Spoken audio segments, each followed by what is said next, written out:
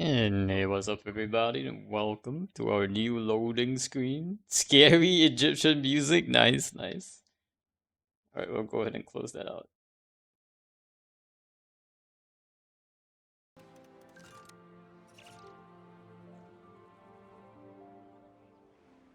It is scary Egyptian music. You are right, though. Welcome in, Brushy. Hope you're having a good Saturday. Let's see here. Get my chat up so I can read. A plan for today.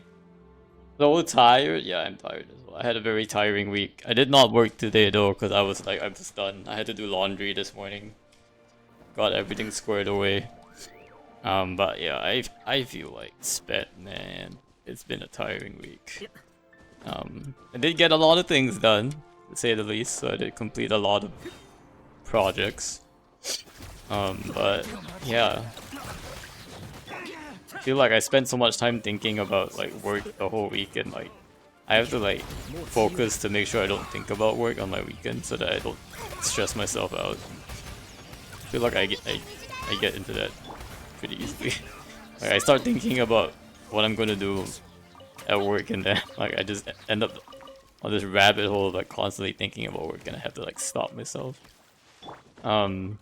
But yeah, no, today spent most of the morning doing laundry, doing some hunts. And that's pretty much it. Right? And then had lunch. Picked up the stuff from the dryer and pretty much got on stream. So did spend some time watching that video. What primordial. The dude who's supposedly claiming that the primordial one is not the same as the heavenly principles. So I didn't work, right? No, I did not work. Why is stream elements not updating?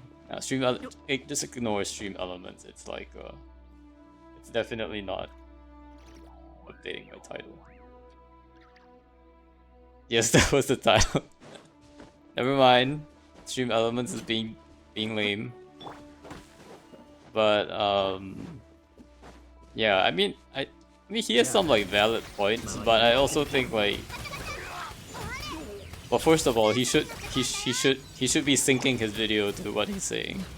That's number one. But number two, I think he relies a little bit too much on the Gnosticism lore that he's cooking a little bit too much there. Because just because like Genshin draws from the lore doesn't mean they're gonna follow it exactly. So he needs to like take a step back from that a little bit. And I think it's fine, right? That to some degree you can use like outside lore to try and get at what Genshin is saying in their lore, and sometimes that works. But it has to be like rooted in like pretty strong evidence, I think. And I did definitely feel that when he started setting up like his key argument, like he didn't really put a lot of really good like evidence to show. It was more it was more of like a theory, like he was just explaining, and I think that's fine. Like I don't think he set it out to like oh, this is foolproof or anything. So I get that he definitely did not frame it in that way. So I mean, it's a fun theory, I think. Wait, what outside lore? The whole nonsense thing with Sophia and Delatos. Yeah, he did set it up in that way with like Sophia and Delatos, and like the whole like this. No, he had some explanation about that, and that's all very interesting. I mean, I definitely appreciated that piece, right? And then he links that to like the first who came and the first and the second who came kind of thing. So I thought that was pretty interesting tie-in and connection. He didn't say it was a theory video at the start, so I wouldn't bother. Yeah, like that's what I said. Like he wasn't saying like it was a foolproof theory. He did start off by saying like this was just like his own theory, and it doesn't mean it had to be based in like fact or evidence. So it was a fun watch, I guess. But that definitely like there were some sus moments about like especially the primordial human project part of it. I was like, Um, I wasn't quite getting his point, I guess, when like he was as he was talking about it, but I think what I think what that real distinction is humans who used to be able to use like light power and no longer able to for some reason or another. And then the Ryan daughter's project, the Primordial Human project, m- does sound like she was trying to recreate old humans or synthetic humans. I was not entirely sure what she was trying to do. I don't think the lore is expanded to the degree where we can really say how she was going to achieve that. For me, so far, most evidence points towards HP not being PO, the evidence that both are the same. Wiki is so weak. I don't think it's weak at all, actually. Is there any other entity that stole the power from the dragons besides the primordial one that we know of at this point? And the answer is, well, no. Right? There's only one entity that has done this. And after that has been done, there's no one else who could do it again because they've already had their power stolen. You know, so there's only one being that could have stolen the power from the dragons. Only one being. Only one entity. Unless he had a team. In this case, I guess he had like a team of shades and all that. Maybe. But like you there's no one else in the lore that it could have been that because we know in the evidence that this heavenly principle stole power right from the dragons. This is fact already, or at least Fossil lore said it as fact. It just depends on how much you want to trust Fossil lore, but at least Fossil lore has stated that the heavenly principles stole the power of the dragons. And then we know from other lore, Enka and so on, that the primordial one is the one who did that. So that's why the wiki cites that as fact. And unless we can come up with some other explanation for some other incident where the dragon's powers got stolen, then that's pretty that's pretty certain fact. You know what I mean? That yeah, I don't think it's weak evidence at all. Unless you can point out a completely different scenario where there's a different world where the dragons got their powers stolen. Remember there was the original war between the Sovereigns and the Primordial One. First time when they said they were defeated and not vanquished, meaning they were left alive. The same pure as the in the Kingdom of Life. Second War of Vengeance and the Just Dragon's Tower. So they were vanquished without having their powers stolen. What do you mean? Like, is where's the argument here? You know what I mean? Just because they're alive and the dragons were still like alive doesn't mean that they didn't have their power stolen. Like there's still that what do you call it? That essentially like a coup d'état, right? That happened. There's a power struggle, and the dragons had to essentially cede power to the primordial one because that's how the primordial one came into power, came to rule and it created humans and so forth. Now, whether or not the primordial one did that was right to do that, you know, it's sort of a different question. But the second war was a war of vengeance between heavenly principles and the dragons, and wasn't the second war the war between the second who came and the wasn't it Nibelung? Wasn't it Nibelung who like came and like started the second war? They're saying the dragons had their power stolen twice. I don't know. That just feels, huh? What do you mean? What do you mean? There was a time when there were dragons, and then there was a time when the dragons passed, and then there were primordial humans. And I believe they're only called primordial humans because they were created by the primordial one. I mean, I don't see what's wrong with a power being stolen twice, though. Well, because once you've had your power stolen, there's no more power left to be stolen, Brushy. You can't steal. It's like there's like a full battery, right? And once you suck the energy out of the battery, there's no more energy in the battery to steal. So you can't steal it twice unless like the primordial one somehow gave the power back to the dragons, which did not happen because we know New Billet only, you know, regained his powers way after. You know, when we finally see that whole reunit, like Fossilor ceding her power back to New Billet there, right? So the power has to be at least be returned before it can be stolen again. But that return of power never happened.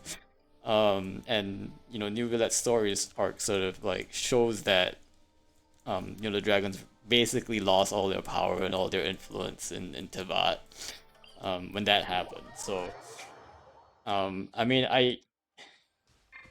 I mean, sure, they didn't say it exactly like, oh, Primordial 1 is 70 principles outright, but like the implication is very strong here because unless there was another incident where the dragons somehow regained their power, which I don't think happens anywhere in the lore, it's sort of like it, it's it's hard to argue, I guess, against the against that type of evidence when it's presented. I mean, of course, people don't know like exactly for sure, right? There's still a bit of a confusion, I think, or not confusion, but like a bit of uncertainty between like who exactly is um or like how the primordial one came to become the heavenly principle. I think that's still like a bit uncertain, and what changed, how this entity changed in that process. I think that's definitely still like lore to be explored. So even though they may be the same entity, they might not have had the same how motives or opinions, right? He might have changed course after that like second war essentially. Um with Nibelung. So there are definitely things that could have changed about the primordial one that makes it seem like you know, I think a core part of its argument is like, if they're the same person, then why do the shades do this and why do the shades do that? And that's a fair argument if you assume that the primordial one stayed the same throughout this entire course of history. Like he had the same, like if you think of like like he was the creator god, right? And like it's the same yesterday, today, and forever, right? And that's, I don't think that's entirely true. I think it's possible that the primordial one sort of changed his views or like became like a different person, or like basically the events of the second war and, you know, maybe subsequent events after that changed him in a way that made the shades do something, start to rebel against him, right? And so there's you once you like realize that it's possible that people change, or that entities change, then maybe it's not so unbelievable that you know, his own creations might turn against him, or his own facets might have other ideas and things like that. So obviously we don't know like how he changed or like why he changed, but I think him becoming the heavenly principles at some point like would have been a pretty major change. Like there's and like the actions of like the you know, throwing down the celestial nails and all that. I feel like that also um represents a little bit of a change of heart, right? So there there there's definitely like a bit more lore that can be explored, and we don't have all the explanations and answers, but um I mean, I would say it's still a good theory. It's definitely still an interesting theory, and it raises like important questions. So like why the shades rebelled, and what are they actually doing right now, right? Are they still with the heavenly principles? Are they still like what are they working towards? I think these are still like important questions that he does sort of manage to bring up. We can still agree that it's still ambiguous. Yeah, it's definitely still ambiguous, and I think like we don't know like all the true motives of any of them quite yet. We don't really know why, you know, the heavenly principles is quote unquote asleep, and what that technically means. Like, what does it mean for a heavenly being to be asleep? Question mark. Um, like, are they still like involved? Like, do they have like a different sort of shadow of themselves running around that can do things for them? I really don't like how confidently the wiki says they're the same. I mean, that is fair. I wish they definitely cited the paragraph a little better, because when I go to that link, they don't really cite the exact text. I had to like read through the whole spot to like find the part where where it was like substantiated that claim. So it definitely has some brushing up to do. But again, the wiki is maintained by volunteers. Doesn't mean they're always right, right? It is maintained by this army of volunteers who have to keep it up to date. So they could be wrong. They could be wrong. Are they likely to be wrong? Probably not. But they could be wrong if all of, because I believe how it works is like they have like a team of people who do like vet and like assess what's being written in that wiki. So if they're wrong, like the whole group of people who are like helping to maintain it has to be wrong. And generally, when there are a lot of people working on one project, you know, it's harder to be like completely wrong. It's because there's a lot of people like checking and fact checking and verifying this and verifying that and arguing about it. So, you know, it's basically like the wiki is like not just one person's opinion, right? Like it's a group of people who have been like maintaining this for many years. I don't know who actually does it, to be honest. But I've seen like discussions on those boards, and there are quite a few like independently, independent thinkers basically on that board who are writing that wiki. I tried to look up arguments that both are the same, and all I find are Reddit posts arguing the opposite. Yeah, I mean, Reddit posts are definitely interesting, right? Interesting one, right? Reddit posts and maybe like that comment section, it's always gonna give you like, a one person's view kind of thing. It's hard to get to like a consensus view until like you actually have a team of people working together. Um, and I don't know if like the lore keepers have a site that posts this stuff. Maybe they do. I know the lore keepers is like a Discord community that does this. It's probably a better source than just like random Reddit posts. Because Reddit posts tend to be like a self, how do I put it? Like you kind of get surface posts that Reddit thinks that you want to see, or Google thinks you want to see, depending on the search engine you're using. So it's possible to get stuck in the same rabbit hole of like everybody seems to be saying this, when actually like your feed is just giving you the same types of posts. So it definitely happens not just on Reddit, but like just generally, like even my general news feed is very repetitive. I keep seeing the same viewpoints over and over again. So it is good to be mindful that that does happen in this day and age. Multiple Reddit posts, yeah. The feed definitely can fall into that. What about incognito mode? I don't think the cognito mode, like, first of all, cognito mode is really hard to navigate. Like I feel like every time like I'm cognito mode, I'm like, why isn't anything working? And like everything is asking me for logins. Like so I guess that could help, but then you might also like get irrelevant content. I feel like that's what tends to happen when I go incognito mode. I tend to get very irrelevant content and nothing that I'm actually looking for. Because it actually doesn't know what I'm searching through.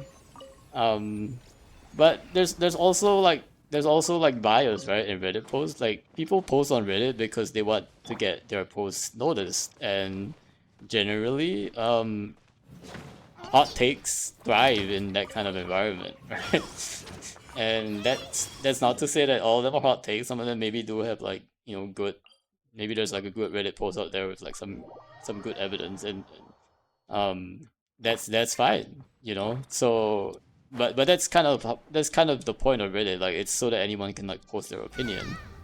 The way I can think about it is that if most people think this is like, if most people think that, let's say evolution is an accepted fact, right? I'm not saying that it's an accepted fact, but let's say like evolution is real and it exists and so on, right? if I go on Reddit and I look up Red Revolution, I'm more likely to find posts about people like disagreeing with it or like pushing back on like the consensus, then I am likely to find posts that are like, oh yeah, it's real. I might be able to read those posts and go into the comments section and find a whole people defending evolution, right? So if you scour the comment section, I think like maybe you get a better sense of like how people think about the post and like their responses to it. But I think the post itself, like the number of posts itself will probably lean a bit closer to like what is not the established norm, because why would you post something that is the established norm, right? Like it makes more sense to post something interesting and that challenges the norm, and that's kind of the point of it's kind of the point of expressing an opinion, that it has to be a interesting opinion that people can engage with. So that's why I have to like take Reddit with a grain of salt a little bit, and also like there are times that I definitely spend maybe too much time on Reddit, in the sense that like I'm reading posts and there's like all this negativity about like Millie Astra and like other Genshin issues, but that I have to like remind myself that, hey, actually this is just Reddit being Reddit and like creating drama, so like that doesn't like reflect the will of the Genshin fans or anything like that. It's probably just it's a small subset, plus it's also the loud outspoken voices. So and they find an argument from some comment saying that HP or the laws or the framework that PO set up. Yeah, that is one of the interesting ideas, and I think he also mentioned that in the he might have like mentioned like something like that in the video, where it's not exactly like Primordial One himself, or Primordial One maybe like after that war he was like basically too weak and like had to like transfer his consciousness to some other entity. So that is entirely possible, I think. Or like something like how like Raiden creates like her own like robot, right, to like do her like things. So who are the second who came then? I think he does make a good point though. Yeah, I think the second who came, he does make a very good point that Nibelung doesn't really make sense as the second who came, because he was already like part of the world. There are two theories there that I think either like he was warped enough that he could count as a descender, in the sense that he was so warped that like he was no longer Nibelung, right? And that's what counted him as a descender. Like Tevat no longer recognized this being anymore as being part of Tevat. They were so corrupted by the Abyss that they basically lost their identity as Nibelung, essentially, as the original progenitor dragon, and was effectively an abyssal being at that point. So that's one way you can think about it. The other way I can think about it is that Nibelung died out there. The Abyss took control of Nibelung's body when he came back. So that's and that's what created the center. And in that sense, like it's not really Nibelung descending. It's just what he looked like. But in essence, it was a completely different entity that was like in control of him, and like it wasn't even him. Basically, it was just like like you can think of, I don't know if Gosoitov is the right word, but whatever like who is the father of Gosoitov, yeah, whatever that was, wherever that thing came from, and whatever universe that came from, the mother who spawned the Abyss, that is what landed. And not actually Nibelung, even though like it was recorded as Nibelung because it looked like Nibelung. So that's kind of where my head is at. I definitely agree that like it doesn't make sense for him to like redescend. That feels like a little weird. The whole Gnosticism thing made sense in explaining the second who came being an entity like PO, which makes them like a descender, and the second who came made heavenly principles. Yeah, that one was a little weird to me. I want to say, like, again, that is one of the points that he does draw from that Gnosticism thing. Like, when you descend, there's always like a second. There's always someone who like somehow exists in the world, and then the second one is always there's always like a first and second, essentially. It comes in pairs, essentially. I think he was arguing. I'm not entirely sure about that. that bit, obviously hard to say what's going on at this point, but that one was an interesting connection. My gut feel, H3 framework could still make sense from that point of view. Yeah, but then like, so there's like a first who came, and then there's a second, and then every descender, basically descender is like the second part of the pair, and then the original pair has to already been Tabat. Maybe it could make sense, like, but again, there's no like real hard evidence that like they have to come in pairs. Like I feel like the pairs thing might be a thing unique to the Traveler. I feel like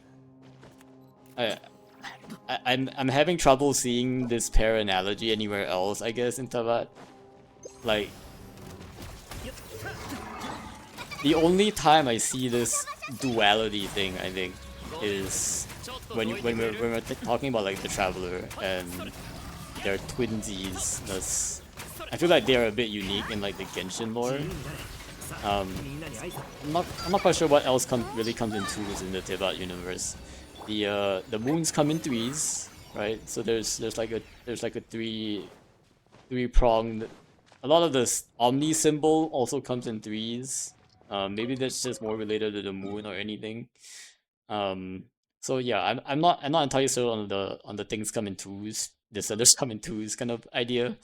We'll have to see.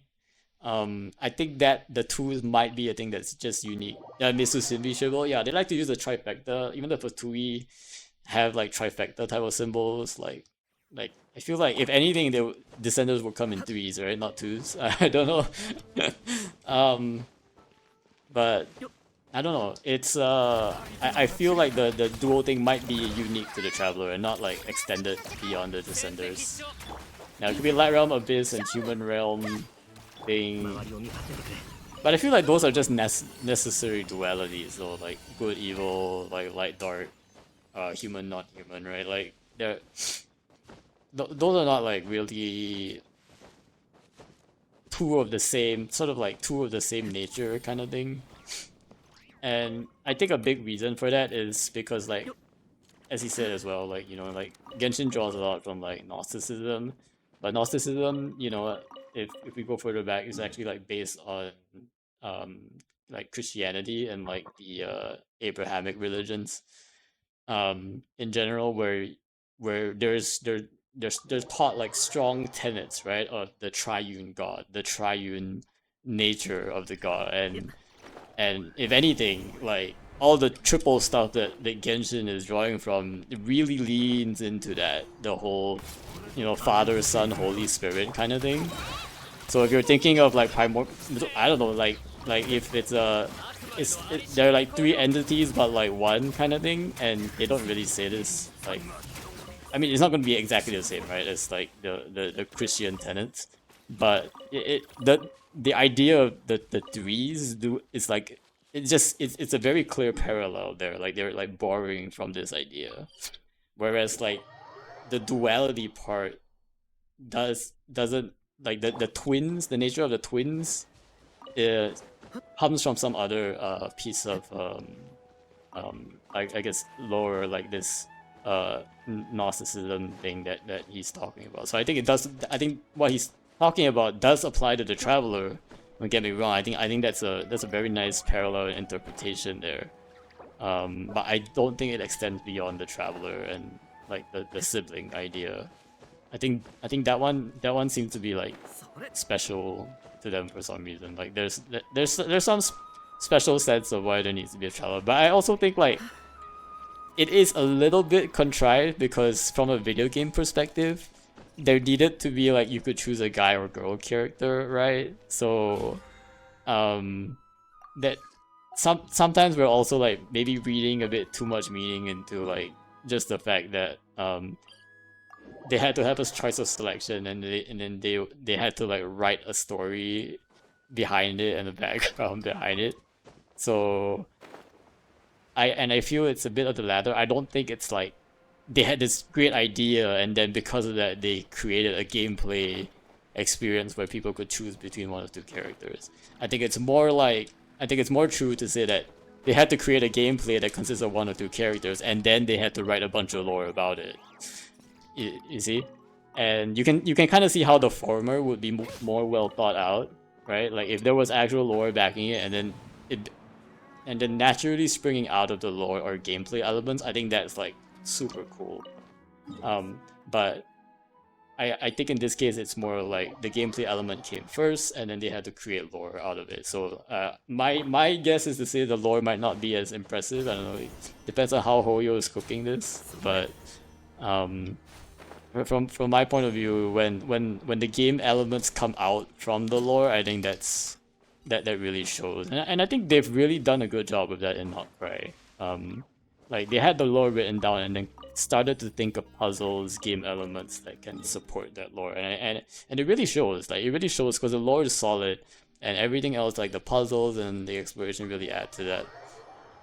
Speaking of a gender choice, Honkai back to you, part 2, sorry, could let you choose a male character, but like 2 patches down, they removed that and made up a lore reason. Wait, what? They removed... Wait, they removed the male character? Huh? Wait. So you mean in Honkai Impact 3, you can only choose a girl character now? Is that right? That's very interesting. It's kind of sus, but... okay. I mean, I'm guessing the fanbase wasn't like too mad about it. Are there a lot of like male characters in Honkai Impact? Just for my background, I guess. Or I'm guessing it's mostly female characters, and I'm guessing like the Honkai Impact like fan base is also mostly male.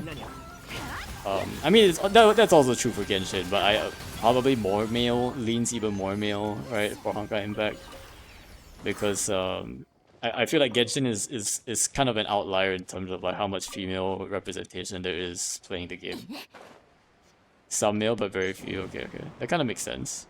Like if I were to guess, like I would say like Genshin is maybe, I want to say it's like 60-40.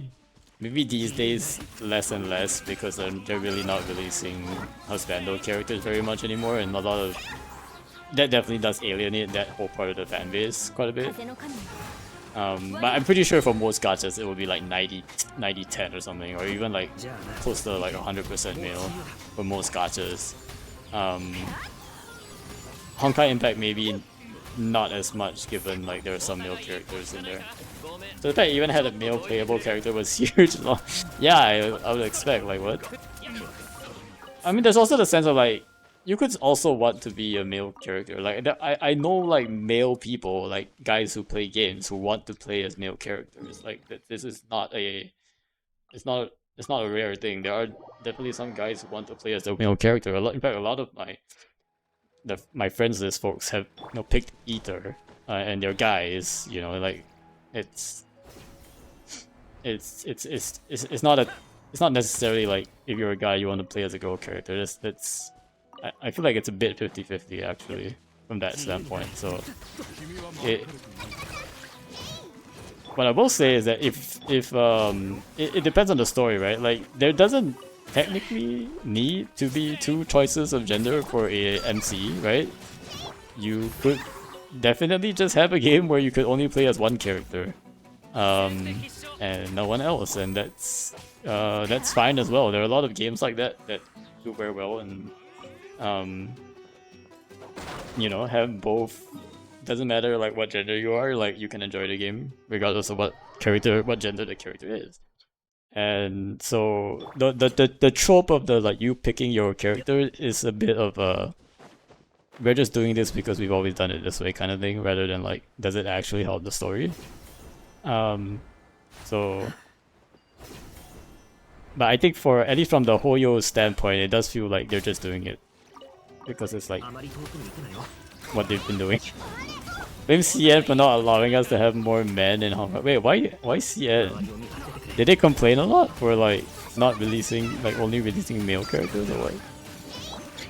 It's always the CN fanbase, huh? Well, but then again, they are technically the most vocal because they speak the same language as the Hoyo. So Global is not gonna get much reach because, well, simply put, the makers don't read in English. Makers of this game don't work in English, so there was huge drama back when they added a mode that made MC set in the future.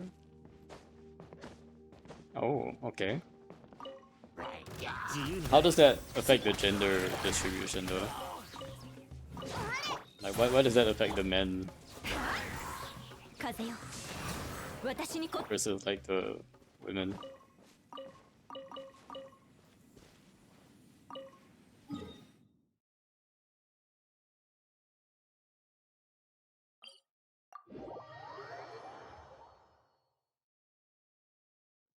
And would you actually, Brushi, would you say that Honkai Impact, like in terms of like the gacha in that game, like do you think it's more or less sort of generous slash predatory or slash like compared to like Genshin monetization, I guess? Is it like more geared toward that or not as? Oh wait, I totally messed up here. I must have picked up too many extra artifacts from the from Lauma's Frostmoon Scion, from Hisi Island. They don't like having men playable characters because they interact with our waifus. That's so dumb. That is so dumb. They're my waifus that I can't have any other men interacting with them. That's so dumb. That is very dumb.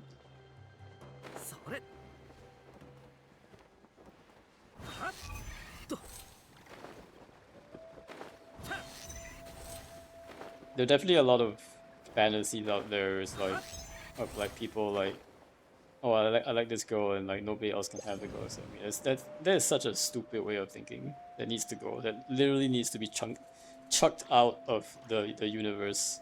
They need to be banished to the Shadow Realm.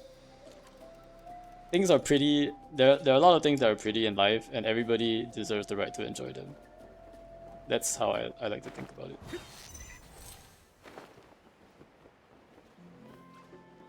If you just want a steady primo income, it's more generous. Oh, okay. It's guaranteed weapon and character, and patch length is way longer. Okay. Guaranteed weapon and character and patch length. Oh, so they give more like free stuff. Okay, makes sense. You could actually get every character back to back. Oh wow, every character? Wait, even like the released ones or every other character? It's like even the latest characters? That's pretty good. Genshin ain't gonna be able to do that. Although trust, I'm gonna get C6 Alice and everybody will bow down. Everybody will use my C6 Alice in Abyss, not Abyss, in IT. Actually, I don't even know where you go to see whether people use your character in IT. I need to find that so that I know where to look for it in the future. It's gonna be so funny because all my friends know my account is like worthless. Well, not worthless, but like my account has like trash characters. And like it will never use me, and then suddenly one day they see like a C6 Alice, they'll be like shocked. That would actually be pretty funny. Like, wait a sec, I can actually use this in IT now. And we'll see. I think the first challenge will be Columbina. The first challenge is whether or not Columbina will be a poll. Because based on my prediction, I'm hard pressed to think of another Hydro character that will surpass Columbina. Which, if I'm right, will make her the strongest Hydro character in the game. So there's a good case for me pulling Columbina from that, based on that logic. The stronger case is to wait a little bit to be like really certain, and then go for it only when I have. Oh yeah. Because we just got Constellation, right? We just got Tighnari's Constellation, and that gives me his C1, which honestly isn't very interesting. It's just increasing his. It's not even just increasing all crit rate, it's just increasing his charge attack crit rate by 15%. Which sure is most of his damage, but it would have been nice if it like was 15% across the board. But anyway, I can start to see why like the constellations of the OG characters are so much weaker. Like it's really not much difference, and I can see like why like building cons on older characters is just so not worth it these days.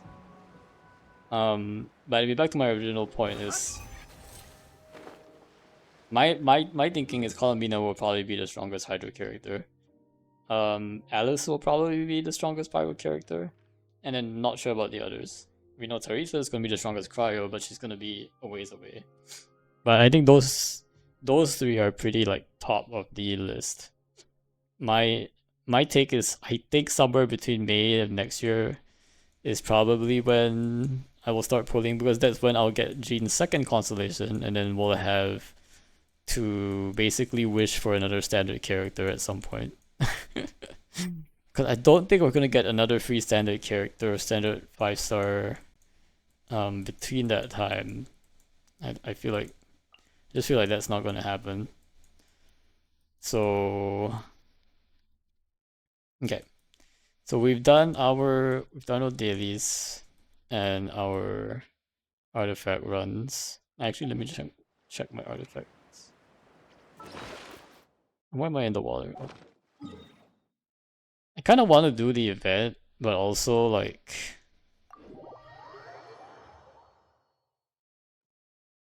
I want to do the event, but also like we're only going to get Collei. Sag. Sag. Also, yes, we did finish Selenic Chronicles, the first season, I guess. So we're finally caught up to season 2. But it looks like there's another what 5, 6 entries, and I'm like, I guess we're just gonna be behind forever. There's like another 6 weeks of like stage 2 ones. So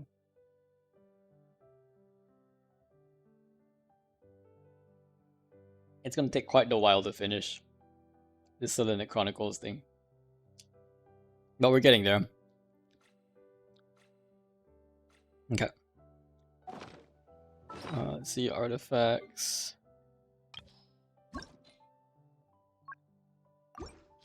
At one point I was definitely had like way too many. Oh, this is a good one. We're still trying to see if we can get high EM on some of these. Can get high EM.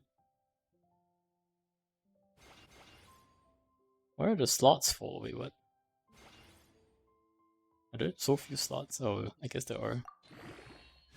Oh yeah, 42. Let's go. Give me EM. That was not EM. It's okay. Yes, that was crit rate. EM? Nope, that was crit rate. EM? Oh, it's crit rate again? Wait a sec. Can we go crit rate one more time? There's no way. What the heck? Did we go like 3 rolls of crit rate? Wait, hold up. Hold up here. Huh? There's only like a single crit rate stat on this one though. Was trying to go for EM, got crit rate instead. Whoops. HP. At the end of the day, it went HP. It's kind of trash. Well, it is higher than this plus 37 one, so I think we can toss this plus 37 one next time. It's the same as this one. And then hydro damage bonus. I wonder if this will even be good. This is a double crit with no EM. I don't even know why I have these starred. Oh, because this is double crit attack. Meh. Oh, and this is healing bonus with double crit. Oh, actually this is an interesting one to upgrade. There's a healer that also like needs, like this is actually like a perfect set of substats beyond like if there was like a, all these are all usable substats here. If only healing bonus was an actual stat and not like some other thing. If only we swapped this out, like this was crit rate, crit damage or crit rate, and then this one was like attack. Hmm.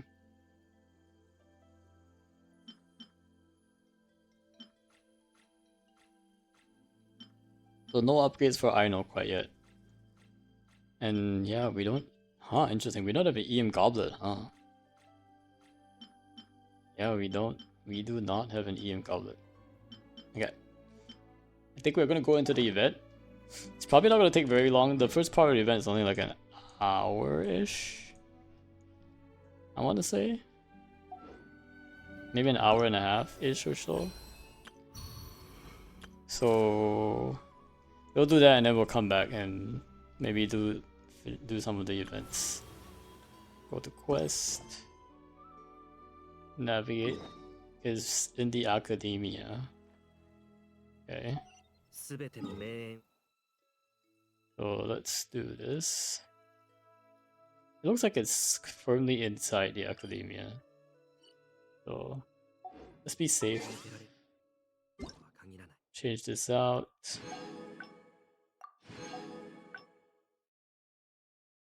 I feel like I got scammed, but you know.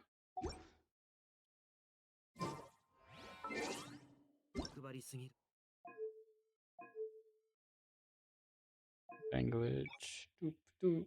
And we're gonna volume warning on the main game. We're gonna go into full screen mode as well. We'll see you guys in a couple hours. No. Well, this first part's probably not gonna be that long, I want to say.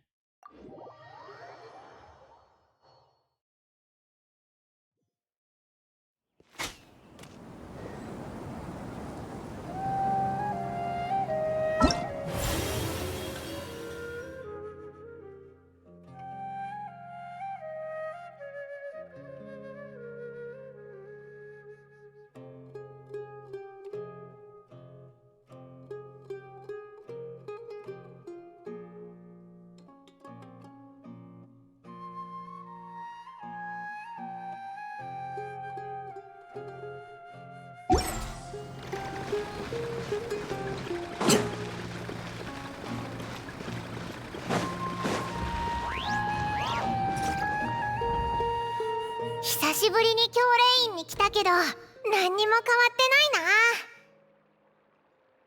ないな。なあ、どうせ暇だし一緒に知恵の伝道で本を読まないか？おっとバレちまったか。残念だけどもう遅いぞ。お前の知ってるパイモンはもういない。今お前の前にいるのはアドバンスドパイモンだ。より詳しく、より新しく、より頼れるガイド知識を身につけてるぞ。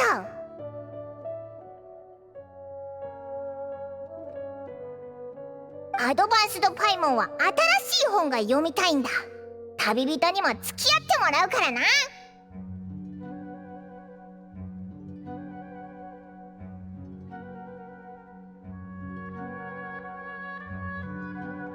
よし来た、勝ちだぞ。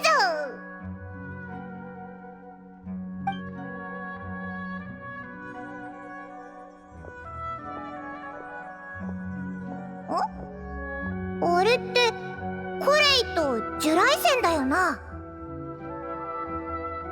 何があったか知らないけど見に行ってみるか？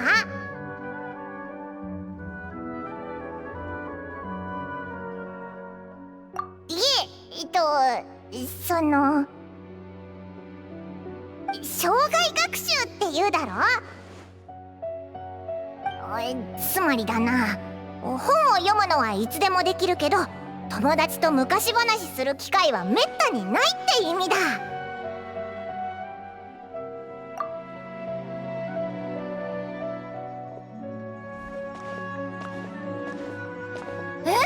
旅人にパイモン？スメールに戻ってたのか？おや？ああ、君たちか。久しぶりじゃな。友人に会いに来たのか？ひひ、ちょうど知ってる顔が見えたから挨拶しとこうと思ってな。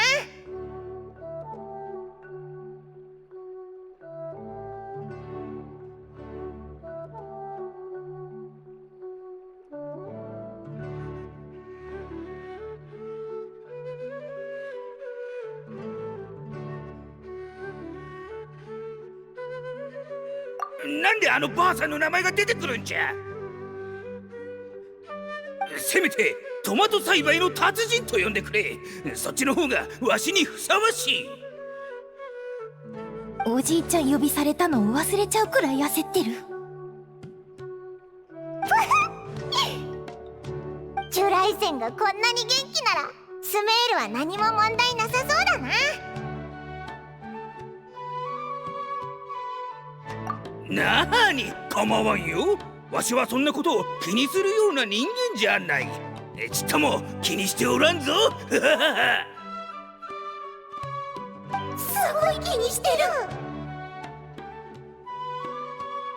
そういえば2人はここに何しに来たんだ？ああ、それなら偶然の出会いというやつじゃ。先ほど賢者の執務室から出てきたところ、ちょうどコレイが教令官と話しているのが見えてな。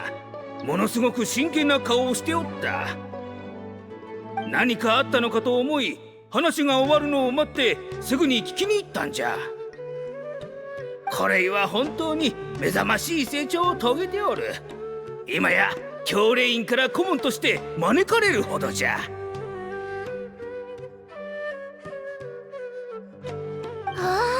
そんなにすごいのか。いや、そこまで大層なものじゃん。なんて謙虚な子じゃ。わしそっくりじゃな。いやいやいや、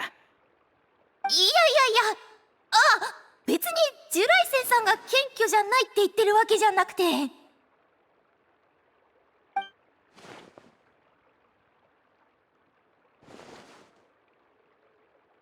顧問って言えるほど立派なものじゃない。ただの助っ人だよ。最近新学期が始まって、たくさんの学生や学者たちが研究課題のためにフィールドワークをしてるんだ。でも野外環境に慣れていない人はその途中で危険な目に遭うことがある。だから教令員は専門機関を設立して、必要な人にサバイバルや救助活動に関するアドバイスを提供することにしたんだ。あ、わかったぞ。つまりコレイはレンジャー隊代表としてウリンサバイバルガイドの説明をしに来たってことだな。うん、そんな感じ。私以外にもずっとすごい先輩たちがたくさん来て、仕掛けの解き方とか魔物の倒し方とかいろいろ教えてくれるんだ。あ、そういえばプロジェクトはまだ人手が足りてないから、志のある人はどんどん参加してほしいって教令員の責任者が言ってた。もし興味があるなら旅人も指導に来てくれ。歓迎するよ。でかしたコレイ。旅人ほどの実力者が仲間に加わればきっと効率も上がるじゃろう。ちなみにここだけの話、教令員はこのプロジェクトに多額の予算を割いておる。へえ。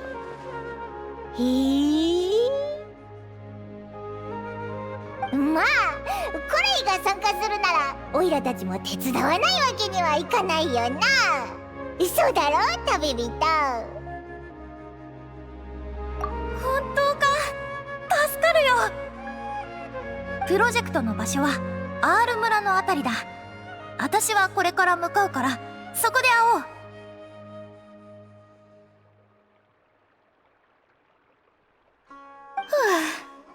今回はティナリ師匠がいないから緊張してたんだけど、おかげでだいぶ心が落ち着いてきた。そうだぞ。教令員の判断が不安ならオイラと旅人を信じてくれ。オイラたち人を見る目は確かだぜ。わしのことも信じてくれていいぞ。人の力を見抜くのはトマトを選ぶのと同じくらい得意じゃからな。みんな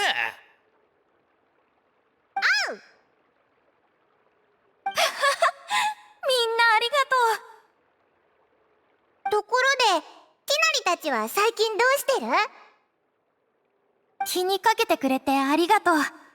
師匠もレンジャー隊のみんなも元気にやってる。そういえばセノさんとセトスさんがガンダルバー村に来るって師匠が言ってたけど、仕事のことかな。あいつらが？集まってカードゲームでもやる気か？それは違うと思う。セトスさんは他に誰か連れてくるらしいし、教練員を手伝うことが決まってたから、それについて詳しく聞いてる暇がなかったんだ。なんか気になってきたな。オイラたちも見に行ってみるか？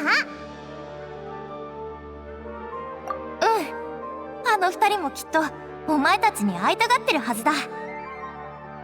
さするといい。友人というのはそうやって一緒にカードゲームしたり飯を食ったりするべきじゃ。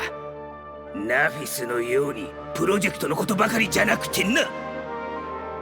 ではあとは若者たちだけで楽しんでくれ。機会があればまた会おう。ジュライセンさん、お気をつけて。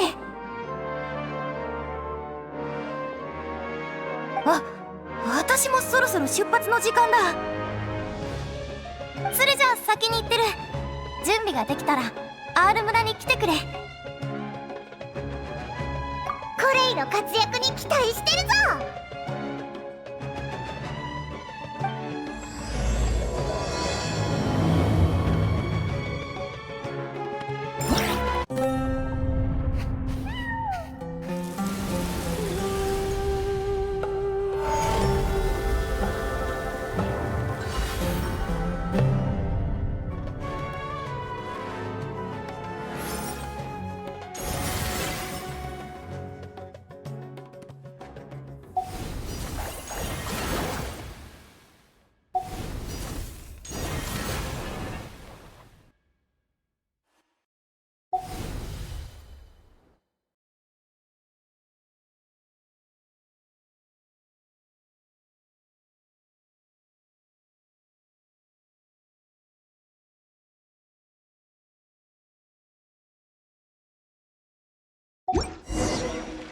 誰もが好きな動物や野菜、あるいは果物を持つべきだと思う。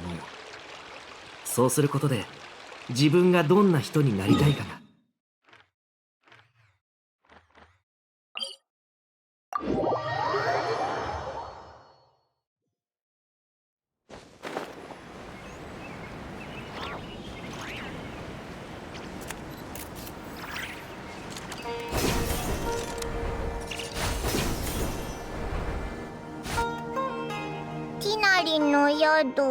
ティナリの宿。あ、そうだ、こっちだ。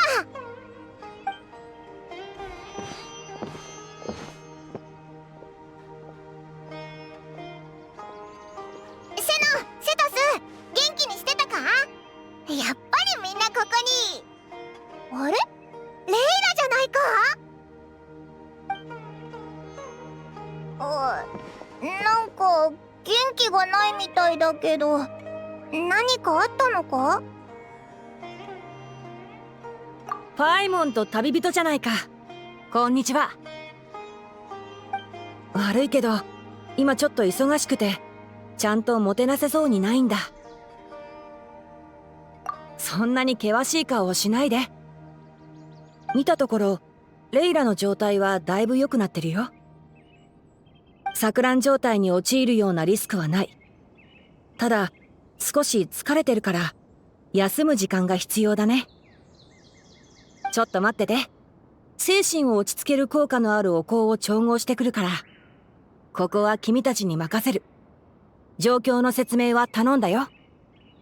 ああ。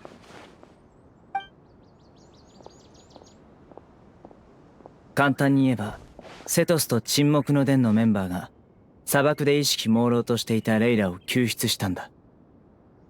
救出ってそこまでひどい状態だったのか？セノの説明は簡潔すぎて余計な心配をさせちゃうよ。仕方がないだろう。当事者がまだ事情を話せる状況にない以上手がかりは限られている。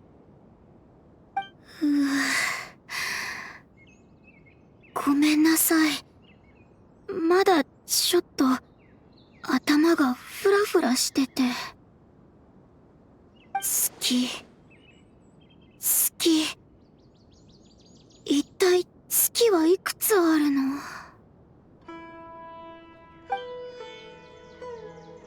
彼女は自分の身に起きたことを忘れたのか、ここに来るまでの間もずっとこの言葉を繰り返していた。沈黙の伝で色々と試してみたんだけど、彼女の記憶を回復させることはできなくってさ。彼女の症状はサティア・ワダライフに陥った学者に似てたから、ティナリのところに連れてきたんだ。経験豊富なレンジャー長なら何か対処法を知ってるかもしれないと思ってね。一縷の望みというやつだ。ティナリが力になってくれるといいが。前向きに考えよう。たとえ記憶が戻らなくても頭痛くらいは和らげられるさ。ジェルも最初はこんな感じでわけのわからないことばかり言ってたけど、今じゃほとんど元通りだ。ああ、ごめん。旅人とパイモンは今の話何が何だかわからないよね。一緒にもう一人の被害者のところに行こうか。そっちの方が説明もしやすいしさ。レイラさんにはここで休んでてもらおう。いい考えだ。俺はここでティナリを待つから、ついでに患者の様子を見ておこう。はいはーい、ついてきて。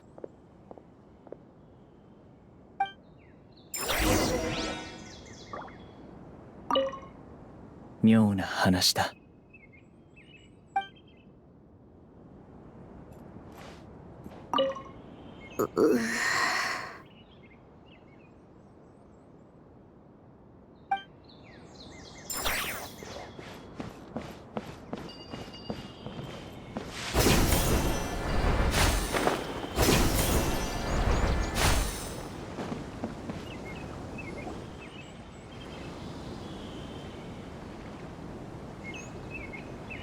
夏目氏は一体誰を怒らせたのだろう。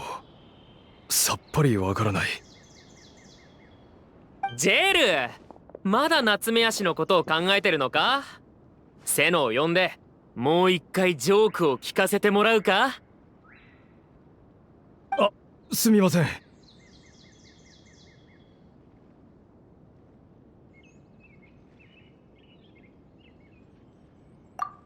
待った。この夏目足キャンディもいいか？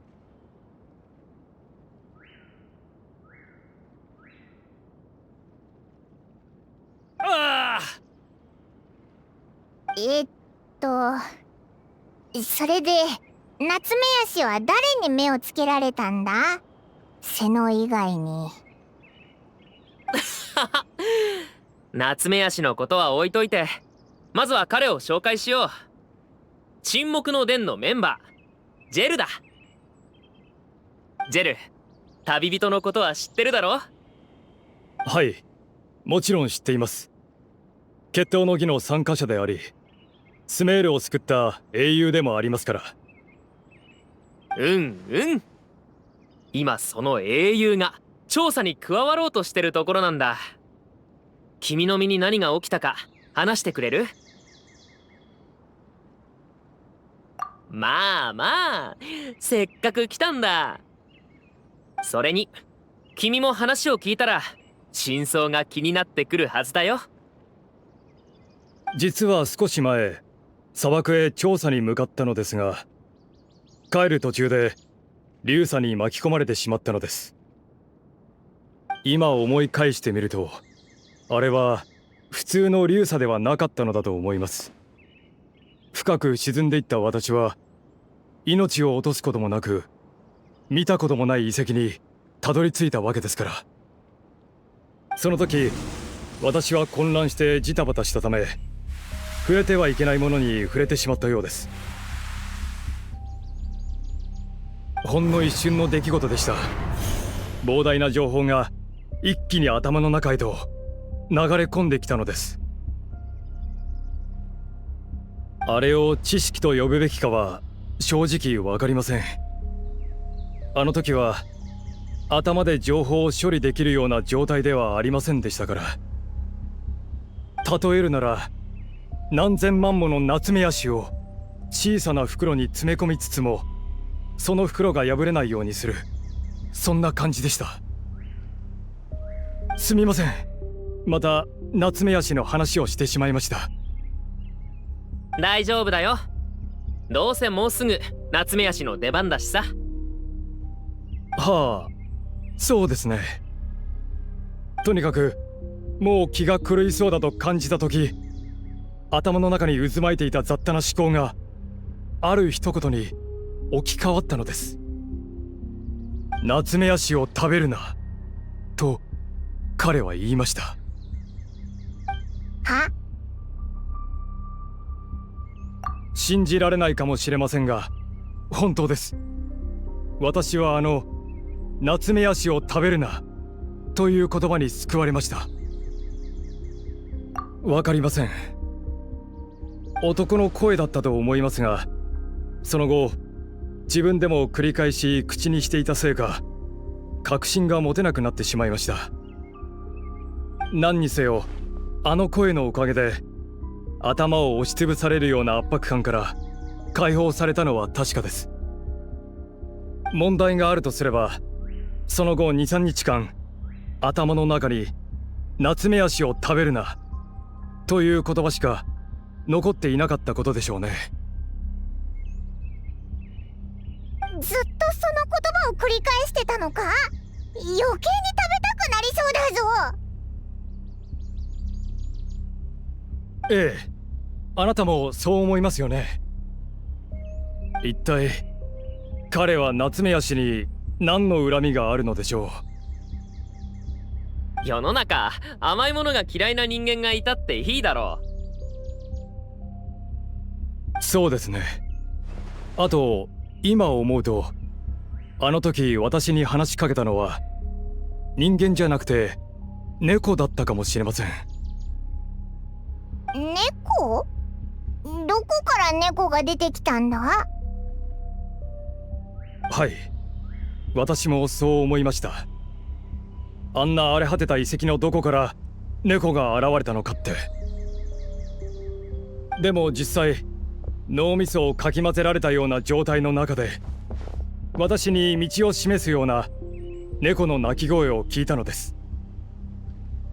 そして再び意識を取り戻した時には人気のない砂漠でセトスが必死に私の肩を揺さぶっていました。正直あの時の君は怖かったよ。瞬きもせずに僕を見つめて夏目足を食べるなって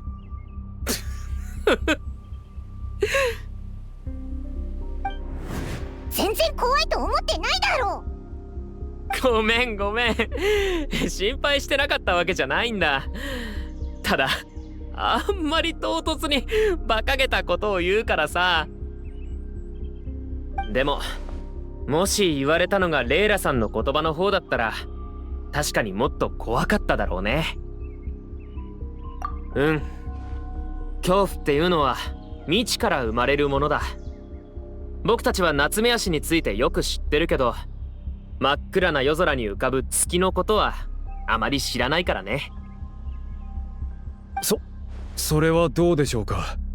もし夏目足の中に世界があるとしたら夏目足の川にも月が浮かんでいるかもしれません。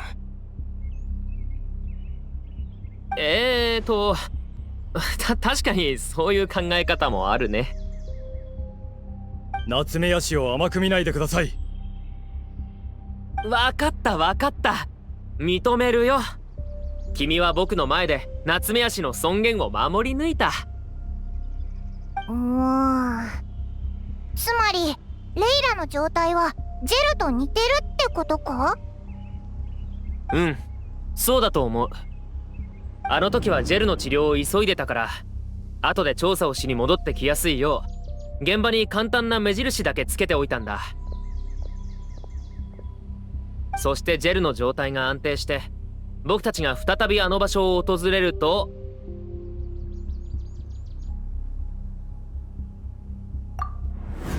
その通り。同じ場所に同じような症状の被害者が現れたということは、あの辺りに何か問題があるはずだ。レイラさんを連れて帰った後、沈黙の伝は現場に警告板を立てて周囲を巡回する見張りもつけた。でも2度あることは3度あるって言うから、君が来る前にセノとティナリに相談してたんだ。レイラさんの状態が安定したら現場に行って調査しようってさ。だろ？でも実はあの2人を連れて行きたい理由はもう一つあるんだ。ジェル、話し忘れたことがあるだろ？何でしたっけ？途中で夏目足の話になったので。ああ、猫のことですね。うっすら覚えているのです。夏目足を食べるなと言っていた声が、猫の鳴き声とともにボソッとこう言ったことを。トゥライトゥーラの人間がまだこんなにいるとは。もしかして私のことを言っていたのでしょうか。私の先祖に関する記録はあまり残っていないので、自分の血筋がそこに由来するのかどうかは正直よくわからなくて。うん、やっぱり覚えてたね。僕たち沈黙の伝発祥の地を。ティナリはトゥライトゥーラの末裔、セノと僕に関係のあるヘルマヌビスはトゥライトゥーラ創設者の一人だ。僕は沈黙の伝の首領として砂漠で起きている異変を見過ごすわけにはいかない。そしてこれはみんなに関わることだ。仲間たちを置いてはいけないよ。君ならそう言ってくれると思ってたよ。とにかくジェルの話はだいたいこんな感じだ。そろそろティナリも手が空いた頃だろうし、レイラさんの様子を見に行こうか。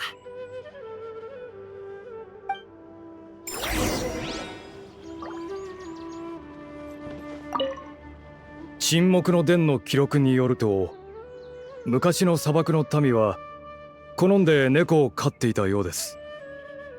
もしや私が見たのは猫の祖先の亡霊？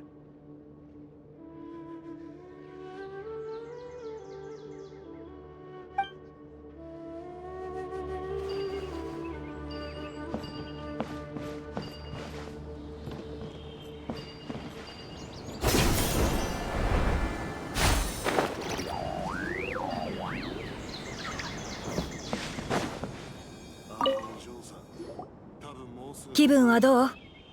話したくなかったら無理しなくていいよ。だいぶ良くなりました。ありがとうございます。今はちょうど2日間寝てない時みたいな感じです。普段通りに戻りました。いや2日寝てないのが正常なわけないだろう。ああ、やっぱり旅人とパイモンだったんだね。あなたたちの声が聞こえた気がしてたの。ごめんなさい。そんなこと言うなよ。レイラは別に謝るようなことしてないだろ。私が言いたいのは、もしかしたらみんなをがっかりさせちゃうかもしれないってこと。少し混乱はしてたけど、みんなの話は聞こえてたの。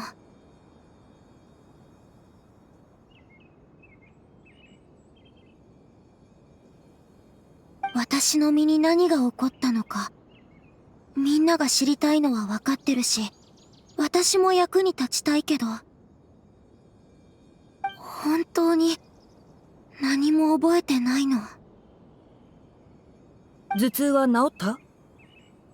はい、もう痛くないです。先輩のお香のおかげで。今はたまにあの言葉が頭の中で繰り返されるくらいで、もう大したことありません。でもそれを除くと、あの時の記憶は今もすっぽり抜け落ちたままで、覚えてるのは計算した星の観測地点に向かって直前まで歩いていたことだけ。次の瞬間には砂の上にへたり込んでて、頭の中が同じ言葉でいっぱいになってました。月はいくつあるのだろう。セトス、そのジェルという友人にも記憶喪失の症状はあったのか？ちょっと違うかな。彼の記憶も曖昧だったけど断片化はしてなかった。何かに触れたことも誰かの声を聞いたことも覚えてた。あとトゥライトゥーラのことも。それから猫の鳴き声を追って出口を見つけたらしい。あ、猫。君も覚えがある？そう言われてみると、かすかに猫の鳴き声が聞こえた気がする。気のせいかと思ってたんだけど。つまり遺跡を脱出した後、少なくとも2人には共通の症状があったということだね。頭の中で繰り返される言葉、そして2人とも猫の鳴き声を聞いた。情報がまだ少なすぎる。確かに。レイラ、また具合が悪くなったのか？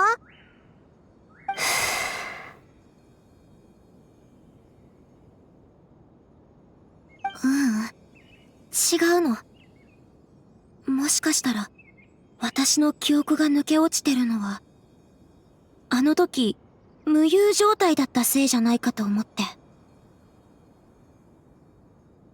同級生や友達の話によると、私自分では覚えてないだけで、たまに何かをしたりどこかに行ったりしてるらしいの。どうしてそうなるのか自分でもわからないから、あまり人には話したことないんだけど。でも私の事情でみんなの判断を迷わせたくないから。私が言いたかったのはそれだけです。わかった。教えてくれてありがとう。あまり深く考えなくていいと思うよ。もう現地調査に行くことは決まってるわけだし、その時に自分の目で確かめればいい。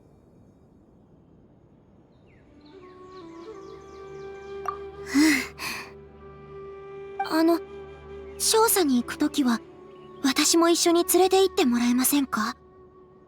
あの時一体何が起きたのかちゃんと知りたくて。いいけど一つだけ条件がある。万全の状態で参加してほしいんだ。もしその時まだ体調が安定してなかったらもう一度考えよう。わかった。それより砂漠に行くわけだが、お前は耐えられるのか？砂漠に入ったら僕が消滅するみたいな声出さないでよ。どう言えばいいかな。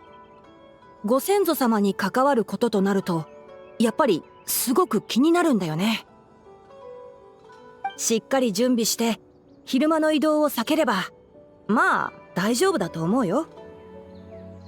それに何かあった時のために応急処置をできる医者がいた方が安心だろ。そうだな。お前が治療される側じゃなければの話だが。万が一そんな不幸が起きたらみんなで僕を担いで帰ってくれると助かるな。僕は何でもいいよ。それじゃ前に話した通りまた2日後に会おう。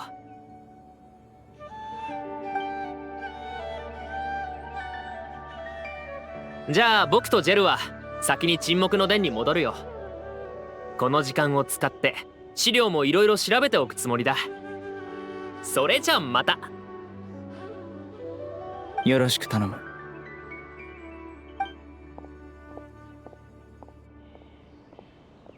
レイラはまだ休む必要があるなら部屋を用意するけど。いえ、大丈夫です。もう十分迷惑かけちゃったし、今はもう元気なので寮に戻れます。本当か？無理するなよ。途中でまた無遊しちゃうかもしれないぞ。大丈夫、心配しないで。それにまだやらなきゃいけないことがあって、指導教員や同級生たちに無事を知らせないといけないし、星の観測スケジュールも調整しないと。それをちゃんと済ませてからじゃないと、ここにいても落ち着かなくてじっくり休めそうにないから。それは。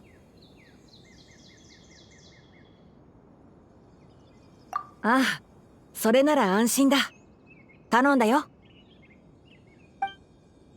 もし不調が現れたらすぐにここに戻ってきて診察を受けるようにね。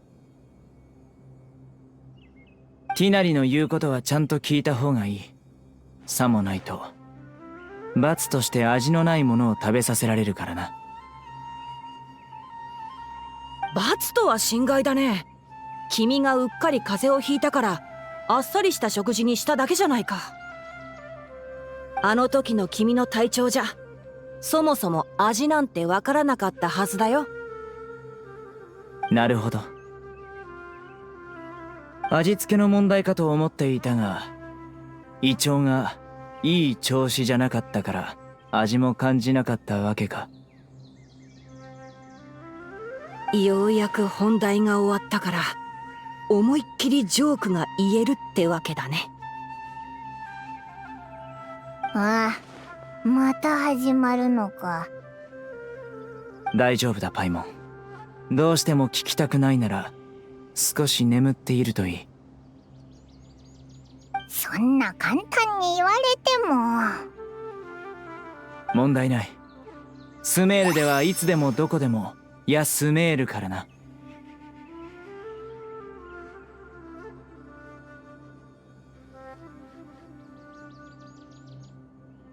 ああ、調査の間ずーっとこんな調子なんだろうな。本当に休みたくなってきたぞ。旅人、今回オイラは欠席でもいいか？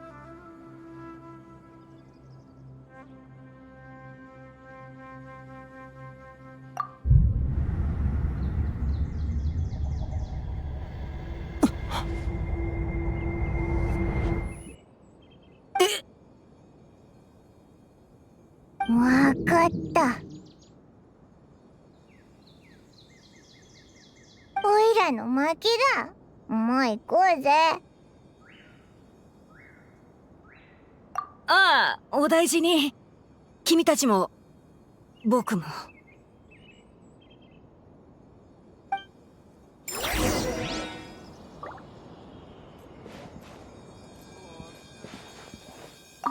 旅人もジョークの腕を上げたな。長年の積み重ねと鍛錬の成果か。嬉しいの？ああ、心のもやが晴れたみたいな気分だ。そういえばコレイが教練員の手伝いに行ってるんだ。うまくいってるかわからないから一度様子を見に行ってみてよ。何？食事をご馳走してくれるんじゃなかったのか？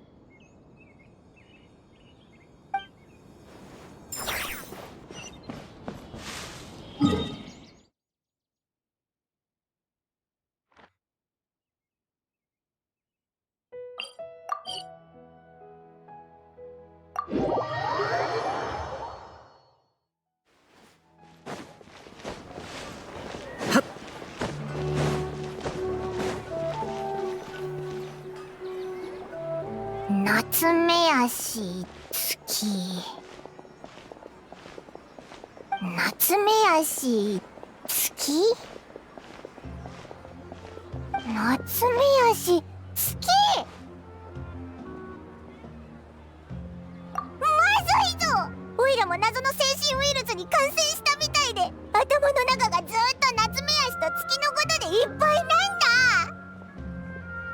どうしよう。何か目が覚めるようなものがあるといいんだけど。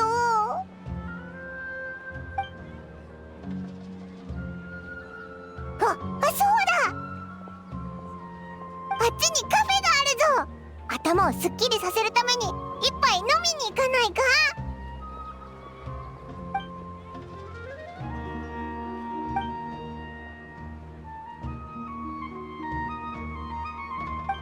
私、ごめん、急に眠くなってきた。もしかしてオイラがずっとブツブツ言ってたから眠くなっちゃったのか？ごめん、みんなにコーヒーをおごるから許してくれないか？その言い方、オイラがいつもケチみたいじゃないか。だったら今日はオイラの本気を見せてやるぜ。お前は不調なレイラについてあげててくれ。オイラがすぐにお菓子とコーヒーを買ってくるからな。待ってろよ。勝手にどこか行っちゃダメだぞ。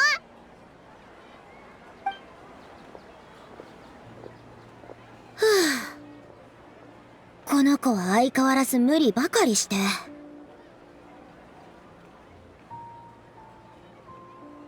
一目で私だとわかるなんてさすがね。突然現れて悪いわね。でも他に方法がなくて。確かにそうね。ならこの子、つまり私自身と君たちの安全のためにも欠けてる記憶を保管してあげないとね。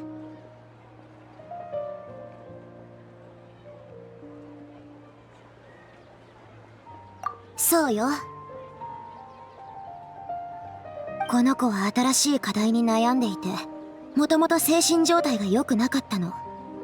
その上星空に集中していて、危ないと気づいた時にはもう手遅れだった。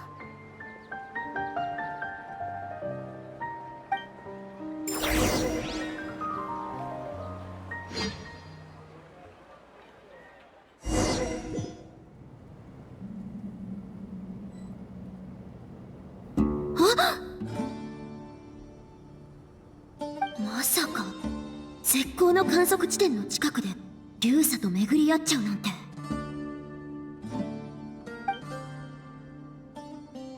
最近ストレス続きだったせいで周囲の環境に気を配れてなかったのね。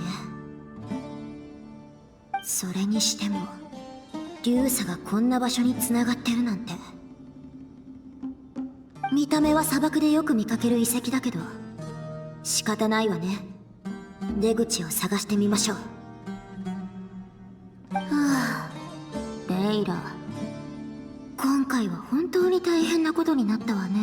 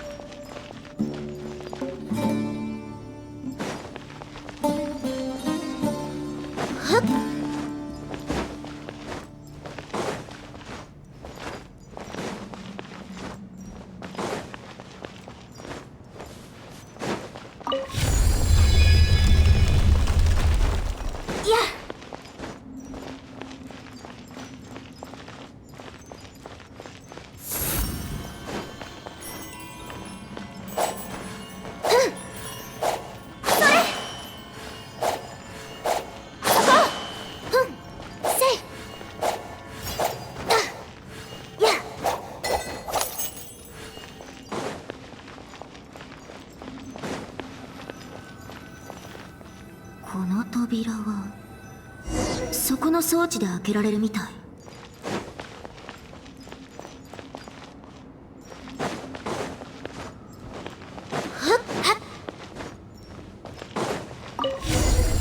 やっぱりなんなの、急に頭痛が。もしかして起きるの？いや違う。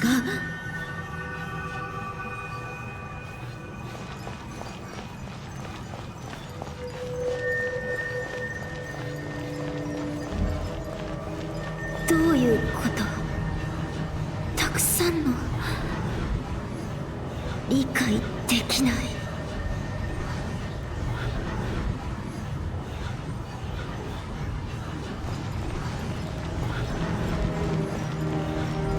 どこ？私回ってる。地面。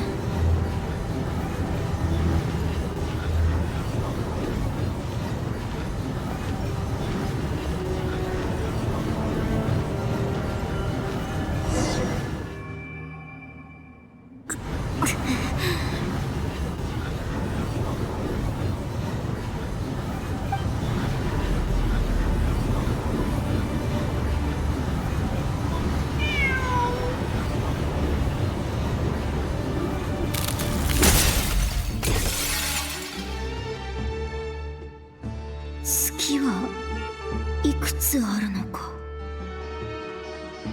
月はいくつあるのだろう。よかった。頭の中に何かがなだれ込んでくる感覚が収まった。月はいくつあるのだろう。頭はまだ痛いけどクラクラしなくなったし、道も見える。でも月はいくつあるのだろう。なぜか頭の中をこの言葉がずっとぐるぐるしてる。一体どういう意味なの？月はいくつあるのだろう。それは一つだけなんじゃ。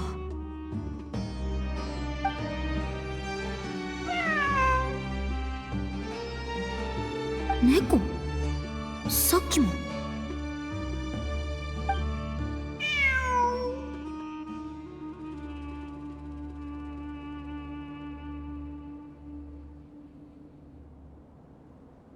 本当に猫がいる。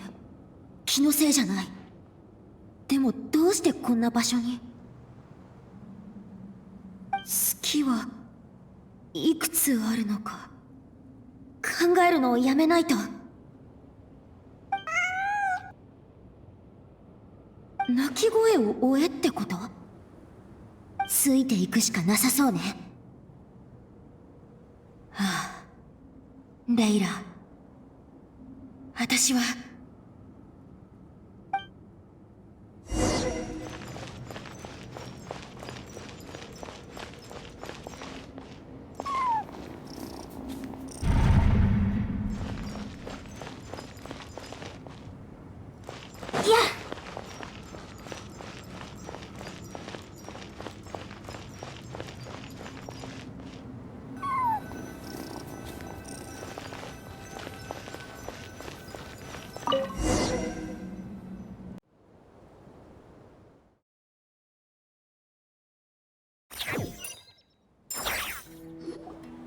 そうして私は猫の鳴き声をたどって出口を見つけたの。もう一人の私がゆっくりと目覚めるのを待ってからその場を去ったみたい。優しい猫だったわ。思い返してみると状況が変わったのはあの装置に触れた時からだと思うわ。先輩たちから聞いた話だと砂漠には不思議な力を持ったものがたくさんあるらしいの。ちょっとしたトラブルで済むものもあれば大きなトラブルを起こすものもある。そういえば君も経験豊富な冒険者だったわね。でもたとえ傘を差していたって完全に濡れないでいるのは難しいわ。未知のものにはできるだけ触らないでね。お礼なら大丈夫よ。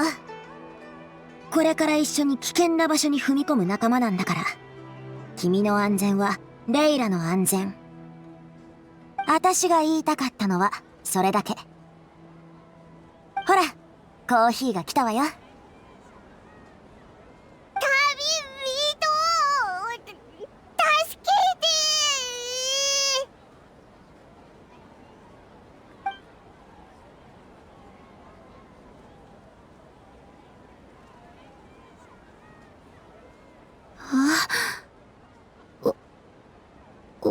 私、寝てたの？オイラにそんなすごい力があるなんて知らなかったぞ。ひひなら、オイラがごちそうするコーヒーは飲めば飲むほど眠くなっちゃうかもな。そんなにいい飲み物は仕事中に飲むべきだ。ダメだろ、仕事中に眠りなんて。え？うえ！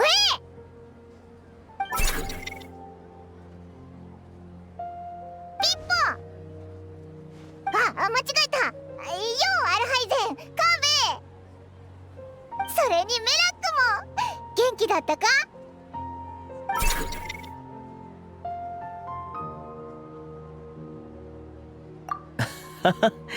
ごめんね。話中だったかな。おや？顔色が悪いみたいだけど、気分でも悪いのかい？いえ、大丈夫です。うっかり寝てしまっただけで、今もちょっと、ああ、すまない。僕たちがうるさくしたから。違うんです。そうじゃなくて、すみません。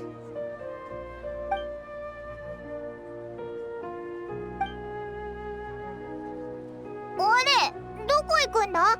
まだ来たばかりだろ？やるべきことをやる。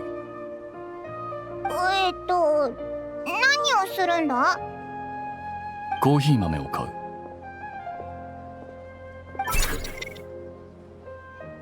え？おい！なんでメラックまで？まあいいか。あいつらのことはほっといて、僕たちだけで話をしよう。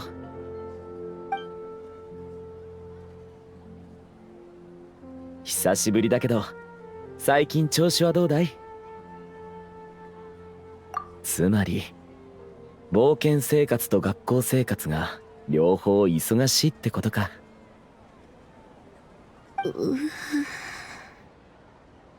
もしかして何か困ったことでもあったのかい？確かに砂漠は過酷な場所だからな。君たちの顔を見る限り、まだその問題は解決していないみたいだね。ああ、僕に話せないことなら無理には聞かないよ。ただ僕も砂漠でいくつか工事を経験してる。もし僕に手助けできることがあれば何でも言ってくれ。カーベ先輩に隠してるわけじゃないんです。ただ事情が結構複雑で、お時間を取らせてしまうかもしれません。ああ、それなら心配いらないよ。最近暇だからな。なんだよ、僕だってちゃんと仕事をしてる。そういうことなら君の方が毎日暇だろ。これが俺の普通の生活だ。腹が立ってきた。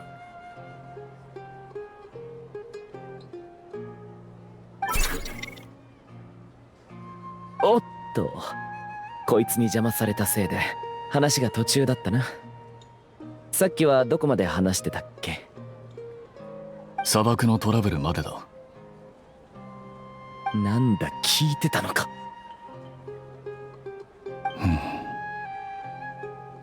なんでまた黙るんだ。おい、聞こえてるだろ。続けてくれ。俺も話の続きが気になる。ほら、やっぱり暇だ。じゃあ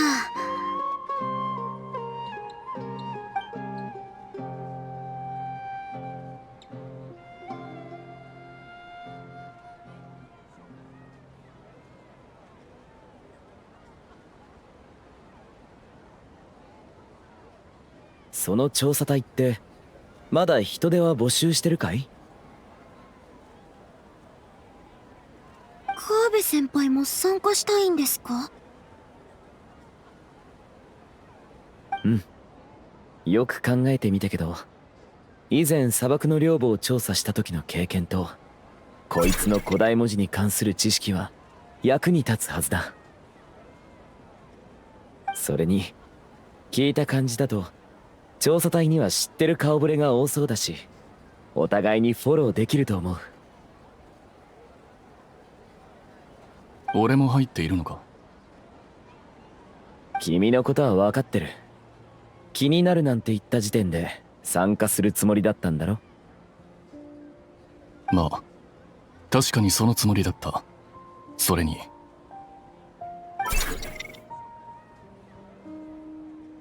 工具箱が先ほどからずっとワクワクしている。もしかすると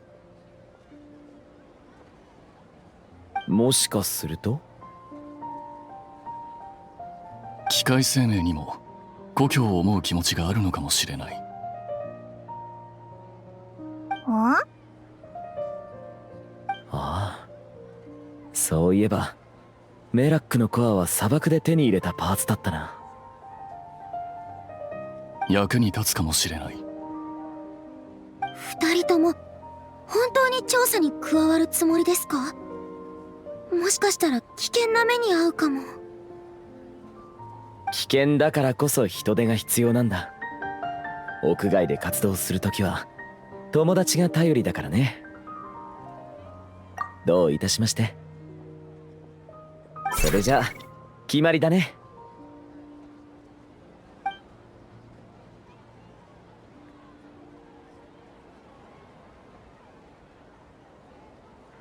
それじゃあ準備してくるよ。こいつ長いこと外に出てないから荷物のまとめ方すら忘れてるだろうな。俺がやらなくても誰かがやってくれる。少しは自分で頑張ってくれないか？俺の仕事は応援だ。それはどうも。ではまた会おう。またな。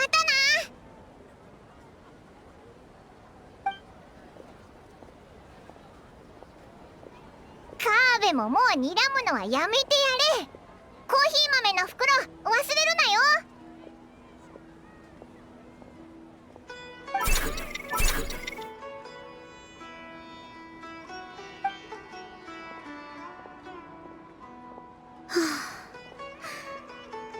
教練員はもうすぐそこだから、ここからは一人で大丈夫だよ。パイモンのコーヒーのおかげですごく元気になった。お医者さんの指示はきちんと守るよ。できるだけ。それじゃあ星々の加護を願って今夜はみんなぐっすり眠れますように。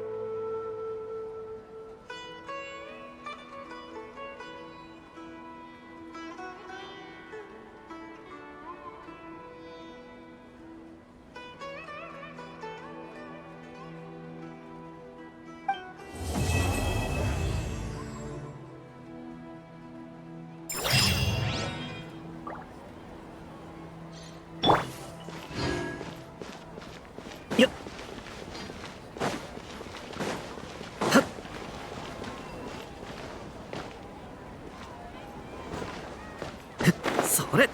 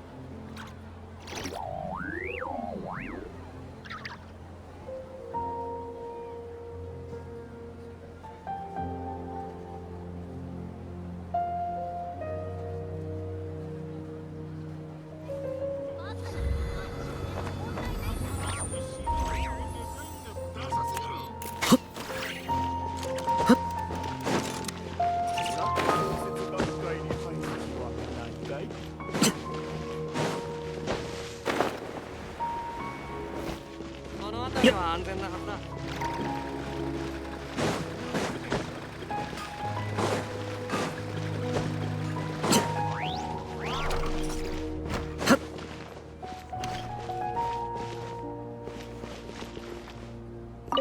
これなんていいんじゃないか。見るからに美味しそうだ。そうだな。ねえ、これをテイクアウトでもらえるかな。はいよ、テイクアウトだね。2人前でいいかい？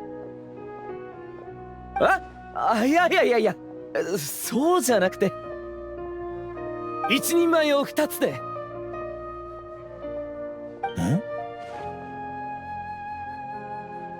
はいよ、ちょっと待ってね。危なかった。店主、俺の分のソースは少なめで頼む。ソース少なめね。お兄さんのは？僕はソース多めで。はいよ。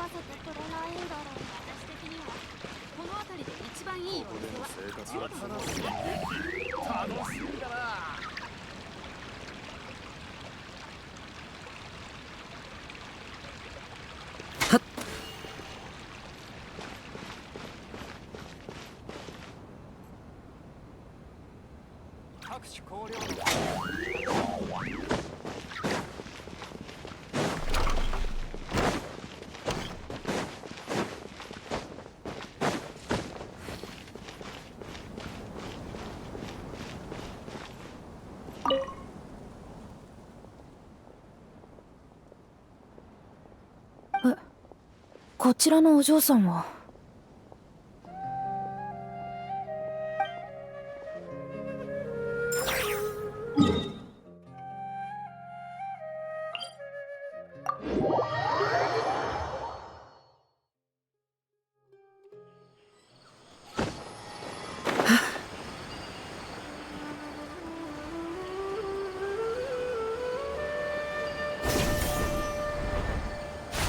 それ。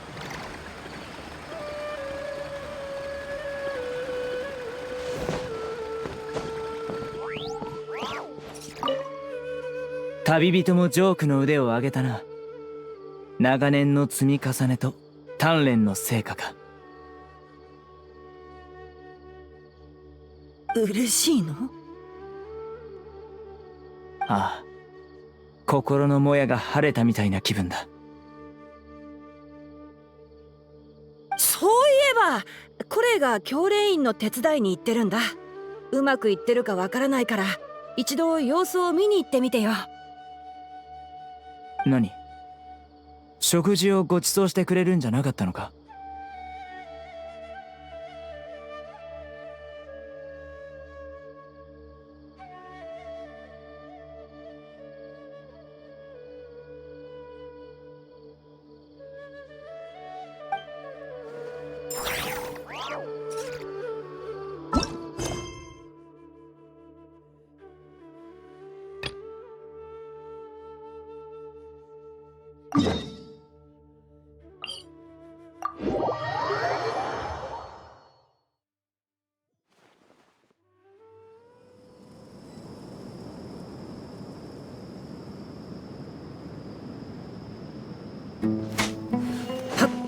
よっ。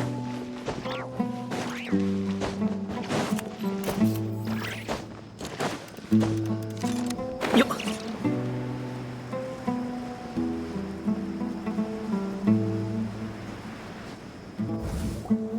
旅人パイモン、こっちこっち。思考合一プロジェクトの本拠地へようこそ。ほら、メインプロジェクトの施設はもうできてるんだ。みんな準備万端だよ。おお、いい雰囲気だな。娯楽小説に出てくる若き冒険者たちの最初の拠点って感じだぜ。学院祭っぽい感じもするぞ。みんなで集まって研究をしてチームを組んで自分を鍛える。なんだかワクワクするぜ。学院祭ほど豪華じゃないけどな。ティナリ師匠曰く教練員は私たちに一番コスパのいい資源を配布してくれるんだって。学生や学者たちは危険地帯に足を踏み入れる前に私たちのところで説明や緊急訓練を受けるんだ。ガイドや安全責任者としてチームに専門家も派遣する。今時の言い方で言うなら訓練と実践の両方を兼ねた前進基地かな。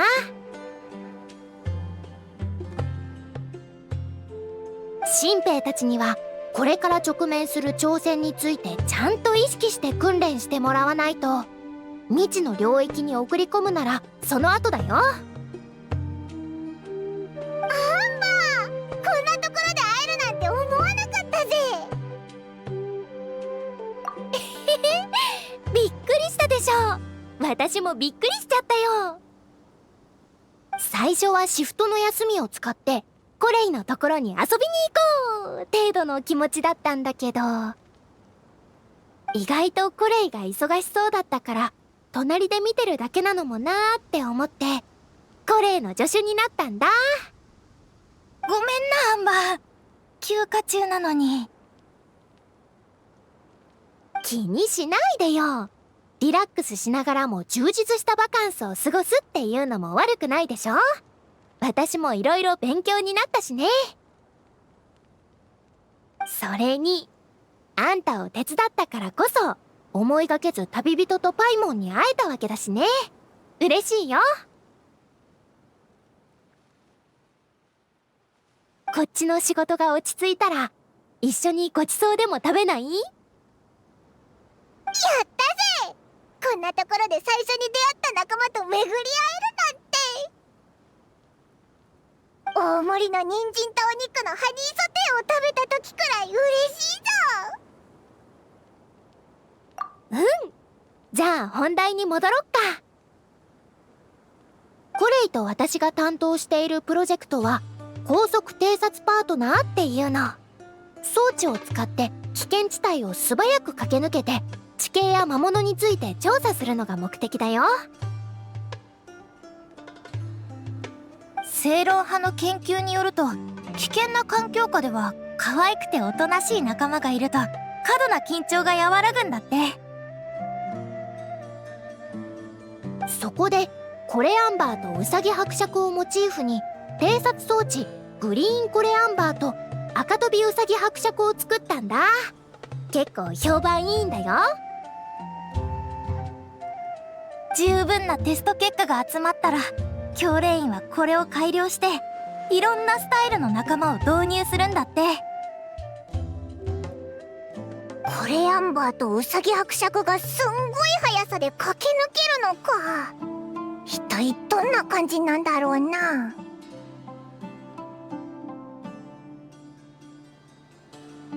お前ならきっといいデータが得られると思うんだ。プログラム全体を理解したら後で試してみてくれ。まずは他の顧問たちに会いに行こうか。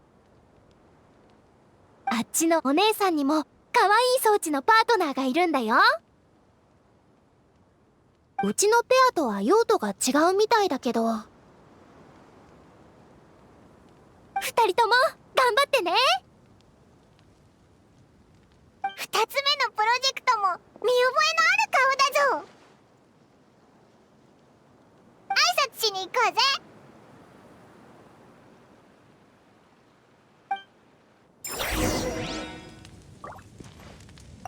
うん、次は足の調整かな。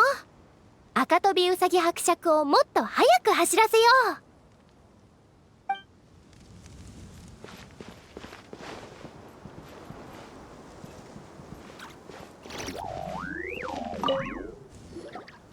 本当にそれほど人気が出るものか。歩行機構を内蔵するという考えは悪くない。地形識別、遠距離制御、重量感知モジュールもよく処理されておる。じゃが、見た目はどう見ても普通のぬいぐるみ。やはりもう少し変えた方が良いのか？ファルさん先輩、いい知らせだ。旅人とパイモンが加わって地高合一プロジェクトのメンバーがさらに豪華になったぞ。ひひ、ファルザン先輩、ヤッホー！手伝いに来たぞ。ほう、これはこれは。よくやったぞコレイ。業界公認のスペシャリストを招くとは。わしがお前にどんな高評価をつけても文句は言われまい。ちょうどよかった。この謎解きバディを見てくれ。どう思う？おお、ファルザン先輩のイメージをそのまま使ったのか？学院の後輩たち、謎解き協会と遺跡仕掛けシンポジウムのメンバーの努力の結晶じゃ。彼らの共同研究の産物は高い技術的価値を持つものであるにもかかわらず、子供っぽい外見を持っておる。特に後輩のアニス、この外見の長所を熱弁しておった。課題の答弁をする時よりも熱心にな。今時の若者は可愛いものに夢中になりすぎではないか？オイラはそんなに悪くないと思うぞ。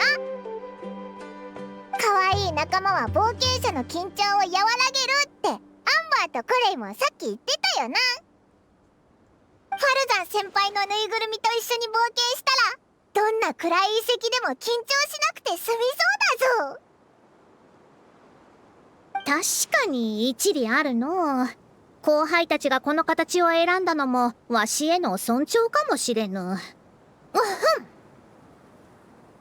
しかし装置の信頼性や技術レベルを重視する冒険者がいるのも事実。そういうものはマシナリーは固くあるべき、落石に耐えるべき、最先端の技術を搭載していることがわかるべきと考えるはずじゃ。この謎解きバディは見た目がふわふわと柔らかすぎて、威厳や頼もしさのかけらもない。それどころか探検者の気を散らしてしまうやもしれん。艶消し加工を施した金属で重厚な外角を作り、形を四角くして適度に複雑な部品が見えるようにした方が視覚的にも頼もしく見えるはずじゃん。このわしですら見た目のせいで信用されないことがある。もしわしが白髪だらけだったらあやつらも文句は言わんかったじゃろうに。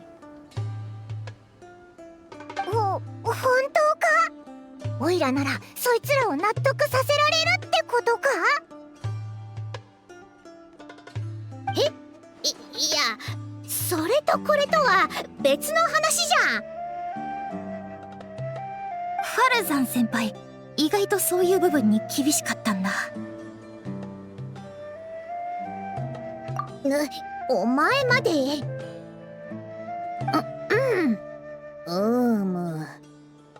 わかった。お前がそう言うなら。では旅人、謎解きバディを操作していくつかの謎解きの典型例を解いてみぬか？この装置を使った時の効率をしっかり評価して、そのパフォーマンス結果によって使用規則を作成するのじゃ。外見の改善については長期的な観察が必要じゃ。今はとりあえず保留するとしよう。準備ができたらわしのところに来てくれ。最適な秘境をいくつか選んでおいた。いつでも謎解きを始められるぞ。ありがとう、ファルザン先輩。ただこれから旅人とパイモンを連れて最後のプロジェクトを見に行くんだ。ちょっとだけ待っててくれないか？わかった。コレイも疲れておるじゃろ。あまり無理をするでないぞ。落ち着いたらみんなでのんびりしよう。昔のお菓子でも食べてゆっくり話をするんじゃ。昔のお菓子、おいら絶対参加するぞ。先輩、ありがとう。私も質のいいハーブティーを持ってくるよ。さあ行け、うまくやるんじゃぞ。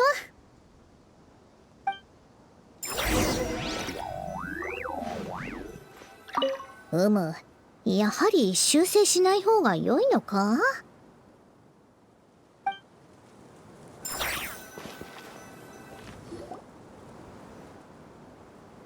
次は最後のプロジェクト。長期的な持続をもとにし、発展を目的に設立されたセーフティーチームだ。大マハマトラのセノさんの協力で、ディシアさんとキャンディスさんをそれぞれ教官と調整担当者として招聘したんだ。二人とも戦闘試験の準備をしてるけど、そろそろ戻ってくると思う。あたしらをお探しかな。ちょうどいいタイミングで帰ってこれたみたいだな。もしかして旅人とパイモンも参加してくれるのか。ますます楽しくなりそうだ。お待たせしました。いい情報が得られましたよ。情報を仕入れに行ってたのか？実はマジなんだ。砂漠にいる危険な奴らを一掃しないと学生の安全に関わるからな。リシア、冗談はそこまでにしてください。本当に剣を抜いて砂漠の果てまで戦いに行ってしまったらどうするんですか？砂漠中の危険なやつを全員倒すなんて。いくらこいつでも日の出から日没まで砂漠で何年も戦い続けないといけないんじゃないか？旅もやめないといけないぞ。考えたくない。時間なんて軽い問題だ。それよりも多くの危険は肉眼では確認できないものなんだ。地下に潜むサソリとか、木の上で眠る恐ろしい大きな怪鳥とか、そいつらが飛び出してきて当選簿してきたら真っ向から戦うのは避けられない。こういう時はファルザン先輩の言う通り、アンバーの偵察の方法を参考にして敵に遭遇する確率とか行動時間を予測して。おいおい、本気にするなって。そこまで大げさなことをするわけではありません。セーフティーチームの責務は視察に出かける学生チームに頼もしい護衛をつけることです。至高の猟銃と傭兵に依頼済みですし、研究調査隊の人員のうち戦闘試験を通過した猛者にも一部を任せています。研究調査隊が危険地帯に向かうときは、戦闘試験を通過したプロフェッショナルを少なくとも2名は編成するようにしています。情報というのはその戦闘試験の会場に関するものです。魔物と盗賊に占拠された秘境を見つけたんだ。悪党ならよりどりみどりだから、ちょうど奴らの首を借りて護衛たちの腕を検証できる。じゃあ、あとは試験監督がいれば OK ってことか？審査員も。リシアと一緒に信頼できる人を交代で手配するので、参加者の安全は保証します。でも試験の基準についてはまだ色々と問題がある。戦いってのはお勉強と違って唯一の解なんてないからな。傭兵にはそれぞれ自分なりの戦い方がある。実戦じゃ問題ないが、教官ってなるとワンパターンに陥りがちだ。てなわけで、視野が広くて柔軟な思考で戦えるプロに参考になる理想的な答えを見せてもらいたいんだ。視野が広くて臨機応変に動ける人といえば、やっぱり旅人だよな。よし来た。あんたと仕事ができるなんて嬉しいよ。スパイスたっぷりの肉を目の前にした時の気分だ。リシア、報酬のことも忘れてはいけませんよ。提携案を聞いた瞬間に引き受けたでしょ。金銭関連のことは考えていなかったのでは？大丈夫だ。コレイが教令員と交渉して報酬を2-8で分けることになってる。あたし1、キャンディス1、旅人パイモンが8さ。8割ももらえるのか？あたしたちの中だろ。遠慮すんな。とにかくあんたらの戦いぶりでセーフティーチームの仕事の基準が決まる。あたしたちは実行と長期的な経営を担当するだけだからな。大変なのはあんたらだ。前から提携の話は出てたし、いい機会だから気持ちよくスタートを切りたいんだ。じゃあ私は報酬を計算して一目でわかるように明細を書いておくよ。ありがとな、これいい。それとキャンディさんも安心して。R 村に支払われる食料倉庫代についても教令員に3割増しで受け入れさせたよ。ありがとうございます。村の施設の修繕費に回しますね。研究調査隊が R 村に滞在する際、より快適に過ごせるようになりますよ。旅人さんがスムーズに行動を開始できるよう、セーフティーチームの拠点も少し整理しておきます。じゃあまた後でな。コ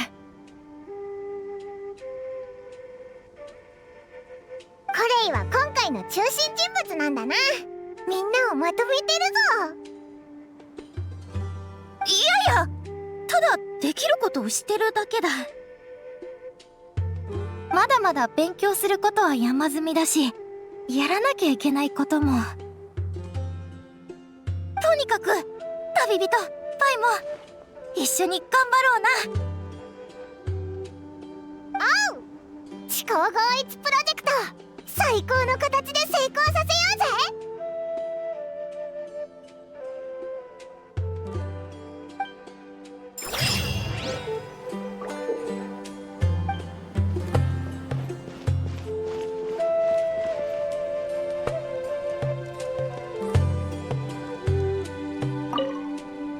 やっほー、調子はどう？グリーンコレアンバーと赤飛びウサギ伯爵の全力試してみない？高速偵察パートナーの調整は終わった。準備はバッチシだ。やったー！飛行テストの時を思い出すね。や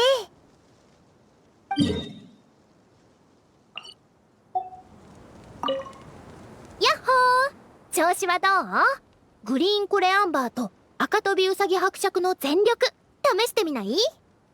高速偵察パートナーの調整は終わった。準備はバッチシだ。ああ、ここは地高合一プロジェクトの臨時事務所でもあるんだ。いつもアンバーと一緒に偵察パートナーの実験データを処理して記録を整理してるからな。あと中の機械を改良するためにアドバイスとかもしてるんだよ。研究調査隊が来たらまずは情報登録をして緊急訓練が必要かどうか確認するの。それから出発手続きをして人員と装備を手配するんだよ。あとはキャンプの物資補給に気を回したり後方支援部と連携を取ったりかな。大丈夫、今だけだから。まだ始まったばかりで全てが手探りなんだ。心配しないで。学生たちがちゃんと外出許可を取ってるかとか後方支援の物資に気を配るのは得意だから。私たちの指示に従って作業を進められるように教令員もこれから専門家で構成された正規の文書作成チームを派遣してくれるみたいだ。すでに何人か専門家がいるからその人たちの準備が整って学者たちから正式に認証を受ければ私たちも他の人たちに仕事を引き継げる。そしたら楽しいお休みだね。出発前にリサさんとガイア先輩に相談して旅の計画を立てたんだ。でも今回は時間がないからってコレイがまずスメールシティを案内してくれたの。最高に美味しいご当地グルメを食べたよ。今のとこそれくらいかな。忙しいコレイに付き合ってもらうのも悪いし、今はコレイのこと手伝ってあげたいから。ごめんアンバー。なんで謝るの？私は楽しんでるよ。なんてったって頑張ってるコレイをこの目で見れるんだから。落ち着いてて周りから信頼されてる頼りになる姿をね。観光したり遊んだりなんていつでもできるでしょ。今回で最後ってわけじゃないんだから。コレイがこの仕事をしっかり終わらせたらルンルンで遊びに行こう。よし、ますますやる気が出てきた。アンバーに心配かけないよ。ちゃんと仕事をしてきちんと仕事を片付ける。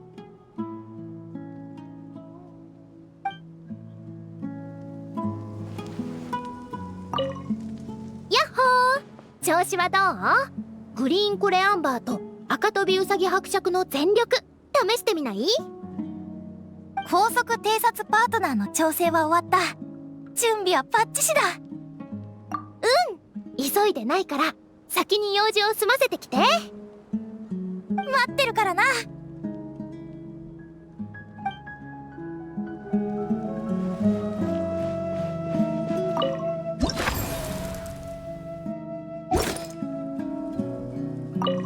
よく来たの。ギミックや謎解きについて研究しに来たのか？それとも先輩とおしゃべりしたいのか？強い知識への渇望が見える。良い目じゃな。頑張るのじゃぞ。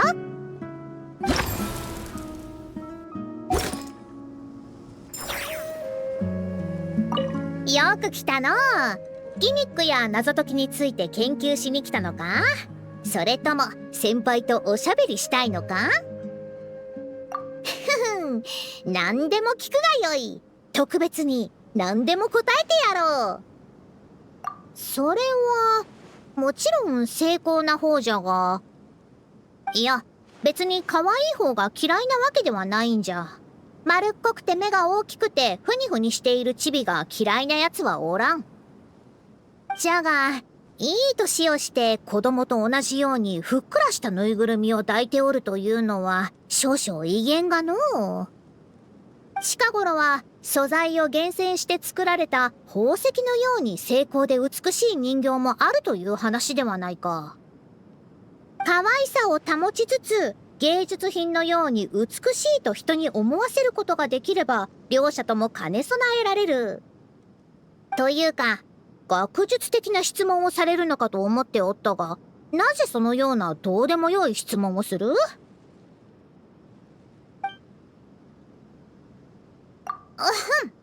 今回は細かいことは気にしないでやろう。これからはそんなお茶目な笑いではごまかされんぞ。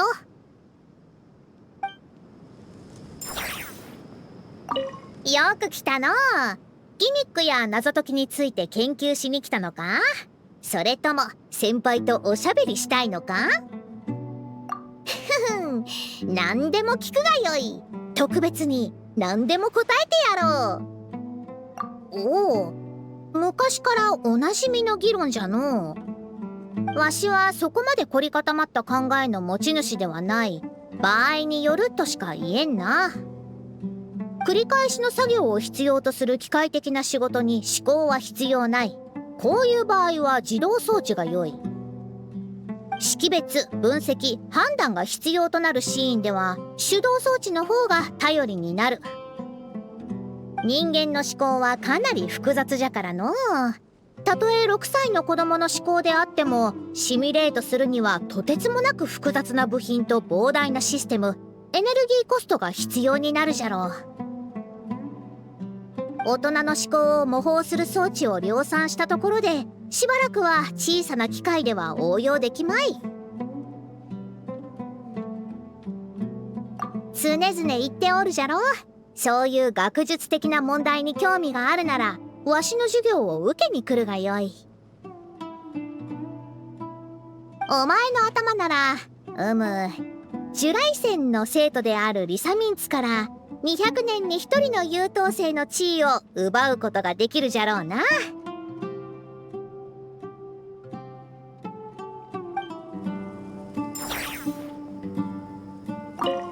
く来たの。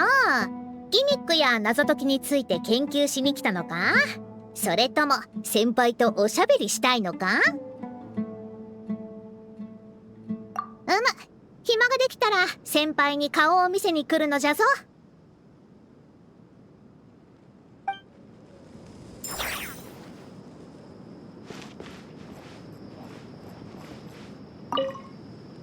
よっ、試験官たちがどんな感じに仕上がってるか見に行かないか。全力は出しすぎないでくださいね。あまり疲れないように。ああ、計画通り時間内に規定の敵を倒してくれればそれでいい。試験を受ける生徒たちのためにも敵を残しといてくれよな。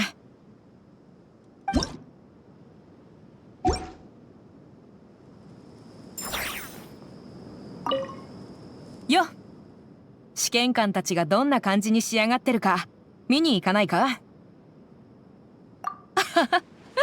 確かに久しぶりの再会だもんな。あんたが来るって分かってたら絶対キャンディスと一緒に豪華な新メニューを振る舞ってやったのに。実はこの前フォンテーヌに行っていろいろ勉強してきたんだ。レシピと香料もいくつか持ち帰ってきた。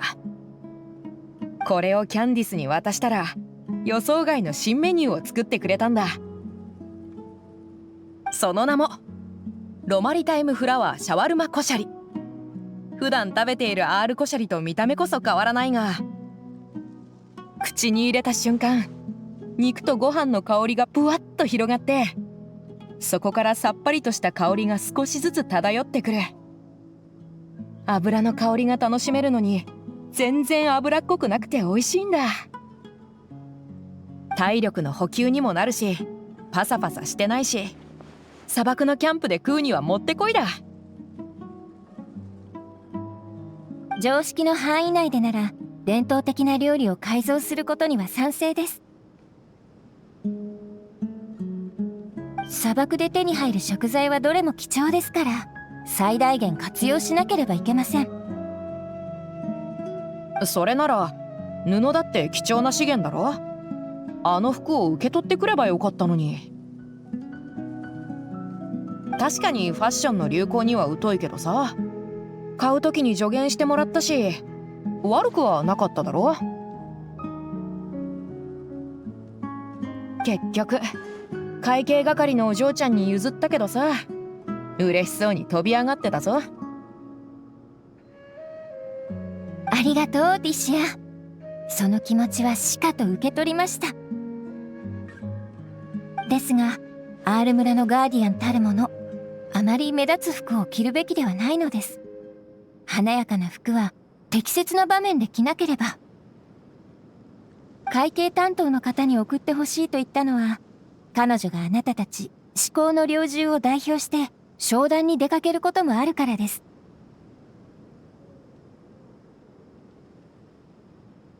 なんだ、そういうことだったのか。それならそうと早く言ってくれよ。好みに合わなかったのかと思ったぜ。今度また至高の猟銃がアール村に長期滞在することがあれば、お礼の品には布を持ってきてくれると助かります。裁縫は得意ですから、皆さんのために砂塵を防ぐマントを作れると思います。高価なものでなくとも丈夫で耐久性がある布地なら十分です。あなたのセンス信用していますから。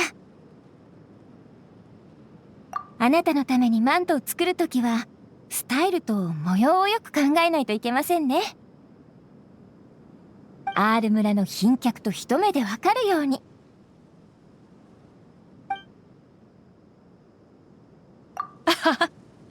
期待しちまうな。じゃあ次の行き先はリーユエにするとしよう。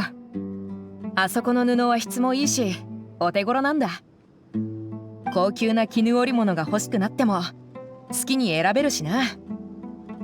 ただ治安がいいから仕事がないんだよな。だから普通の観光客みたいにただの旅行として行くしかないか。今回の件を片付けたら仲間たちとじっくり話し合ってみるぜ。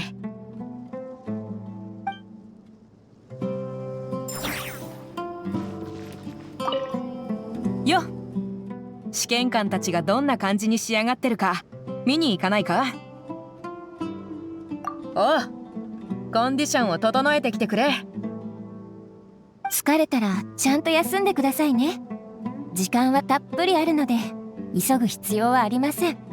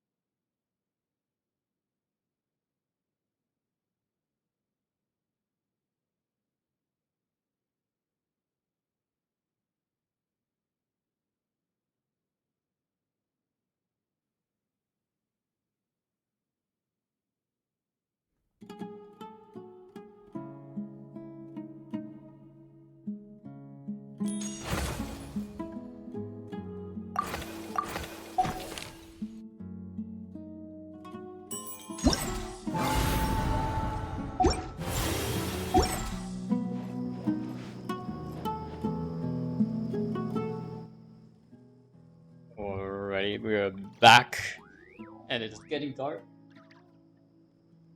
Truly gotten dark. So, putting on some lights, but we are. What do we do? Go ahead and do some event games. See what we got here.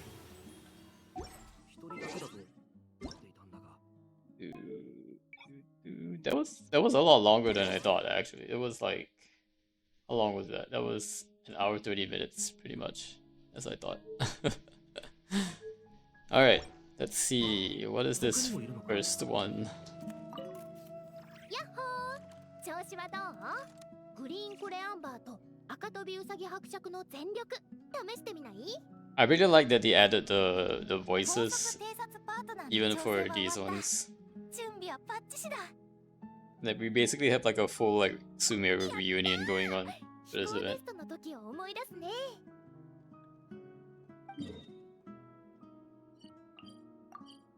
And this was the glitch that people were talking about, the one where you could ride like a spirit wave in Sumeru. It was actually for this event, I'm guessing.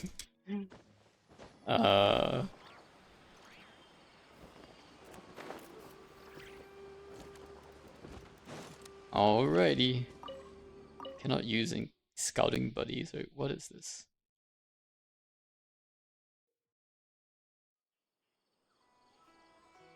You can switch. Oh, okay. Oh, I need to match the colors, not like this. So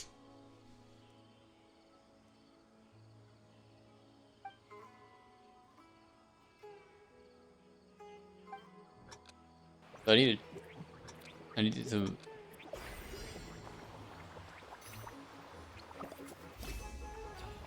need to match the color. I get it now.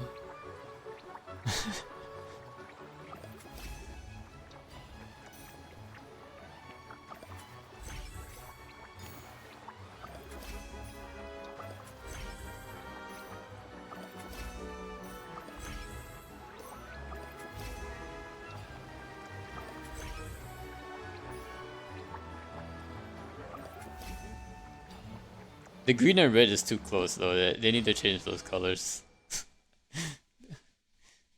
At least I know, like, conceptually that Collei is green and amber is red. That helps. But next challenge, does it just teleport me there or? Uh-oh. I might have to jump for that one.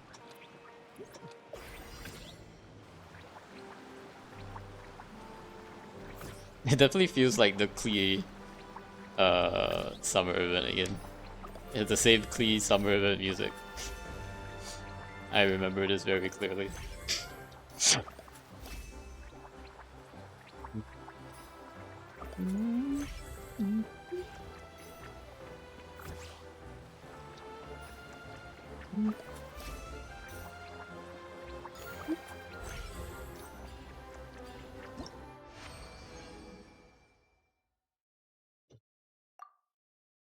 Oh, there's multiple challenges in one stage.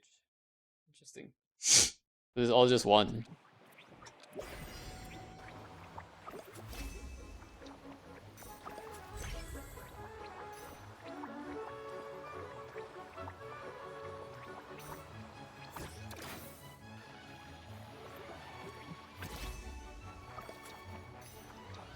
Oh, did the track change color in the middle or something? Interesting.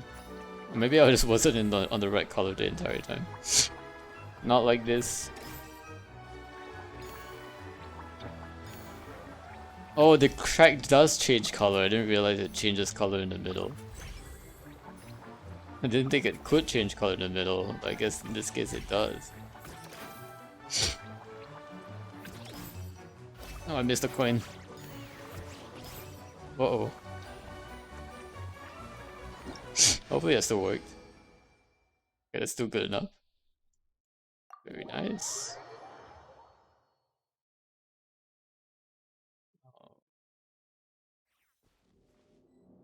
Oh, there's another one here. Wait a sec. Wait, is this the another one or is this? Let me see.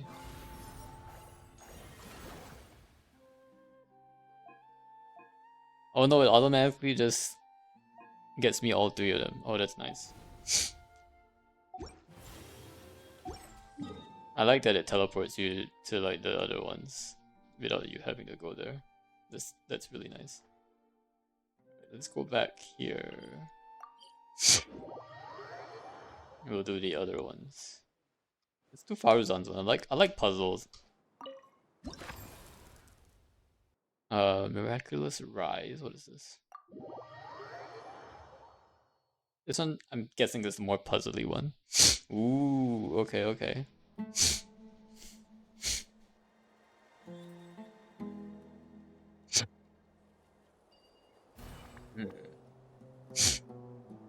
Puzzle power beauty spawn in advance for it.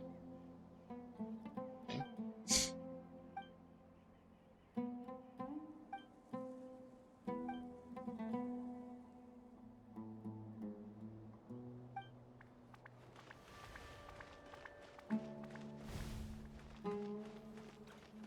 Oh, the puzzle power is flying down.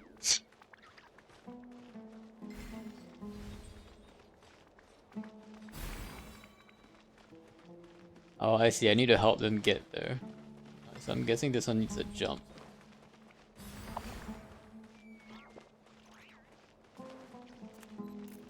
I'm guessing this one needs a jump and a high jump. Is that right? Interesting. Interesting mechanic. Although I feel like the fact that you have to walk around to place these things feels a bit hard. Feels a bit clunky. And freeze water surfaces. Ooh, okay. Miraculous rise to allow it to be broken up.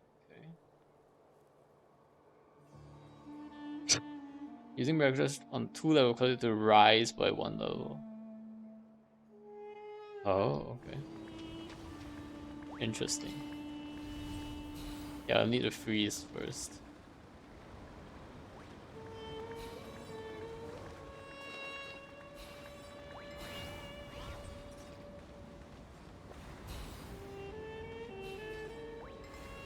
I think I want this here. Oh, I need to take this out actually. I want this guy to jump. Wait, he's just running that way. I guess that's not working. Oh, wait, no, it's because I need to switch out. I need this guy to jump over. Oh no.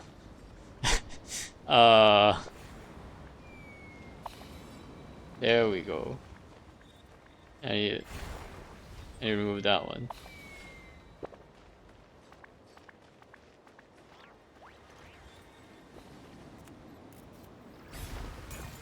I got one. Okay. We got it. Nice. So there's even timing on this as well. It's not just placing it, but you can actually time it. Okay, pretty good. I'm guessing there are only 2 stages for that one.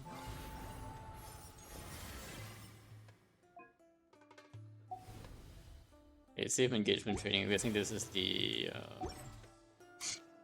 battle one. よ試験官たちがどんな感じに仕上がってるか見に行かないか XDD, 全力は出し welcome すぎない back, でくだ Rushy. さいね。あまり疲れないように。ああ計画通り時間内に規定の敵を倒してくれればそれでいい試験を受ける生徒たちのためにも敵を残しといてくれよな Hear me out though, like, instead of giving a free Collei, they could have given us a free Dea.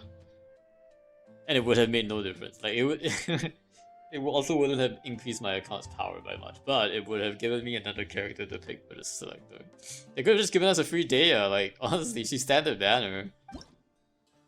Oyo was so scared. Free Metos? Oh, you have... Setos was already given up for free. So... The only other 4-star that wasn't given out is Kabe. They could have given Kabe. I don't know why they didn't want to give Kabe. Kabe would have been nice. Okay, let's see. I'm guessing Fearless is the way to go here, but I don't know. Number of time Burgeon reactions were triggered? Oh my gosh.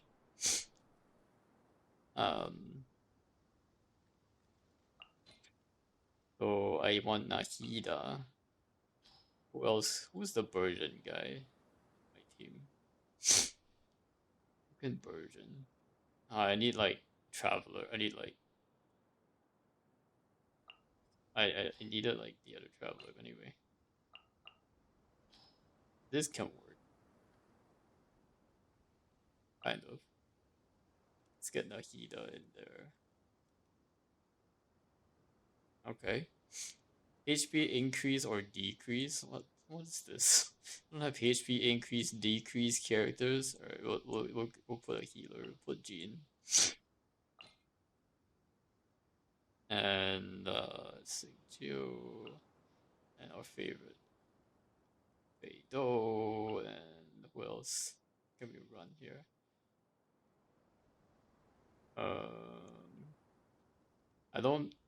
I don't back to watch that dude's older video. I can't believe he thought Shyamalan was the third descender. It's funny in retrospect. He definitely does have some sus ideas, but I mean, you know, let the man cook. So, one of these days he's gonna get something crazy right, and you know it will be glorious. He's got many things right too. Yeah, exactly. Like the nice thing is that he's coming up with these on his own, right? He's not just listening to other people and like assuming things are right. So I mean, props to him for doing that. Still thinking things through on his own. I think that's still respectable.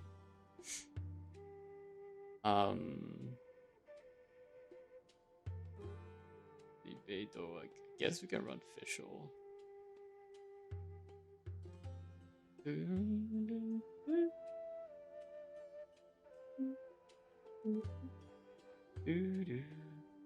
Oh wait, we can run Dino.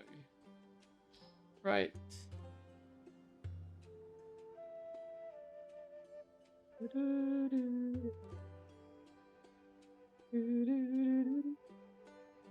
Actually, Dino is not very good here.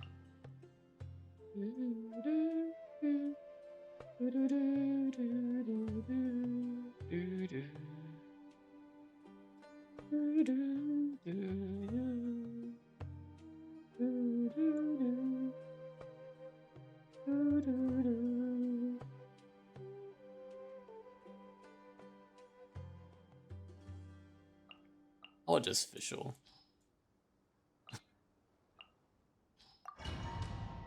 But that brings up the question, if Shyamalan wasn't a descender, then why did Ronova even listen to his demands? I've completely forgotten.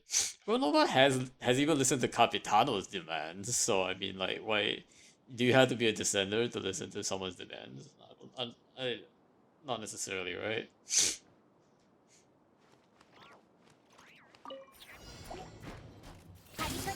Also, yeah. It's been a while since we got to use the heater, so this is pretty nice.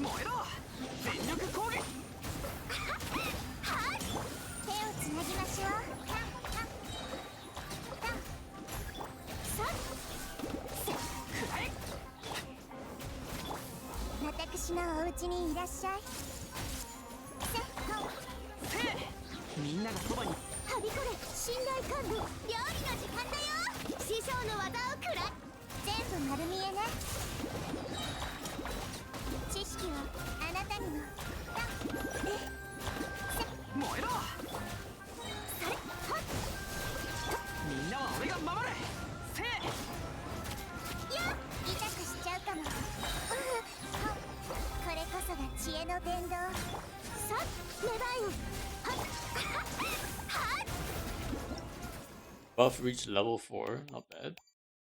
What is the buff? Actually, I don't even know what the buff is. What is the buff? Oh, character's active damage increases. Oh, interesting. Okay. I mean, she didn't lift the curse of immortality for him. Well, but she listened to him. He was going, like, she was supposed to take Malvika's life, but she basically took his instead. So like, well, not in that sense, but like, you know, she listened to it. Like, there were things changed because of what Capitano did, and so was she like following orders or anything? No, but like, it's not like what Capitano said did it. Were like meaningless. Like, she definitely listened to Capitano. So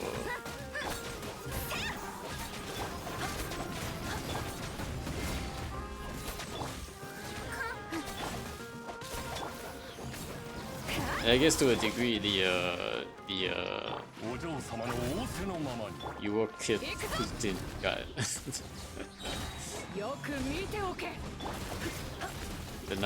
the night king, the night goddess. What do we call her again in English? Yagami. I only know her as Yagami.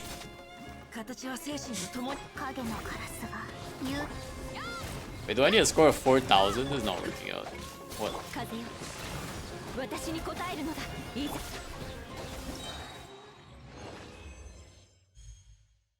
Stage.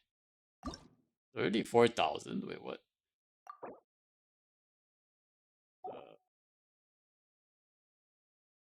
Try this again. I'm thinking maybe yeah, off field is probably better. Okay, let's try again.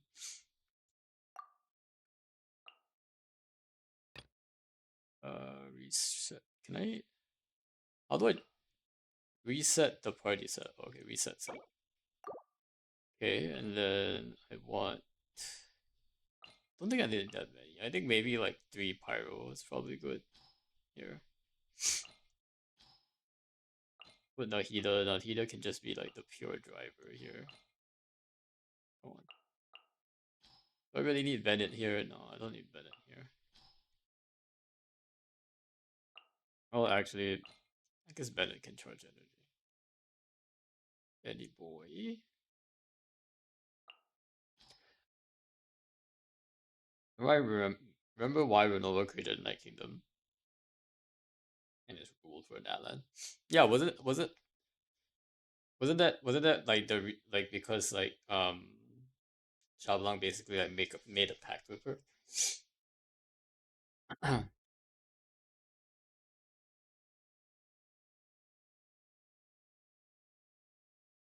Xia who basically fought for it.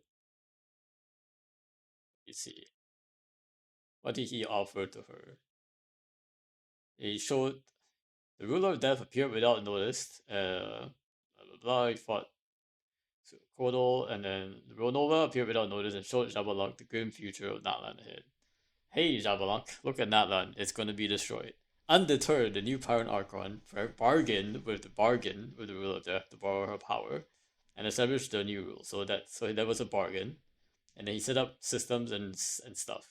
He believed that humanity would prevail in its war against. Seeing Ronova was somewhat interested, he made a small bet. And if humanity did win, he would be allowed to see the new world for himself, and that was part of the story, right? Like he visited for one day and fought Mavika. It does not say exactly what he bargained with, unfortunately. It just said that she bargained with the ruler of death to borrow her power. But it did not say what Jabalan gave to her in return. Well, no, probably maybe we'll know in the future, but it was a bargain.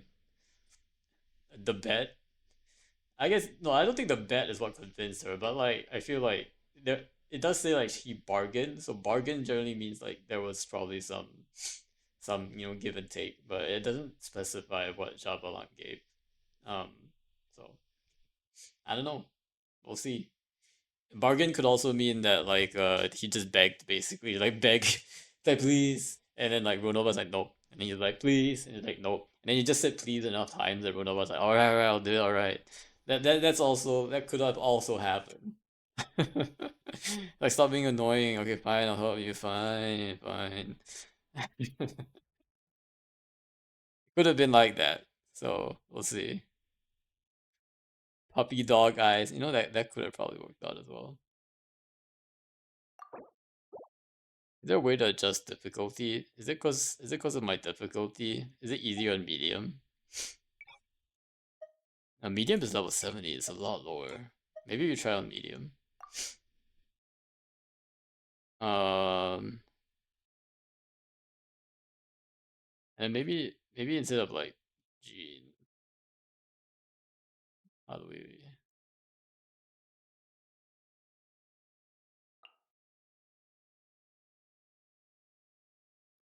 maybe do a bit more offensive here with Lanyan.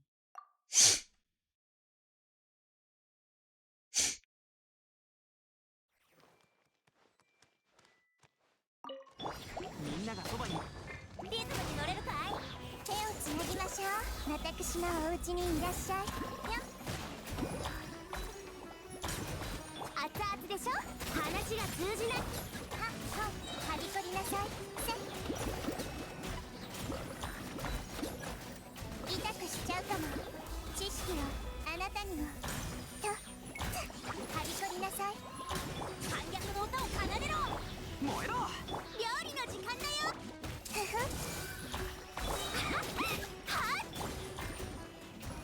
Maybe just focus on creating versions instead of actually killing enemies.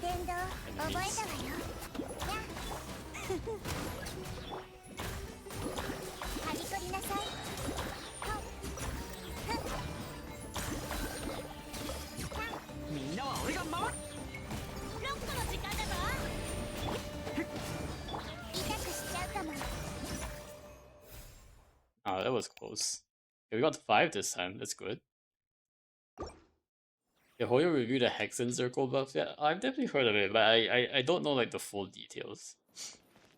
We'll see.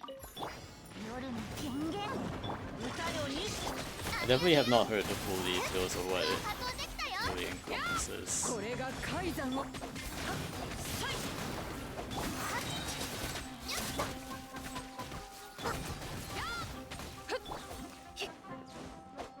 影のカラスが風を越えるキラキラ股間奥義よく見ておくセッターよっと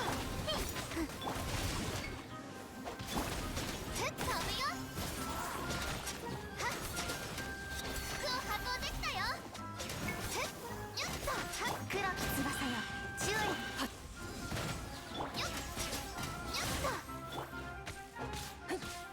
答えなさい歌よに風を越える Just still too slow. 炭になるがいい It's definitely still too slow. Medium does not work. I don't think you can co-op this, right? You can't. This is probably not co-opable. 夜の権限 I thought level 70 would be easier, but not like this. The time limit still too short. It's a good buff. You can bet you won't be getting her for free for a long time.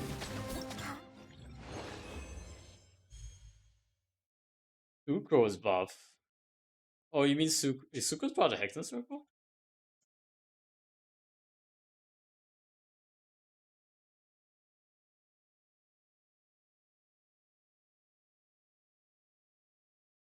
Well, yeah, I guess she's under Albedo. She's Albedo's apprentice, so maybe that makes sense. This 4,000 seems sus. This 4,000 seems sus.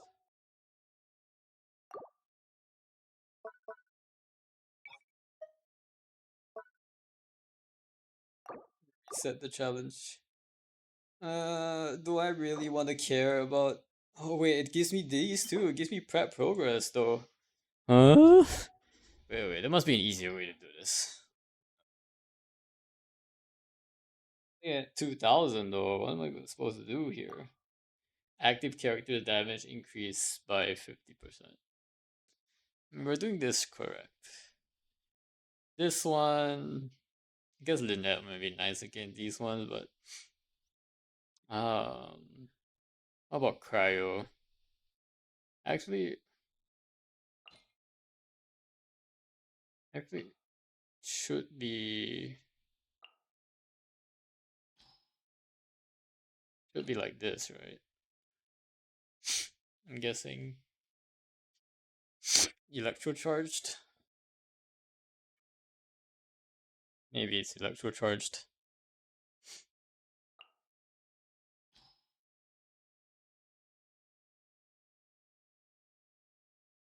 I believe I used this team last time for electrocharge, unless I did add like Barbara to it. I probably did add Barbara to it. But that was also probably because I didn't have Sync Trio. Maybe like this, and then we'll get like I don't know, I don't think this is gonna like change much though. I don't have like that much. I don't have like main DPS characters, or the active character giving me percent damage is kind of sus. Oh, it's also when all party members' HP increase or decrease. I don't have someone that does that. Yeah, that's kind of dumb. Let's see what Geo does. Most effective Geo. It's like, okay. Navia recommended setup. And then characters Bloom, Hyper Bloom, Burgeon, Lucian Bloom.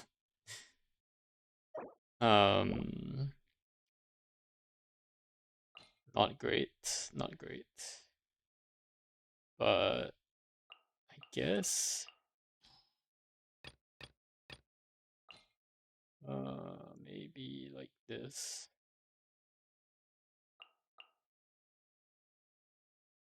Although I just ignore it and just go quicken. Honestly.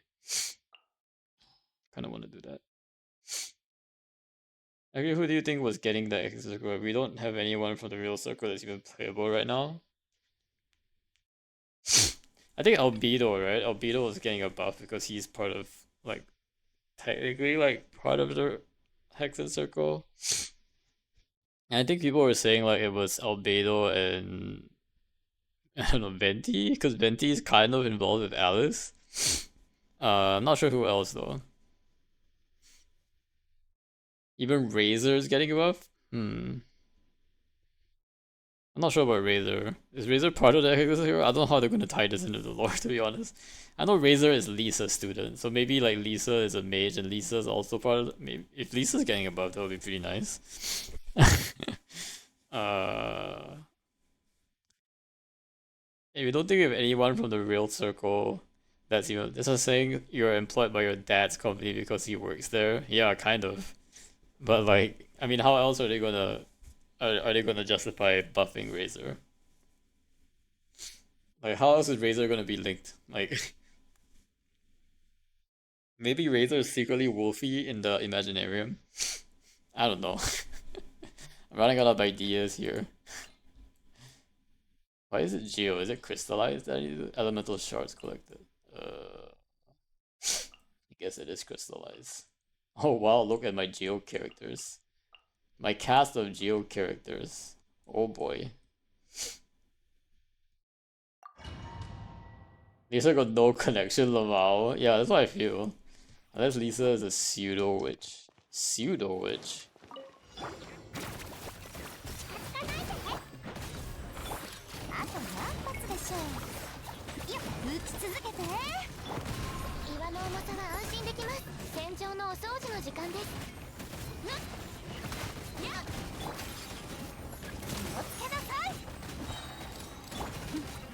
諦めなさい。ローズクラッカー。避けられる？あと何発でしょう。採掘スタート。無駄な努力をやめたよ。降参しなさい。これって3発？綺麗にしませんとメイドの礼儀に気をつけます。At least Geo is easier to collect here.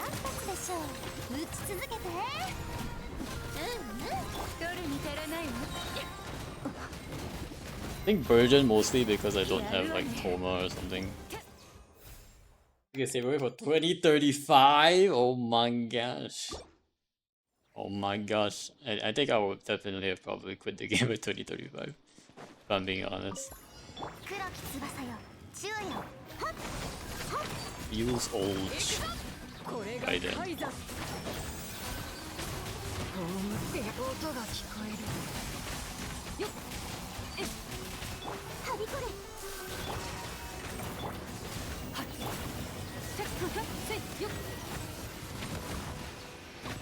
What do you mean? Oh my gosh. Okay. Oh my gosh.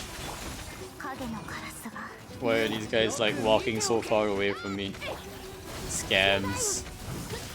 Actually scam.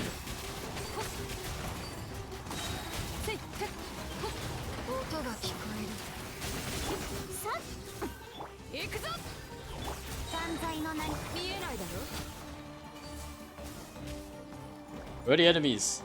I can't find the enemies.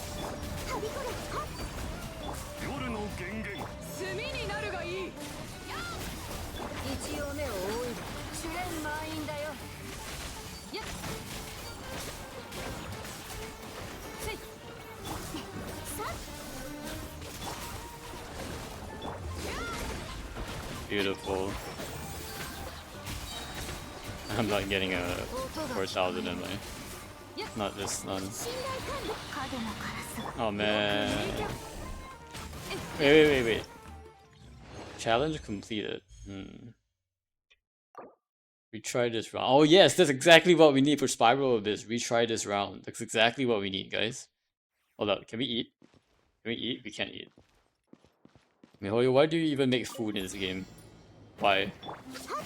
Can somebody explain what is food in this game even for, if I can't use it for like events like this? Seriously, this is not even an endgame mode, Mihoyo, this is just an event. Just let me do what I want. Oh my gosh. This is not even an endgame mode. This is just an event. And I can't use food. Like, what is food for? Like, seriously. What is food even for these days? Oh my gosh. Please, Mihoyo. Like, seriously, like, they made an entire character cook, like, all these nice 5-star food, and, like, it's completely useless because, like, there's no use case for Scorpion's food. There's, like, no use case. Might be F2P by 2035, not gonna lie. Wild. Imagine being F2P.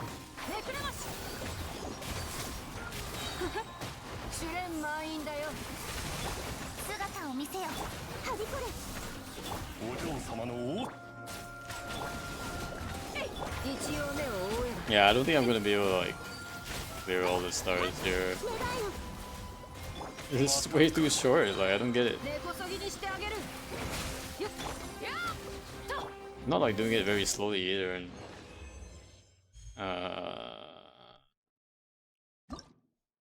let's see, what am I missing out on? I'm missing out on 20. Oh, these books though are good. Prep progress.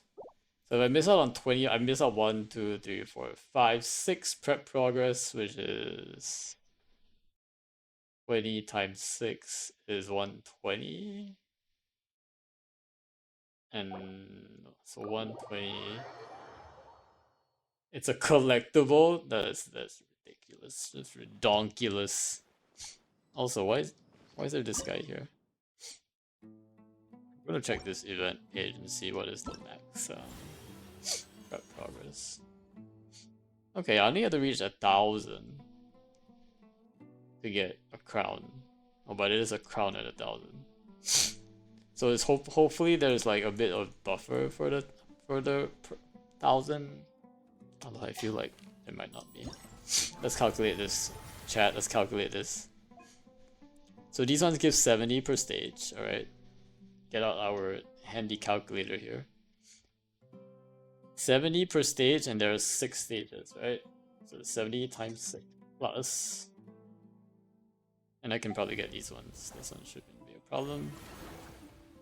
These ones are 20 plus 15 plus 10. 25, so 45 per stage? That's a very rare number. So 45 a stage, and there are 9 stages. Okay, so 45 times 9.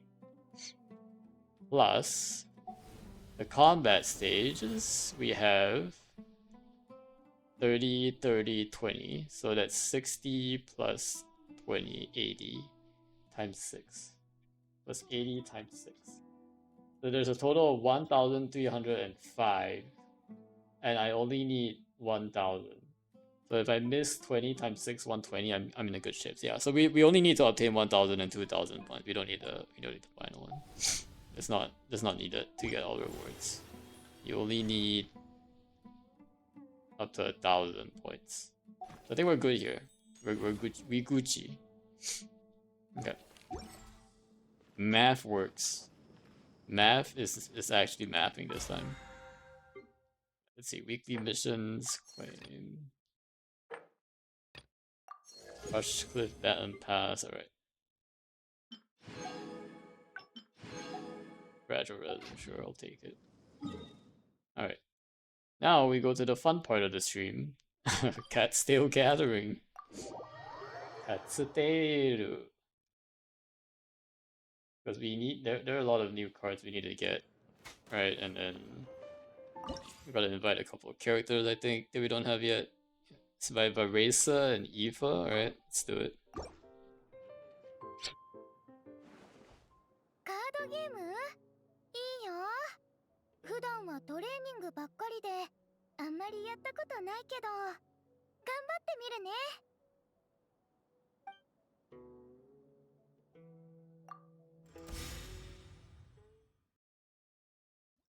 I should be scared of this deck. Varesa seems like it's gonna have a really strong card.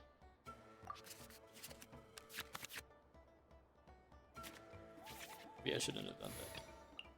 Yeah, math not mapping. I find that IT is I sometimes finish 1 second after the time required for the start, yet I still get the start. Nice, nice. I'll take it. I'm not complaining. We'll take it. That's actually that's a good thing. It's probably just like a delay in the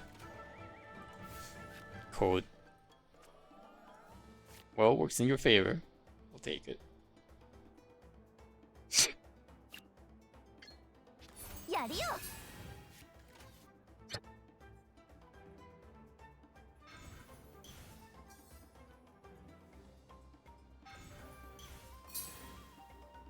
Probably gonna have to toss this one.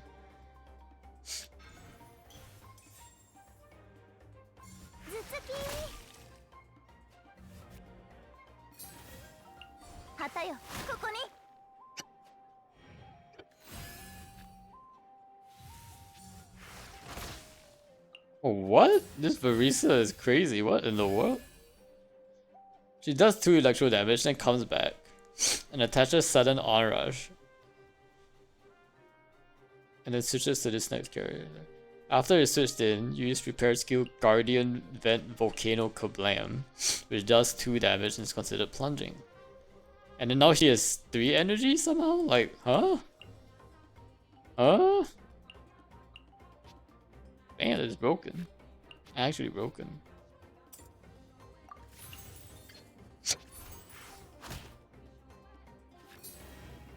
Funnily enough, it will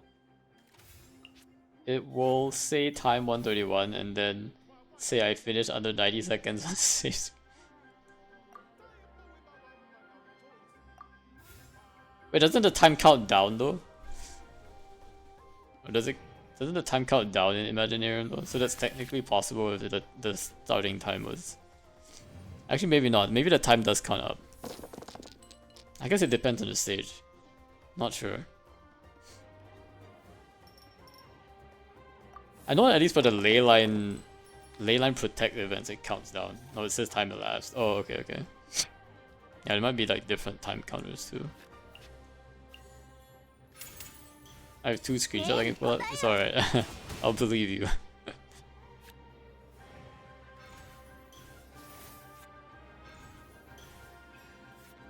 But if you find a way to make it consistently give you a star even if you're like, you know, 50 seconds off, let me know.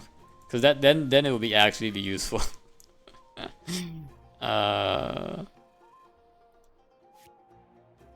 Then that could be pretty useful, I would say.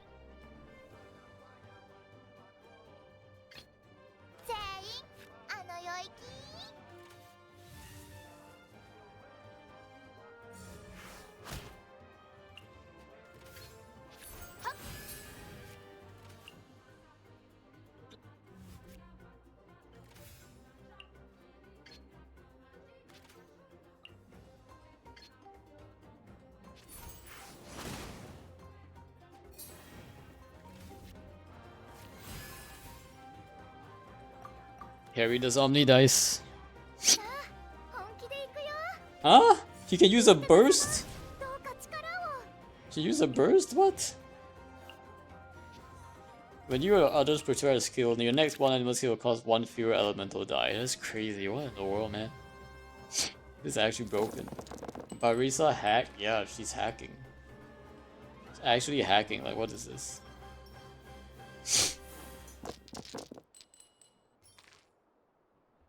Did I get a weapon? No, I did not get a weapon.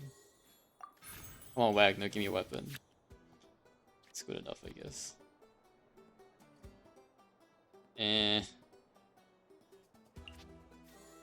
Probably should have used Dunya's art first. Not my Dunya's art is useless. Okay, shield up first. I think.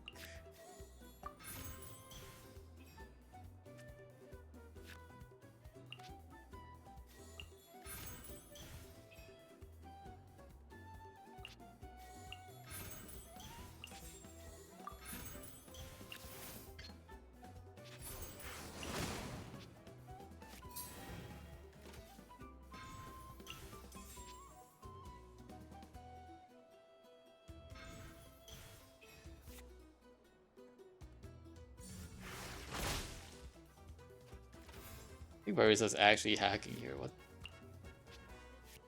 Man, I can't do anything too because I have a lot of stacks, but I don't have enough dice here.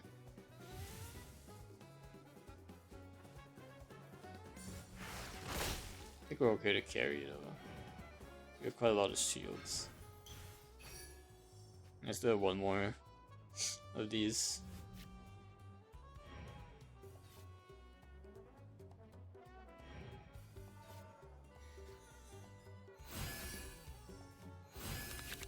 Oh, double geo dice. Okay, that's good.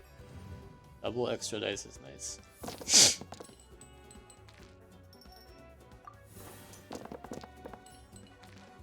Okay, we're gonna get rid of all of our cards. Which we can't because we literally have dice cards. Okay, beautiful. Alright, we'll destroy them now. Who's gonna go down first?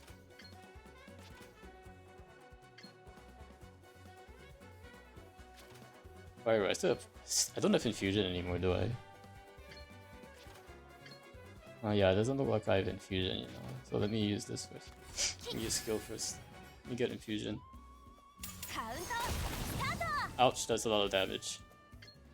But you know what else is more damage? My burst. I do more damage because I'm down to 6 HP.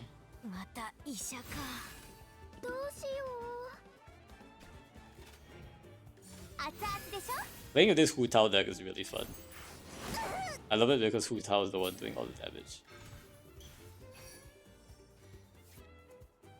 Technically, Yunjin can carry this deck as well. But she also does quite a bit of damage. There's like a trick you can do with tuning as well to make her deal.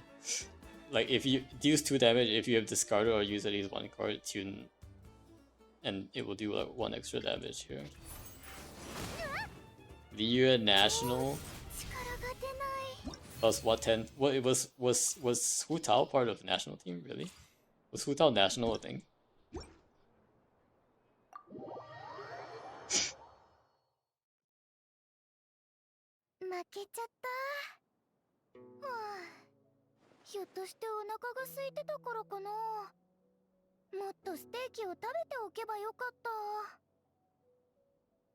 But it's national because it's China approved.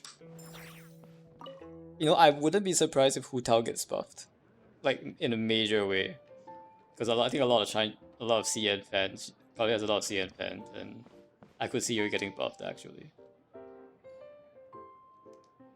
That could be a thing. Not this one. I need to invite one more character here. Aoife. There we go. いいぞ。こういうゲームは得意だ。 I remember when Arlie came out, people said Arlie was a bit better and easier to play than Hu Tao. You mean the CN folks? Or just people in general? I think it is true that Arlie is... like, her normal is just a bigger AoE too, right? Like, Hu Tao is very single target.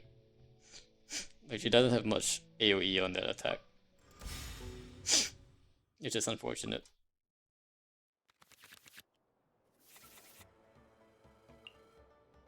I definitely probably want to draw more cards here.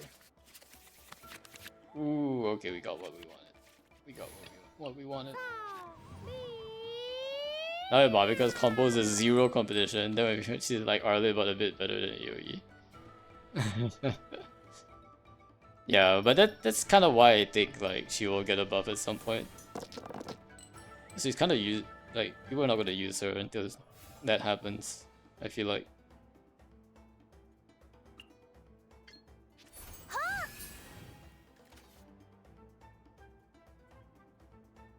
I think we use this. Yeah,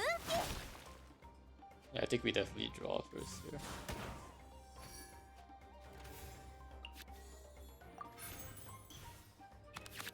I knew we were gonna draw into Wagner. I was thinking we were gonna draw into Wagner there. In which case it would have been better to save my dice here. Okay, I can Wagner turn 2, I think. It's not too bad.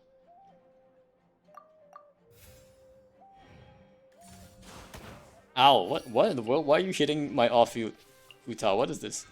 What? Deals 1 anemo damage. Technique. Deals 1 damage to the previous opposing character. Oh my gosh. I would say that with these Mabika is even more unmatchable. True. Very true. How did they benefit Selective, but obviously it doesn't get anything from the nice little stuff. Yeah, exactly. At least he gets. I think the res reduction is still in play though, at least. That's not too bad. That helps kind of a bit. Alright. Finally play this. We'll probably toss this.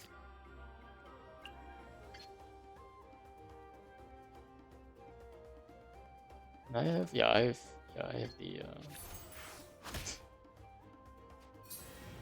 we have the setup now. Although it would have been nicer if I had one more dice, but this is fine too. And I could have gotten proc on Libban. And now Libban is kind of useless. Oh my gosh. This Aoife healing and like shooting is not fun. Oh wait, the technique deals 1 damage but also heals the character. Dang. I see Marvika and Stygian doing floors where she's not even shield but still clears, but it seems like almost everyone is not doing the sweaty combo. Did you see? Actually, Brushy, did you see the there was a post on Hoyo Lab that came out? There was an official post from like Hoyo on Hoyo Lab, and they were saying like they were gonna recent actions taken against like third-party apps and like tools such as mouse macros and automation scripts. Did you see that one that just came out? I think it was a day ago. It does seem like they've become aware of like people doing that. I'm not saying like everyone who does those combos Malvika are doing that, but I'm pretty sure some people are. And they basically made a post that said like, to maintain a fair gaming environment, we will soon implement stricter security measures depending on the severity of violation. You might get account suspension and removal of illicitly obtained rewards. I didn't see it, but they are now logging you out if you have skins or FPS unlocked. Yeah. So I think I'm gonna have to stop using things like the image saver tool or whatever other sort of macros. It sounds like they're starting to track it. And they said that we've long noticed that some people have been using unauthorized third-party tools such as mouse macros and automation scripts. I got to know about it first-hand experience. Oh, you actually got dinged. Oh, you're on their list. You're on the list, Bershi. You gotta be careful. Yeah, but they basically came out with a post on it like very recently. So like this one here. So you gotta be wary now. Yeah, I agree. Don't use inventory camera for a while. Yeah, at least until someone like confirms like, oh, I've still been using it for like the past 6 months or something. But I haven't used it in a while, so that's good. So definitely haven't bothered optimizing anything, because even if optimization is not going to do much for my account. Lol. Oh my gosh. Ouch, that's a big hit. What in the world? Alright. Do this. Play this and shield myself.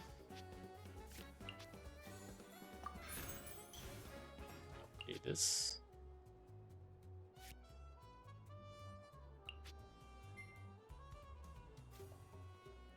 Do need to pyro up, so let me get this. This one? Probably this one, I don't need this one. Could use the other one at some point.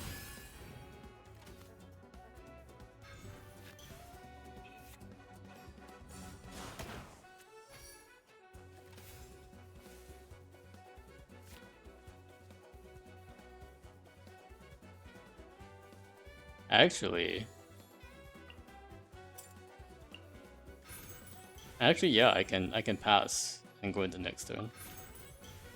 Oof. It's good. can pass and go next turn. Because I start next turn. I now use a built-in feature to generate fake frames to play 120 FPS. Wait, there's a built-in feature that does that for you? You can't get mad at me now. I saw a screenshot of the guy on Reddit saying he can't co-op for a day, but I don't know what he did. Oh, interesting. He can't co-op for a day. So they have been taking measures, interesting. But not an outright ban. Okay, okay. Oh wow, now we got this one? Come on. Ooh, I want to use this one though. It's kind of a waste, but... It's okay though, we have dice. We have dice to do it. I just wanted to upgrade her talent. Also, like we don't have the food, so it's kind of dumb.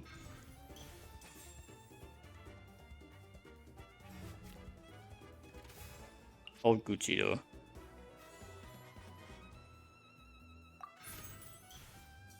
I'm gonna play this. See if we can all in this round with a Yunjin skill. Ooh, 8 damage! Holy! I might hit 10 damage actually. I might be able to hit 10 damage here. Oh boy. 9 damage. I think I can one shot all of his characters now. I'm gonna 10 damage this.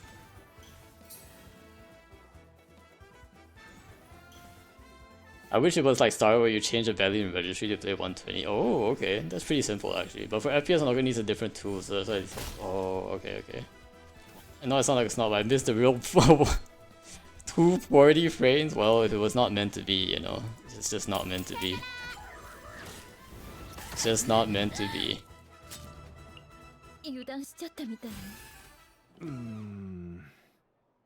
10 damage. Take that.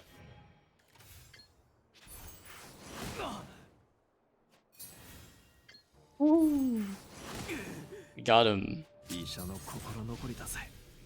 The fake 120 frames from real has a slight delay and has a ghosting effect. Yeah, I guess if it bothers you, that can be quite a big issue. Meanwhile, me play Wilds on 15 FPS, so I...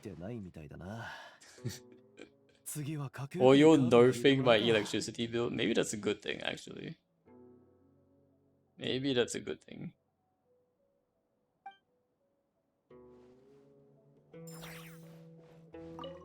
But also, like, does Genshin really need 120 FPS? Like, is the game really that... I don't know, like I think I can get it for like certain other types of like games where there's like a lot of like real world textures and stuff, but like does this really need 120 FPS? Like, everything benefits from a higher frame rate as long as there's animation on the screen. I mean, yeah, I guess, but like it's mostly just random particles and like cartoony stuff, right? It's just smoother, that's it. Yeah, I guess it feels like it just feels smoother, but I don't know. I don't think it's a necessity for me. I'm sure there are people that like will need it because if you're you know, it's the thing that like once you like play a game like that, then you can't go back, right, to the lower setting. It's kind of like once you've experienced like a new modern game, like the retro games just feel kind of like not nice to play anymore just because the graphics are old, right? So like, I think I can get a little bit of that. There's definitely a bit of a principle of like, instead of trying to chase every like latest and greatest tech graphic out there, maybe instead of exposing yourself to that and then now that becoming your new norm, like maybe intentionally like cut back so that if you don't know what's out there, then maybe you can feel a little more satisfied with what you have right now. So I didn't dream of it playing at 120 or 124 when you play at 15 FPS on Minecraft, but once you see it and get used to it, it's so crappy to go. But yeah, exactly. It's like once you've tasted something tasted something like super nice in a fine dining restaurant, like suddenly everything else like tastes like crap to you, right? So like there's definitely some like truth in like maybe keeping yourself unaware so that you don't like Um, you don't like you don't get your standards too high essentially, like, and I think that's just a lesson on a little bit of contentedness, I guess. Like, there's definitely a trick to it where you like the less you like follow other people who like, you know, like like how do I put it, like the less you're exposed to like higher standards of like content in general, like consuming, just 60 to 75 is huge, but mathematically that's more noticeable than the difference like 120 to 135. Yeah, for sure. um but like I say, for me, like I I think my Genshin is running in 60 FPS. I think. I'm pretty sure this is like 60 FPS. I can't tell because there's no number that shows, but I'm pretty sure it's running at 60. Um, yeah, it is running at 60 FPS. And it's good enough for me, honestly. In fact, it's so much better than Wild, because Wild I'm playing 15 FPS. So I think this is like great already. Like 60 is like, whoa, this is amazing. Because in the meantime, I'm like fighting bosses with like that. I'm just like barely able to see what's coming before I try to dodge in Wild. Um, I'm not trying to say that, oh, everybody can be content at 15 FPS. I'm pretty sure there's like a bottom limit, right? I think like 30 is like bare minimum, and then 60 is like good. But like, because I haven't like played games at like 120 or like 75 or higher than that, like I definitely am sort of shielded a bit. But I can definitely feel that if I were to ever play a game at like 75 or 120, I could see that becoming the new standard for me. So maybe I should try to like not go there. AR-60, no wish? You mean you can only use character you get from the story, mannequin, and Spiral Abyss? Absolutely right. Yeah, and AR-60, no wish. I only have characters from story, and I've done this for. Oh, by the way, welcome in, Elements, right? Welcome in here. Yeah, we only have characters, free characters. So let me show you my character inventory, character archive. I basically only have characters you can get for free, essentially. So pretty much a Norwich account. My only 5-star is like Jean and Tinari, because we did get these two for free. And then I guess Traveler if you count Traveler, or Alloy if you really count Alloy, but that's pretty much it. It's harder to pull off the cheese at higher frame rate. Actually, I saw in Stygian that Jean cheese benefits from higher frame rate. Oh, for 2 damage. Oh really? No, I've been farming that. I've definitely been farming that domain.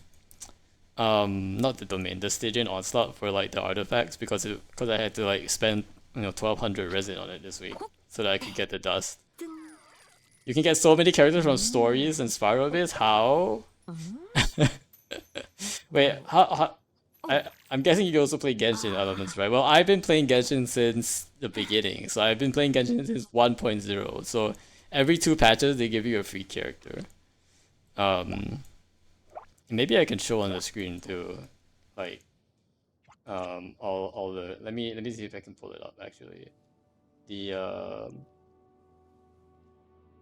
so every couple of patches they actually give you like free characters.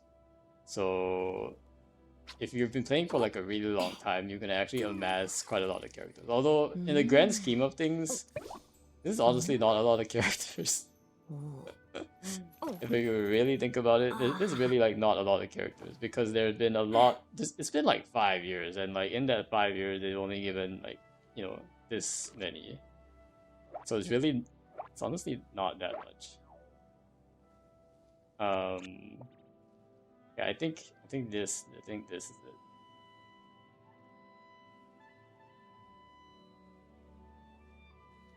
So this might take a while to load. This guy's a boomer, old as fossils. Oh my god, what is this? What is this slander again? Okay, wait, hold up. I'm gonna show you guys. I'm gonna show you guys what this. Let's see if I can use this one to show paint. Okay. You guys see this? Alright, look at this for a sec.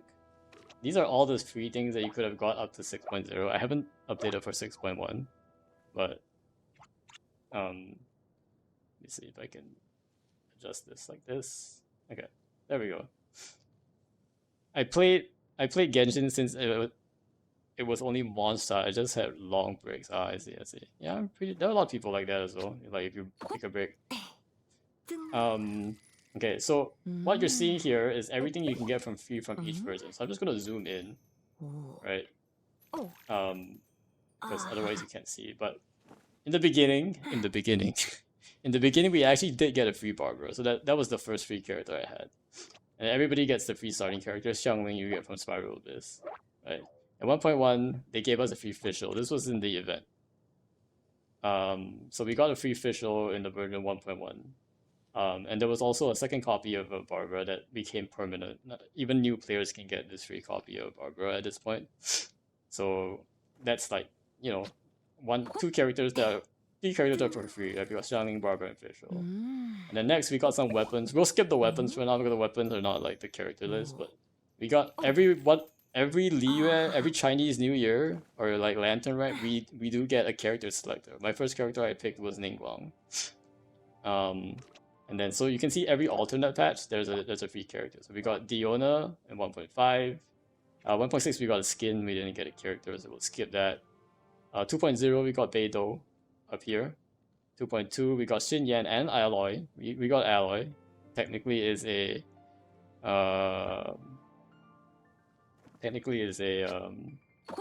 5-star, but not really. 2.4 we got another Leah character. I picked Xingqiu. Which I regret because we got Xingqiu again in 2.6. I probably would have gotten Chongyun or something, or Yanfei in 2.4 if I knew we were going to get Xingqiu, but you know, even the leakers weren't leaking that far in advance, and nobody knew, nobody was thinking they were going to get free Xingqiu here in 2.6. Absolutely nobody. And then we got another free official in 2.8, so they've already given free official back in like 1.1. If it gave it another one in 2.8. And then in 3.0 and 3.1, and in this patch, we are getting Collei. So free Collei in 3.0, another permanent free Collei in 3.1 from Spiral Abyss. And then we're getting a free Collei again in this event, in this patch. Like, as we speak, there's an event going on that literally gives you a free Collei. Right here. So we have a... Sorry, I realize I'm blogging, but there's a free Collei that we're gonna get too. So we're gonna have 3 copies of free Collei. Oh my gosh. Yeah, I started taking breaks at 1.2. Nice, nice, nice. Yeah. I think a lot of people definitely take a lot of breaks, but I've been playing throughout. I probably haven't missed a day, to be honest. I mean, I love the game. So, well, at least when I was like playing for the last 5 years. Definitely is starting to feel a little bit different now that there's a lot of power creep, but yeah. So Dory in 3.2, we got another Lantern right in 3.4. I picked Yao Yao, and then Faruzan in 3.6, Layla in 3.8, and then going to version 4, we got Lynette, a permanent free character in Lynette, in Fontaine, and also a free Bennett from the event. So 2 characters, and then we got free Femine 2 patches later. Lantern Red again. I picked another Xingqiu because I really wanted C2, and Imaginarium had not come out yet. But then Imaginarium came out immediately, like in 4.5 or 6, and I was like, immediately regretted my decision. Should have picked Gaming instead. 4.6, Goro came out. Nobody, useless character, nobody cares. Kirara 4.8. We got her in 4.8. Kirara was actually really good. And in 5.0, we got Kachina permanent. Everybody's gonna get her, but also the first ever 5-star standard wish character selector. So we picked Tignari for that one. We got Candice in 5.1. So this is pretty rare, getting 2 free characters back to back patches. And then 4.3 again, Liyue, Lantern, right? We picked Lanyan this time, and Lanyan, because we were really lacking Sucrose. We have never gotten Sucrose, alright? So Lanyan was like that in Nemo. Catalyst I really need. Auroron in 5.5. Auroron turned out to be really good in electrical charge teams. Setos in 5.7, also actually not bad at all, really good pickup. And then 6.0, the latest one, of course, we got Aino and the second 5-star standard wish, in which I picked Jean. And so, yeah, that's pretty much it for the all versions. And then, as you know, this version we were getting free Collei. So, yeah, there are a lot of free characters that we could have gotten. By the way, Gaming stonks next Stygian. Oh, is it because it's plunging? Not like this. So, yeah. There are actually a lot of free characters you can get as long as you keep playing. They drop like free characters every event, but I will say like it's not like game breaking. They give you like not very good characters most of the time. And the content has been so hard that like you can't really do end-game content with just like these characters anymore. And you used to be able to do it to like quite a bit to some extent back in the 3.x days, but you know, ever since 3.x days it's definitely not like that. Free Bennett? Yeah, Free Bennett was like amazing, but Free Bennett came at a cost. Free Bennett came at a cost. He's SSS tier. You can't call 4 stars SSS tier when they're 4 stars because they're, first of all, they're 4 stars, and second of all, like you don't have to like budget, right, to like get 4 stars. You only have to budget to get 5 stars. So like I feel like the tier rankings for 4 stars, sure, you know, whatever. The tier rankings only matter to me for 5 stars. I think is the point. And honestly, Bennett being SSS tier didn't change anything for the account. It didn't let me 36-star Abyss. It just didn't. It wasn't enough at that point. You know, it wasn't enough mainly because of this. Mainly because of this. Let me see if I can pull it up. I'll put it here. Yeah, here we are. Mainly because of this.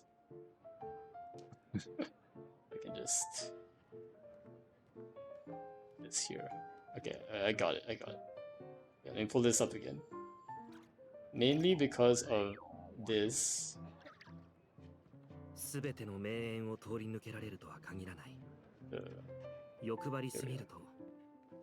Okay, see this? See this chart? Yeah, but 5-star supports wish they give 1k plus attack. I'm sure there'll be one that will come soon. I'm sure they'll give you like a nice 5-star support. Although a lot of 5 stars also like are like main DPS units, so it's like because of this. You guys see this? You guys see this massive chart?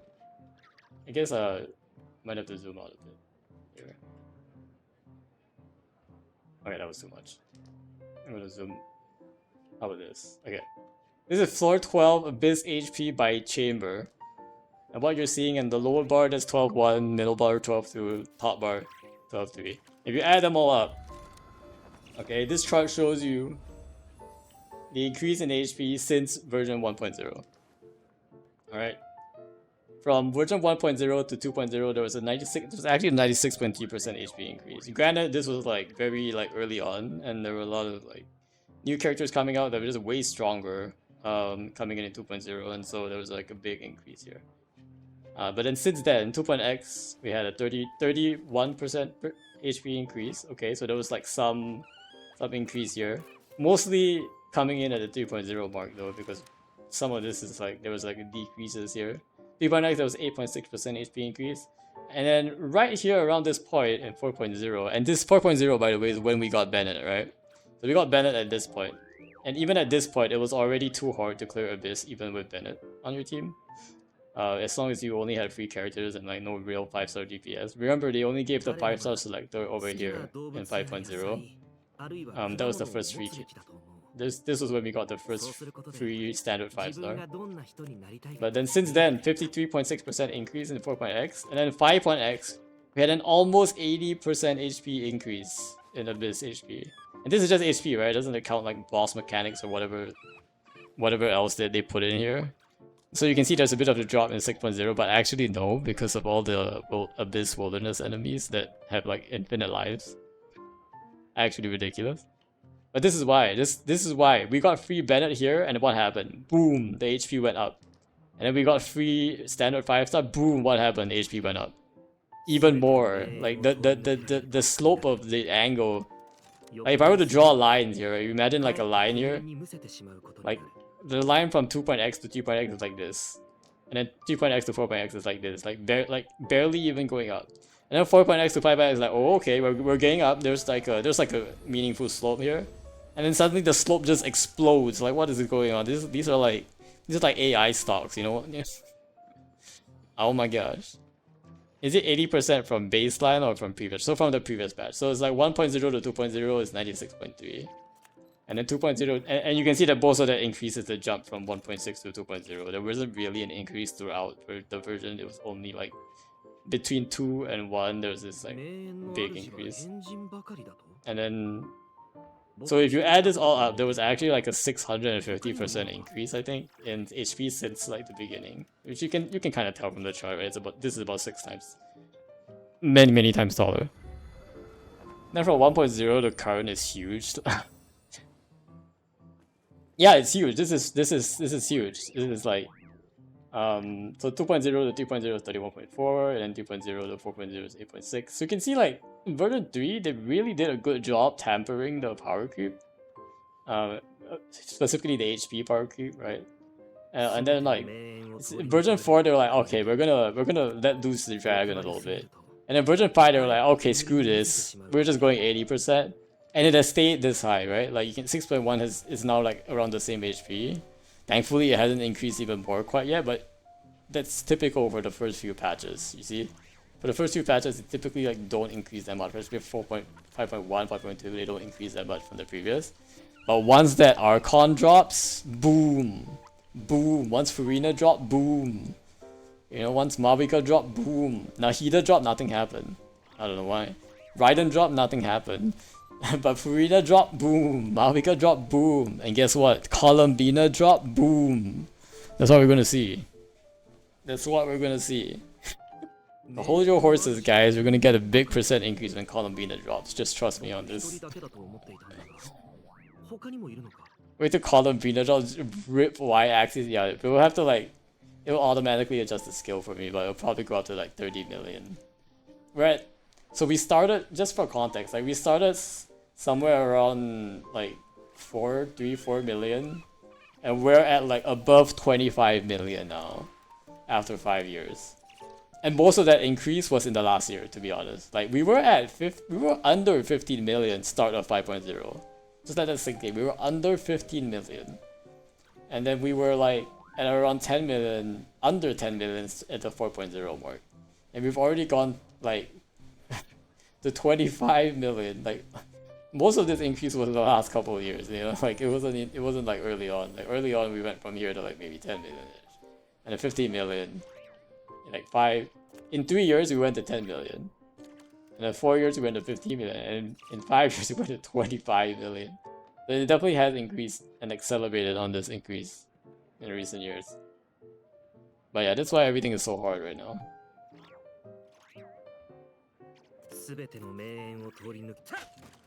Alright. Let's see, what do we have here? I wonder if there's like a challenge. Oh, there is a Forge Realm Temper challenge. I see it. Are there new Temper challenge? No. Oh wait, there is. Hydro Talpa Desires. Can you fit a function to it and give us the equation? I mean, this is not like a... like, I guess I could, but like... The thing is that it doesn't follow like a straight line, right? Like it's gonna be like some kind of exponential function at this point, and you can just fit any function into it, and it will give you like a nice trend rate. But what you'll see, I think the important thing to take away is that they're just gonna keep increasing that slope, and I think it's more interesting to see that like from like 4 to 5, the slope is actually smaller, right? And then the slope increased from 5.0 to 6.0.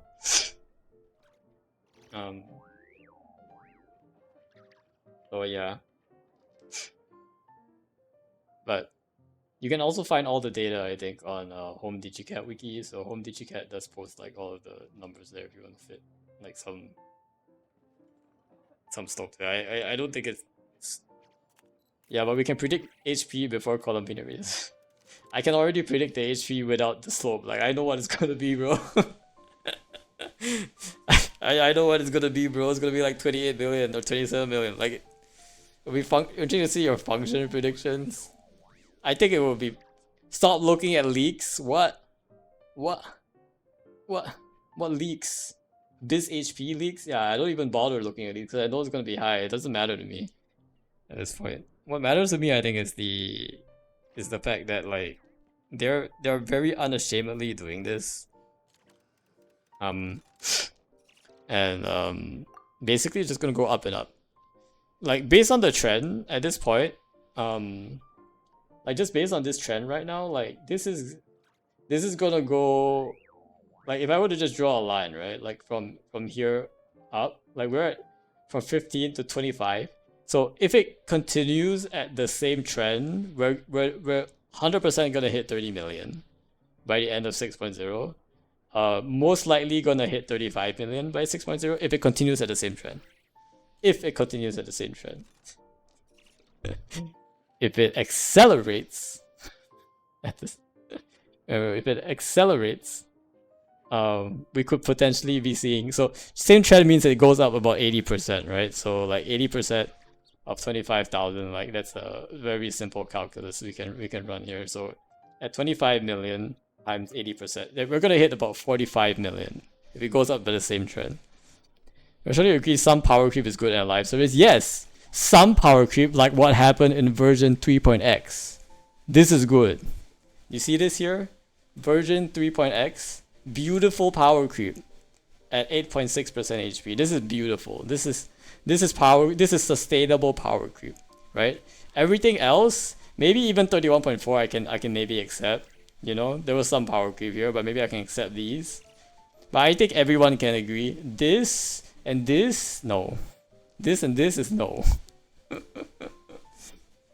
Let's come back to the 3.x days, my friends. 3.x days. Even 2.x days weren't too bad. Okay? 1.x I can give them a pass because like people were still starting out. They didn't even know good rotations. So most of this increase was able to be overcome by just people learning rotations and actually building your team. So I can give this a pass. But if we ever go to 96% HP power creep again, no, that's also not, like the jump. Look at this jump from 1.6 to 2.0 was it almost doubled essentially. This is what No Cookie and Sucrose does to a man. He makes charts showing HP abyss HP trends essentially. Yeah, I'm trying to prove the point here.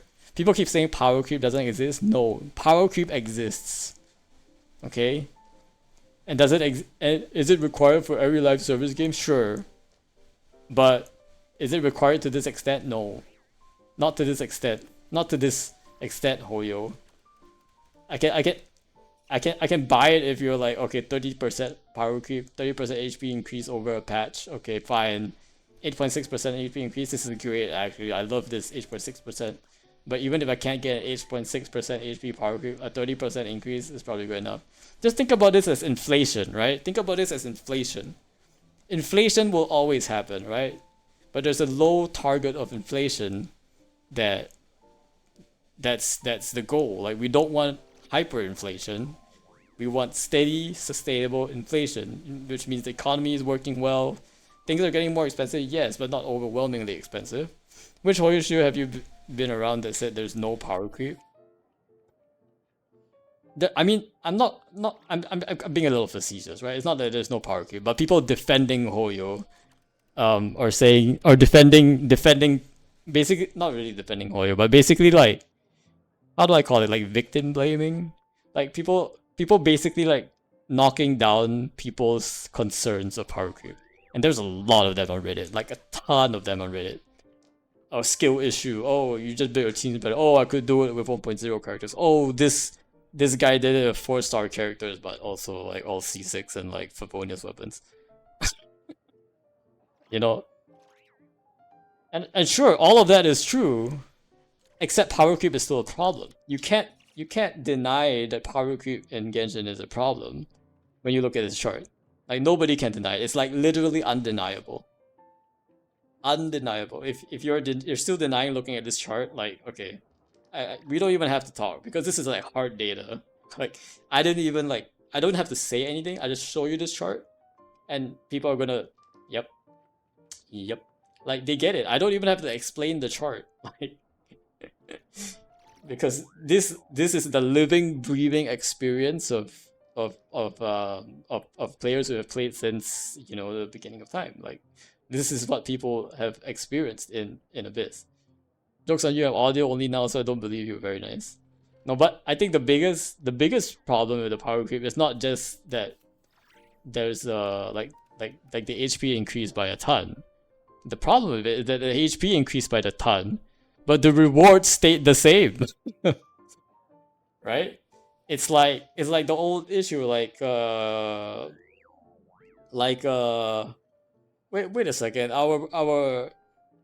It's the mismatch that's the issue, right? Like, oh, we're producing more and more food and more products for our economy, but our wages are stagnant, right? So it's like there's more of a requirement to get the same reward. So essentially what it means is that you're in real, like, if you think of like real wages, right? Real inflation degrades the amount, like the value of your wages. That's essentially what's happening. MiHoYo is essentially devaluing our time and effort spent into like clearing Abyss. That's essentially what's happening. Technically, we got more rewards with IT and Stygian. Yeah, we're not looking at Stygian right now.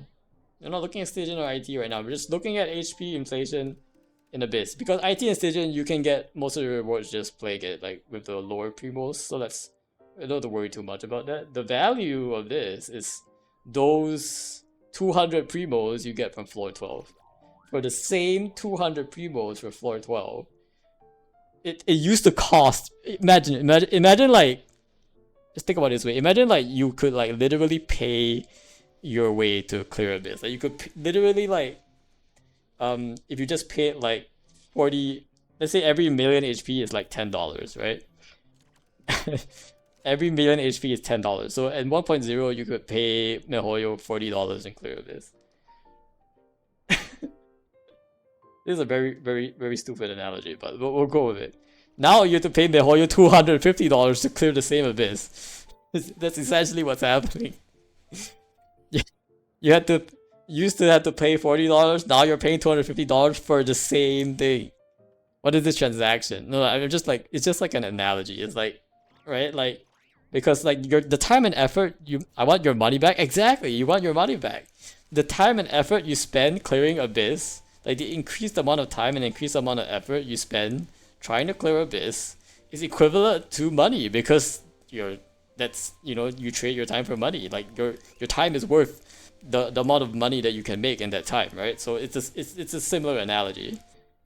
So, or maybe like it costs less. Maybe it's like, it used to cost, basically Abyss used to be clearable at 40 million HP. It's now only clearable at 25 million HP, which would have been fine if they increased their 200 primos of rewards by the same amount, right? If instead of like we earn 200 for floor 12, maybe we now earn, I don't know, like six like times 6, right? So like maybe if you earn 1200, people wouldn't be so mad.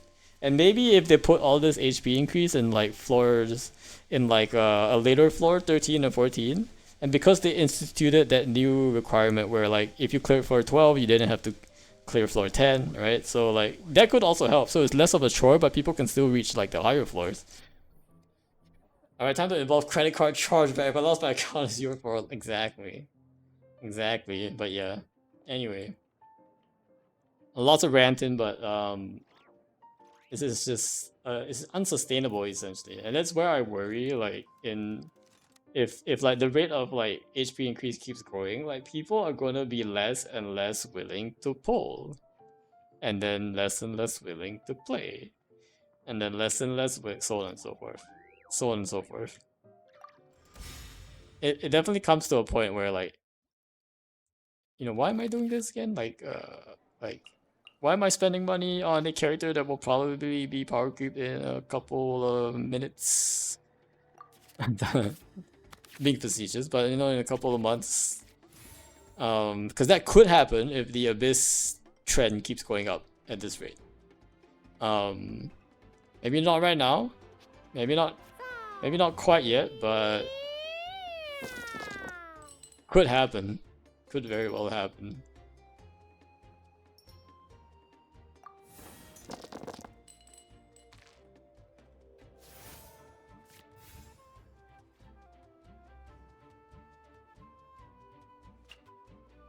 What is this? I got like a really bad draw here. Let me just retry this.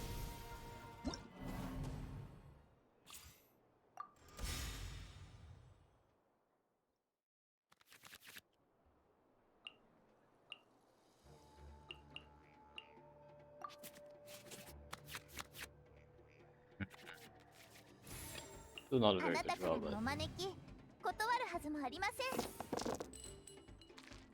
man, no Geodice ever? This guy's not gonna give me Geodice, is he? Okay.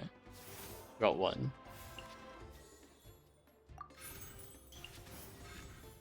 Come on, give me Wagner. Okay, phew.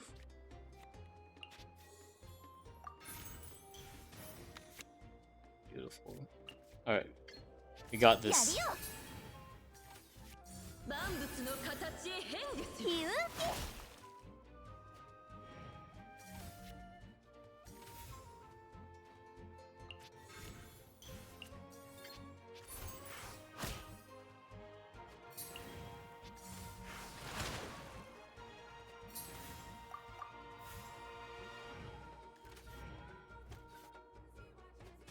No, he got -2. Because he's spawning this guy. Oh, interesting.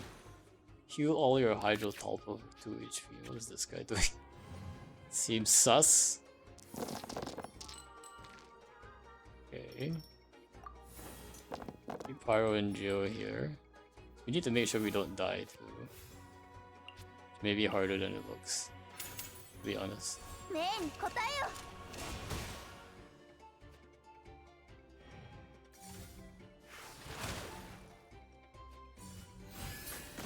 Oh my god, I nearly died on Yunjin.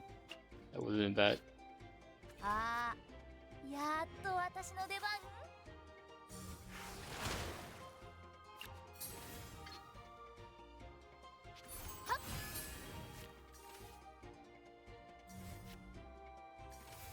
I kind of have to switch here. Don't have the choice.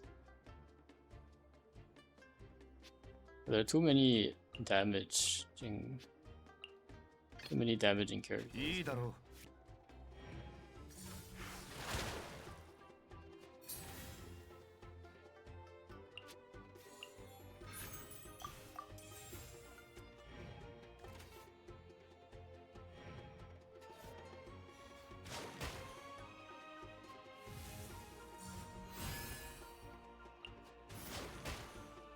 No, it's a lot of Hydro Tulpas.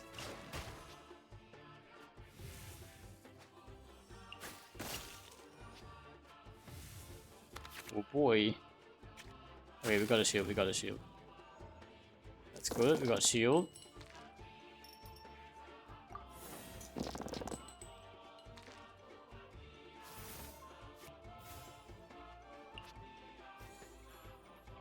Yeah, we're gonna use Enduring Rock here.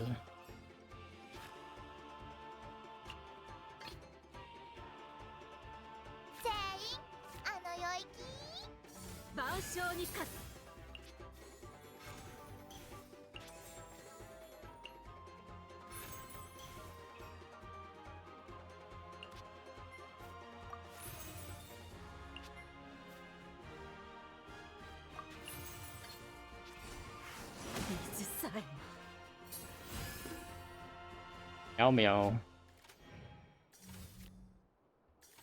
Alright, I'll take out Hydro Tulpa. As you can tell, Yahoda is a 5-star. Isn't she a 4-star? At least she looks like a 4-star, I don't know. I don't actually know this, but I feel like she would be a 4-star, no?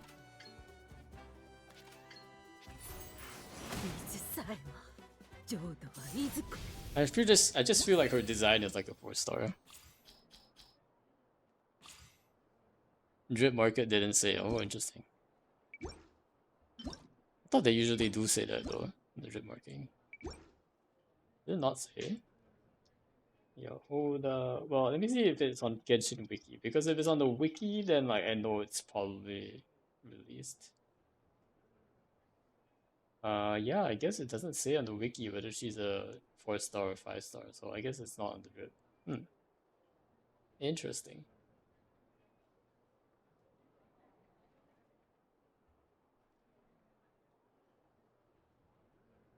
Yeah, there wasn't a star last I saw. Yeah, I don't see it either. Same for Druid, but no way in hell he's a 4-star. He definitely looks a bit more polished now that I've seen him in the quest. So I could see him being 5-star. Quite a bit more polished.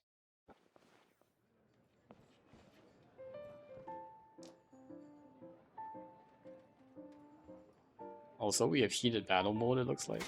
Did I do my... I did do my weeklies already. Good, that's good.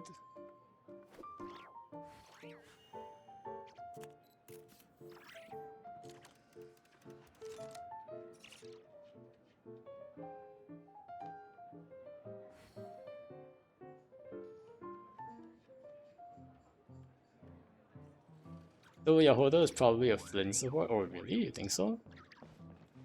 Wouldn't she lore-wise make more sense as a Nefer support? But I guess combat-wise you can't you can't have a Nemo supporting a Dendro. Although why not? They could get creative with it. Can we have a Dendro and Nemo reaction, Hoyo, please? What would a Dendro and Nemo reaction be?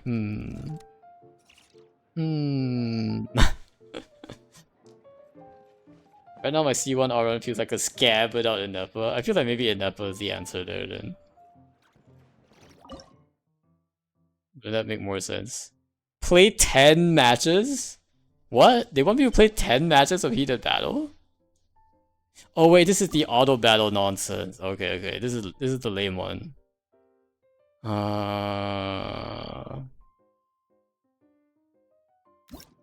Let's say I want it.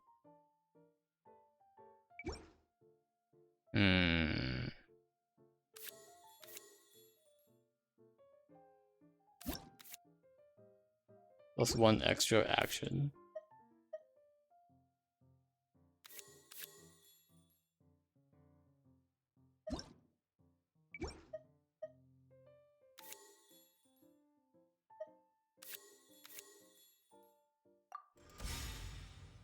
Running even see-through our influence and Nepa is very hard to clear with on secret. Oh, okay. Even though it's a Flint shield boss, is it?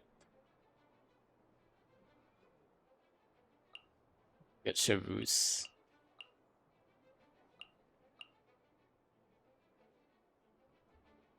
Chevrouse is good.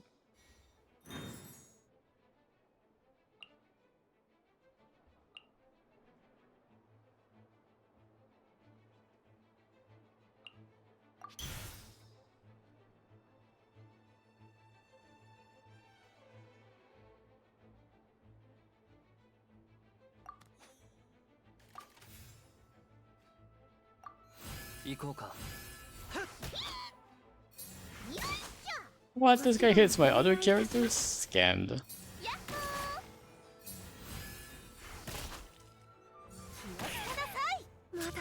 It did not work. 準備はいつでも整って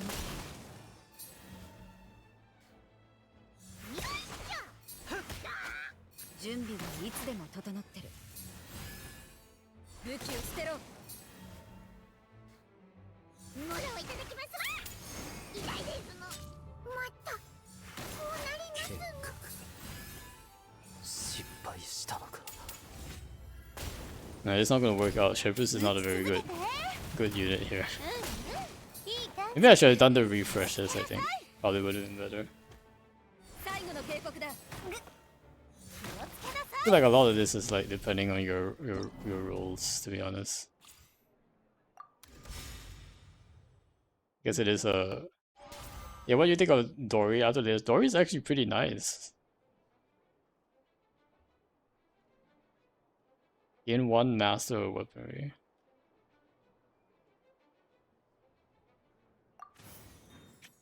What does master of weaponry do? Into random weapon cards, okay. We can obtain Mona.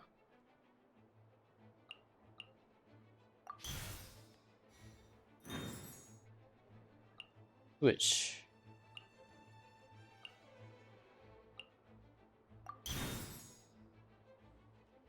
Rank up Mona.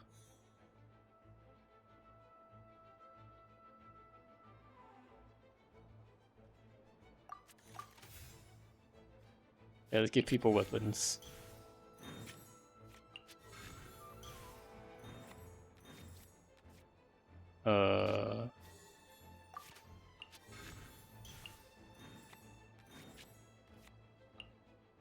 If this is a polearm, I don't think you can get a polearm.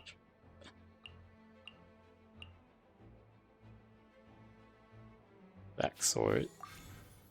Sack great sword. I can't use these ones. I didn't mean in TCG. No, I meant in the story. Like Dory's been pretty nice. Like I like how she's like involved and she's like basically teeing up like she's basically like teeing up Alice a little bit because Alice is like her supplier or something. I like that connection that they're making.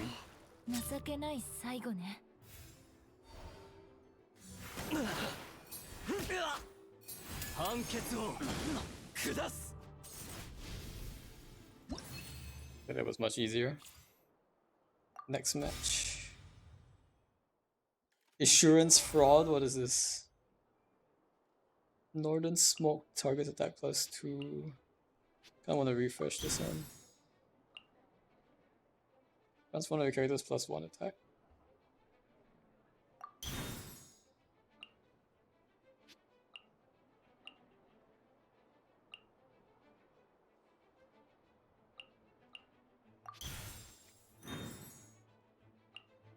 Rank up Ayaka. Max HP.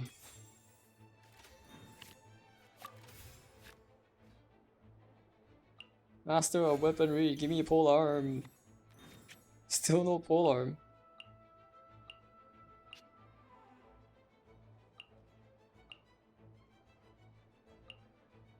This is better.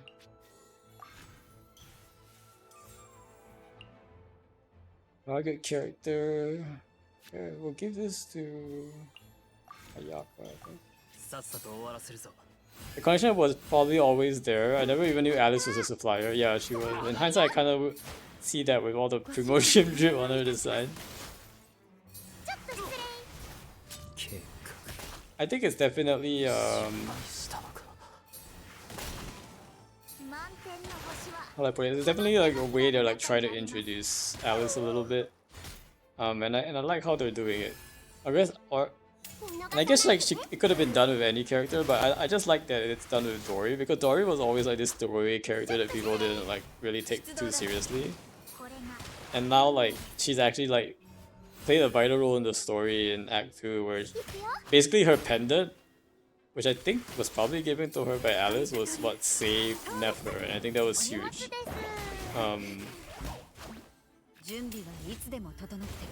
And it's nice to see that the pendant isn't like one use, that you could recharge it with some Kubaki later on as well. And then just in general, like they're tying her with to the whole like selling intelligence part with Nefer, and I just really like the connections there. Like it makes a lot of sense that Dory, the guy who, literally like the person who sells intelligence, is in Not Cry, dealing in, you know, news and stuff like that. So on opponent characters, you immediately gain 1 extra action. Each Hydro character increases by all characters with the lowest character level gain +1 attack. Lowest character level, it's not a lot. Use this one, rank up.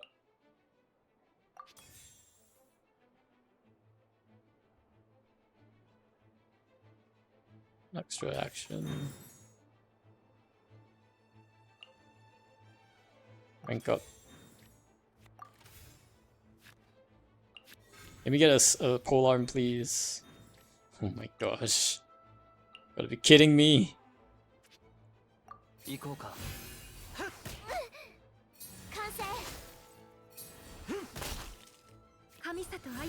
you think that's been planned since her release, or did they do a 180 ago she was universally disliked? I don't think they... Okay, I think both of those... I don't think it's true for either of those. I think neither of those are true. I think... I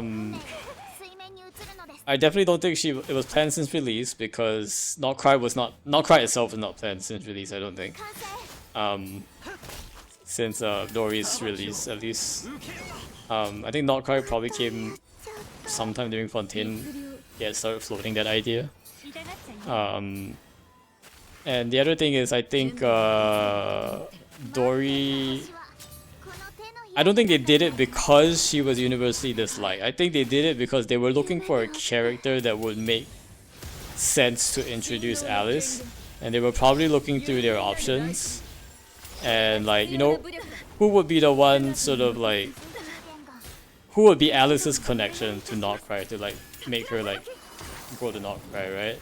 And they eventually, and they found like the best candidate was Dory for that, and I think they did. I think they pulled it off really well. Cause if you ask me, like, who else could be like the character that brings, you know, that is Alice's connection to Notcry essentially, like, you're gonna be hard pressed to find like a character that's like really meaningful from that sense, right?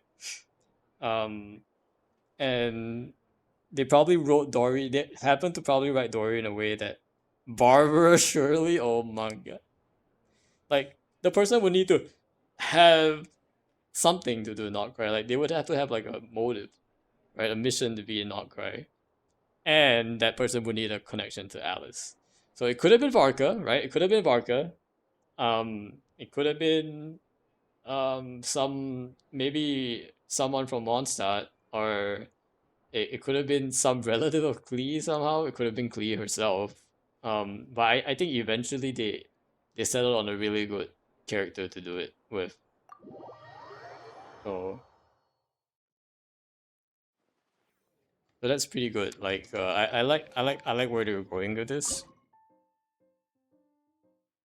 And you know, I definitely appreciate that a less like a less, well, I would say that probably in the English she wasn't very well received. I think in the Japanese she was actually pretty well received. Like, a lot of people are pretty big fans of her Japanese voice acting, just because of how crazy like her voice actress is when they're doing stuff. So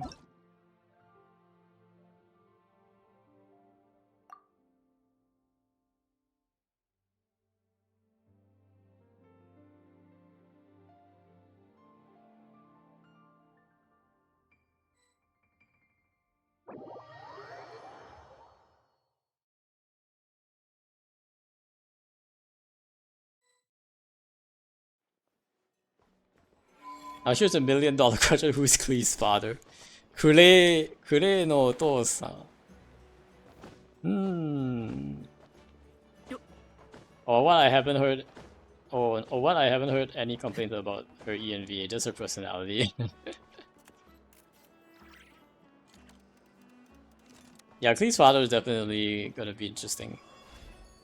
I think there are a lot of posts of like which dad was able to, like, you know, get Alice's favor. That's definitely a big question mark. My guess is that it will never be revealed. They will either like write him out of the story, like maybe like passed away, or like was sent to a different dimension, or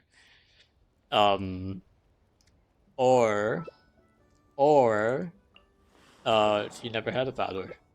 Alice just, you know, spawned children asexually. I see so many people saying they wish Queen Mother said so the potential is that they have a chance, or that she's a test tube baby. Yeah, that could actually be possible. Like, given like Alice's mage status, it is possible she could have, you know, essentially IVF herself with magic, and, you know, given birth to Klee, or even better, you know, had Ryandotter help some shenanigans there. Basically, alchemy a baby. I don't know. I think that's less likely because Ryandotter probably only did that for like her own creations and not like the other mages. But like, it would be so bold to say that her father is human. Huh? Yeah, that would be a little hard to believe. But here's the thing though, because Alice is an elf, or like a elf light race, I guess. I don't know if they've officially said elves exist yet or not, but at least an elf light race. Like I feel like, uh-oh. He crashed, but he still dropped the ball. Oh wait, my volume's a bit too high. I feel like a human wouldn't be able to like work because like actually now that I think, oh wait, did everybody die? Oh.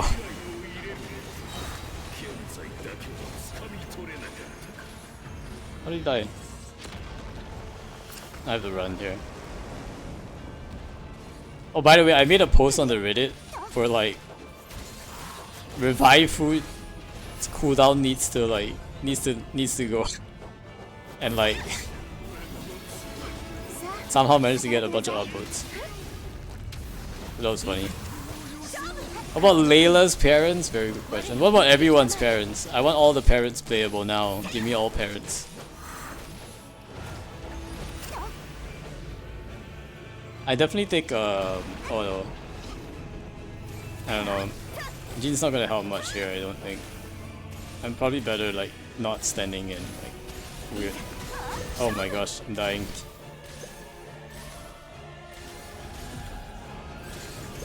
I can't heal because I got no burst. Okay, I got burst now.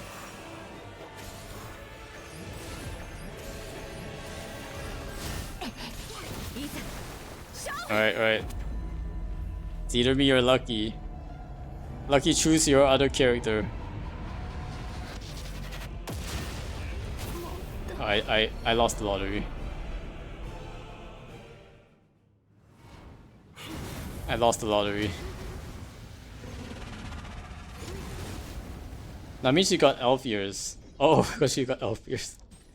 Oh, we don't know her parents, so we can't deduce. I don't know, I feel like because they haven't really confirmed the elf race, right? They've just shown people with elf ears, but they never really confirmed the race. Like, I don't know if they're really like gonna expound on it at this point. Because they haven't been like shy to like talk about the Fae and the Sealies and the other races, right? But like they've definitely like stayed away from like, hey, they're elves. They've definitely like not been explicit about that for some reason. And I'm wondering what the reason is. Yeah. But I think it could be possible. Like, so it could be possible that like Alice's father is like human, and because he's human, like he just lives like a shorter life, right? And then he just doesn't exist anymore, essentially.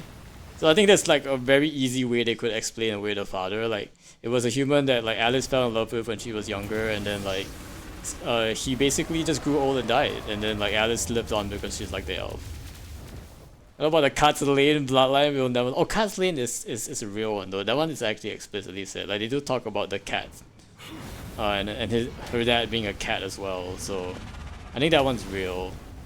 And probably related to all the other cats like Shilonen and all the like Kirara. I guess Kirara's an Equimata, doesn't count as a real cat. Then Deshia is a fake cat. Kaching is also a fake cat. Come on, Lucky, carry us. Oh no, he got hit. Uh-oh.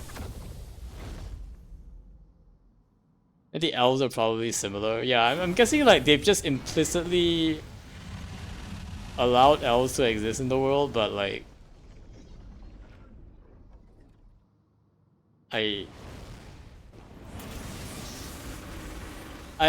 would if I was a betting man, I would bet on like Klee's father never becoming like a character that is playable, or like a real character that we actually see in game even. Like, my bet would be like we don't even like, he's not even like, maybe he's in a flashback, I don't know. But he's not in like the world, like he's not suddenly alive and walking around Tibet, essentially. That'll be my bet. Because otherwise he would have shown up by now, right? Oh, thanks Lucky, we did it. Lucky Poggers. Lucky Poggers. Carried. Not even a cutscene? I think it may be in a cutscene, like in one of those like, and then he has like a generic NPC face. Like, I would be surprised if they actually build out his full model. It's is what I'm saying. Because if they do, then I'm pretty sure like they have to make him like look crazy good, and I'm not sure if they're gonna be willing to do that.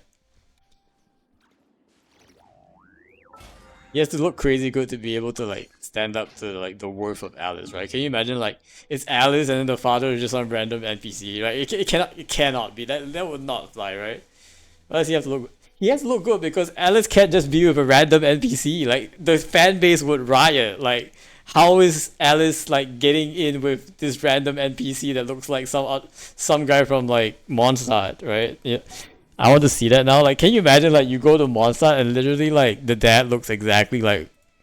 Let me find like a really old model to make this like point. But like can you imagine like he looks exactly like this guy like Timaeus. Maybe not Timaeus. Timaeus has like been in the story. Like maybe one of these Huffman knights over here. Like he looks exactly like Nimrod here. Or like this guy Patton standing outside the bar. That would be really funny though if that happens. Yeah, I think it would be more likely to be like. I mean, it's possible that it actually is, but if it is, then they probably won't show it, right? Like it would probably just be in like some cutscene where like his face is not. It's just more like a sketch kind of face, and like, yeah, this was her father. It was just some random guy that I fell in love with, some random ordinary guy, and he died, 10 billion years ago, and has been ever since. Was just still Barker's model? I give it NPC head. Ain't no way. Ain't no way. But I definitely think like if they were going to make the father shonen, like he's gotta be like full design, he's gotta be playable, he's gotta be like as strong as Alice, like I don't see anyone that can fit that bill really. Honestly, like even Barker's design, like to me, like I thought he was gonna be pretty high, but like I saw his design in the Archon Quest and I wasn't very impressed. But maybe that's just because like I don't know, I'm seeing it from male eyes, with male eyes, and it's just not. It's different. Maybe if you're like a husbando lover, like Barker doesn't look that impressive to me. I don't know about you, but like Flint looks cooler in my point of view. Let me tell you a secret, Saber. Wait, secret? I mean secret. I definitely feel like they could have designed Barker better. I don't know. I feel like all the 5-year hype and then Barker is just like some random guy, white guy. He looks like basically he looks like the exact picture of Barker that people would have imagined Barker to be. And if people's imaginations were not like that amazing, like if people's imaginations were still like 720, like 480p basically. They're adding me to the game for reasons I can't explain. Lore reasons is all I'll say. Whoa, let's go. Brushy in Genshin, we'll take it. We'll take it.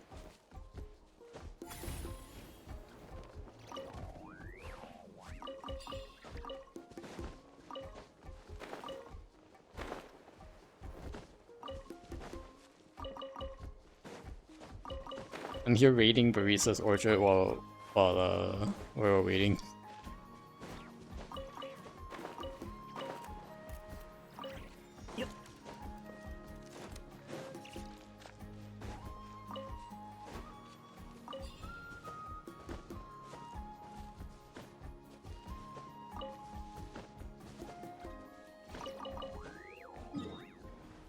Then we'll probably go here.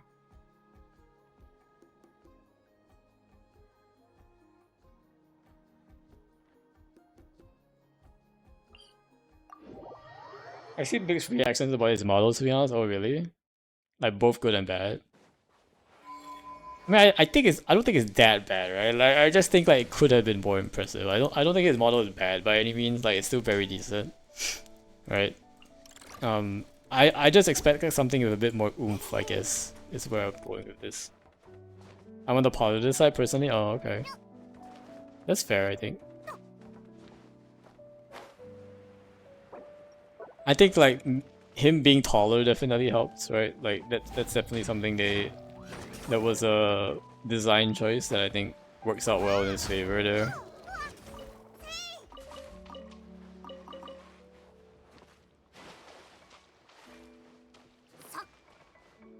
I mean, like Capitano height, so they got that right. Yeah. I mean, it's not that hard to get the height right. To be fair, they might have had to create a new model. I don't know, a bit of a new model, stretch the model a little bit, but that's probably one of the low-hanging fruit they could have done, like in terms of design. I guess for me, it was like he just ended up being like this white blonde guy with a scar on his face, and was basically exactly the picture of Barca that everybody had, and which is fine. If people expected him to be like that, maybe it's fine for him to be like that. I just feel like maybe Mihoyo would have surprised people a little bit with how he looked, right? Like maybe he's not the stereotypical, you know, grandmaster that people envision. They could have played around with it, but they ended up just going with the very standard, like Grandmaster Barca, exactly as everybody imagined him to be. I mean, it took Hoyo to 5.0 to call a model to all the same looking. True. Like every female had the same face shape and everything. Probably like the male characters too, right?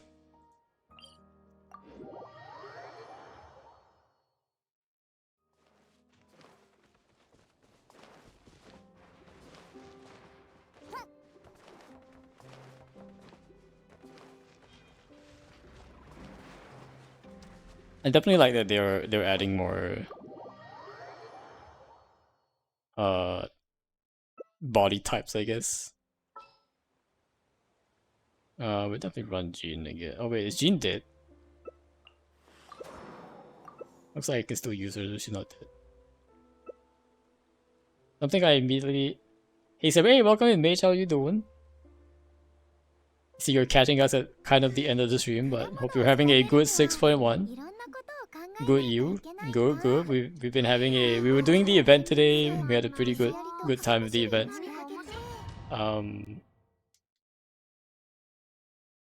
We got Nefer and a Sig. Nice, let's go. How are you liking Nefer? I think her animations are really cool. Something I immediately noticed in Wuwa. Oh, okay. You mean Wuwa having like the exact same, or Wuwa having a bit more variety is what you're saying? Compared to Genshin. I don't really play Wuwa, so I'm not sure. Oh, and like 80 pools? Nice. It's pretty good actually. That's actually really good. What the? It's basically early on both. And like, were you guaranteed or? Because if you're not guaranteed, that's even better. It's crazy. I love playing her. Nice. I'm glad you're enjoying Nefer. Nefer is really cool. Definitely one of my favorite characters in Outcry. Probably my favorite among the first couple, like among Flynn's, Lauma, and like, you know, the early 5 stars. I think Nefer is probably my favorite, just in terms of her design. She's just way too cool. So my bad. I meant to say they're unique in Wuwa. Ah, okay, they're unique in Wuwa.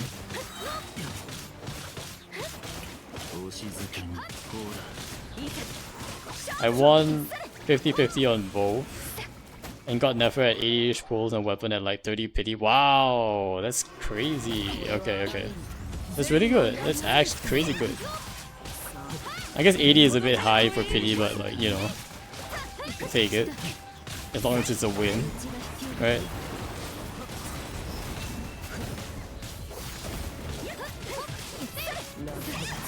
Ooh, that was a really fast one. That was very fast. Weapon banner isn't 50-50 though, is it not? Oh, is it like 23-40? Is it 33-66? Because of the oh yeah, because you could win the other weapon as well. 22-33-66. There's a chance to get standard. Weapon banner is really a scam, isn't it? Maybe I shouldn't pull weapon banner. Maybe when I finally start pulling, I should really like not pull weapon banner. I feel like with 33, I don't want to pull on that banner. It just feels so bad. Maybe unless it's like exact. It's like, let's see where we at. Oh, we're this one.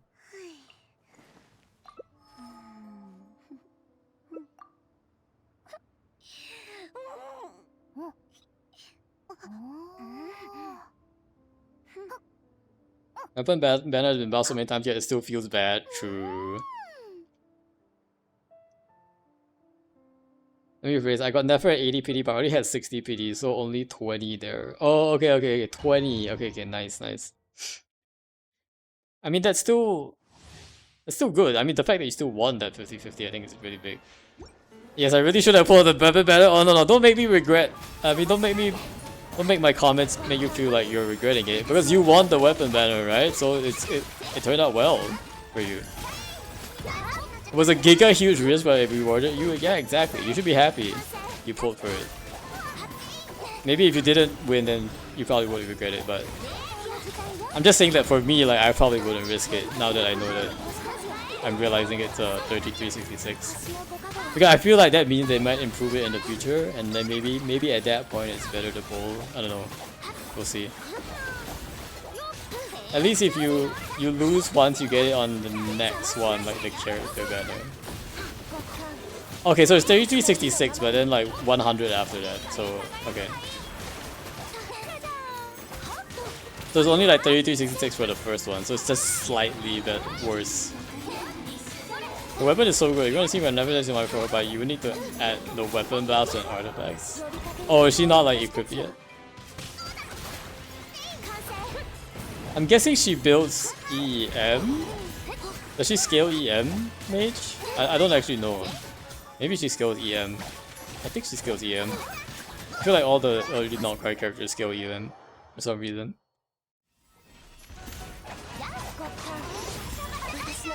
Although, what team do you use Nefer on these days, mage?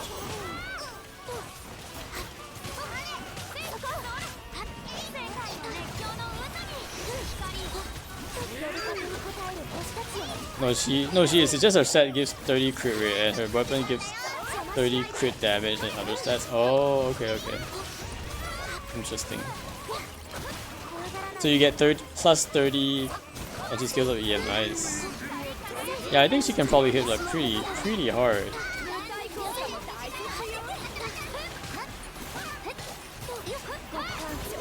Yeah, everyone loves EM. That's how you're killing Fui now, because she doesn't do transformative reactions. Can you just build her EM though, Yoshi? And then she can do transformative reactions. Just ignore her HP mechanic entirely, just make her an EM bot. Maybe that doesn't work. Maybe she doesn't apply enough.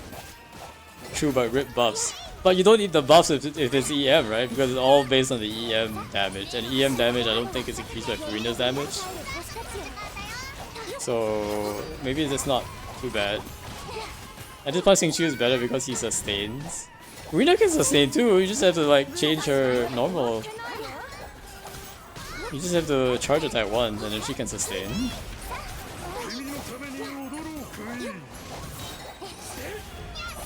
Even if she has to be like that for a while, but no one does that? What do you mean?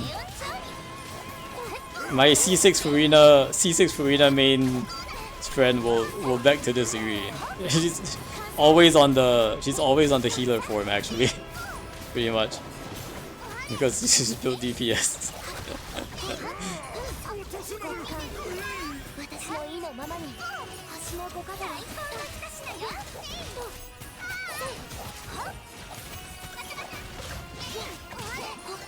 And like Saito just was on that was a Furina who was on healing just now, I think. You had your exceptions? Well, it's true, when you say no one does that, I have to bring up the exception. So clearly the exception means not no one. Clearly. Just like how the Jeff says, can you find someone who is like played since 1.0, has been always playing the game and never and doesn't have 3, 4, C3, C4 standard characters? I don't think this person exists. I'm sorry, you can't say sweeping generalizations unless you're prepared to get smacked with a bunch of exceptions. Just get smacked with exceptions. I love to just slander every stream I can. I'm gonna slander him every single stream. I'm gonna we should have a redeem for it if that happens at any point. Like we'll have like something you can redeem and it's gonna be like the Jeff slander repeated. And it's just gonna be the Jeff's face. And then like zoom in into like my characters or something, I don't know. Alright, we're gonna say hi to Lucky. To add more to it, he hates Nefer character. I'd say my Nefer really well built. Oh my gosh. Yeah, let's go take a look at your Nefer actually, Mage. Before we go, where? You're not online, are you, Mage? Wait, where's Mage V2? This is old Mage. Mage V2, here we are.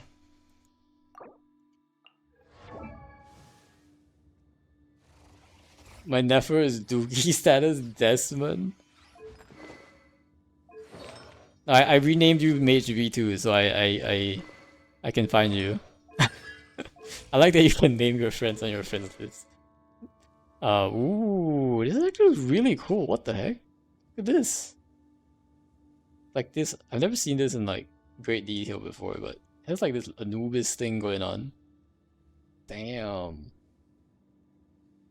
Damn. Also, she's wearing like a two-piece, isn't she? Dang, that's sick. I like it. Okay, she's missing an artifact. That's fine. Pallets. Ooh, okay. So I'm guessing like her E is where all the damage comes from.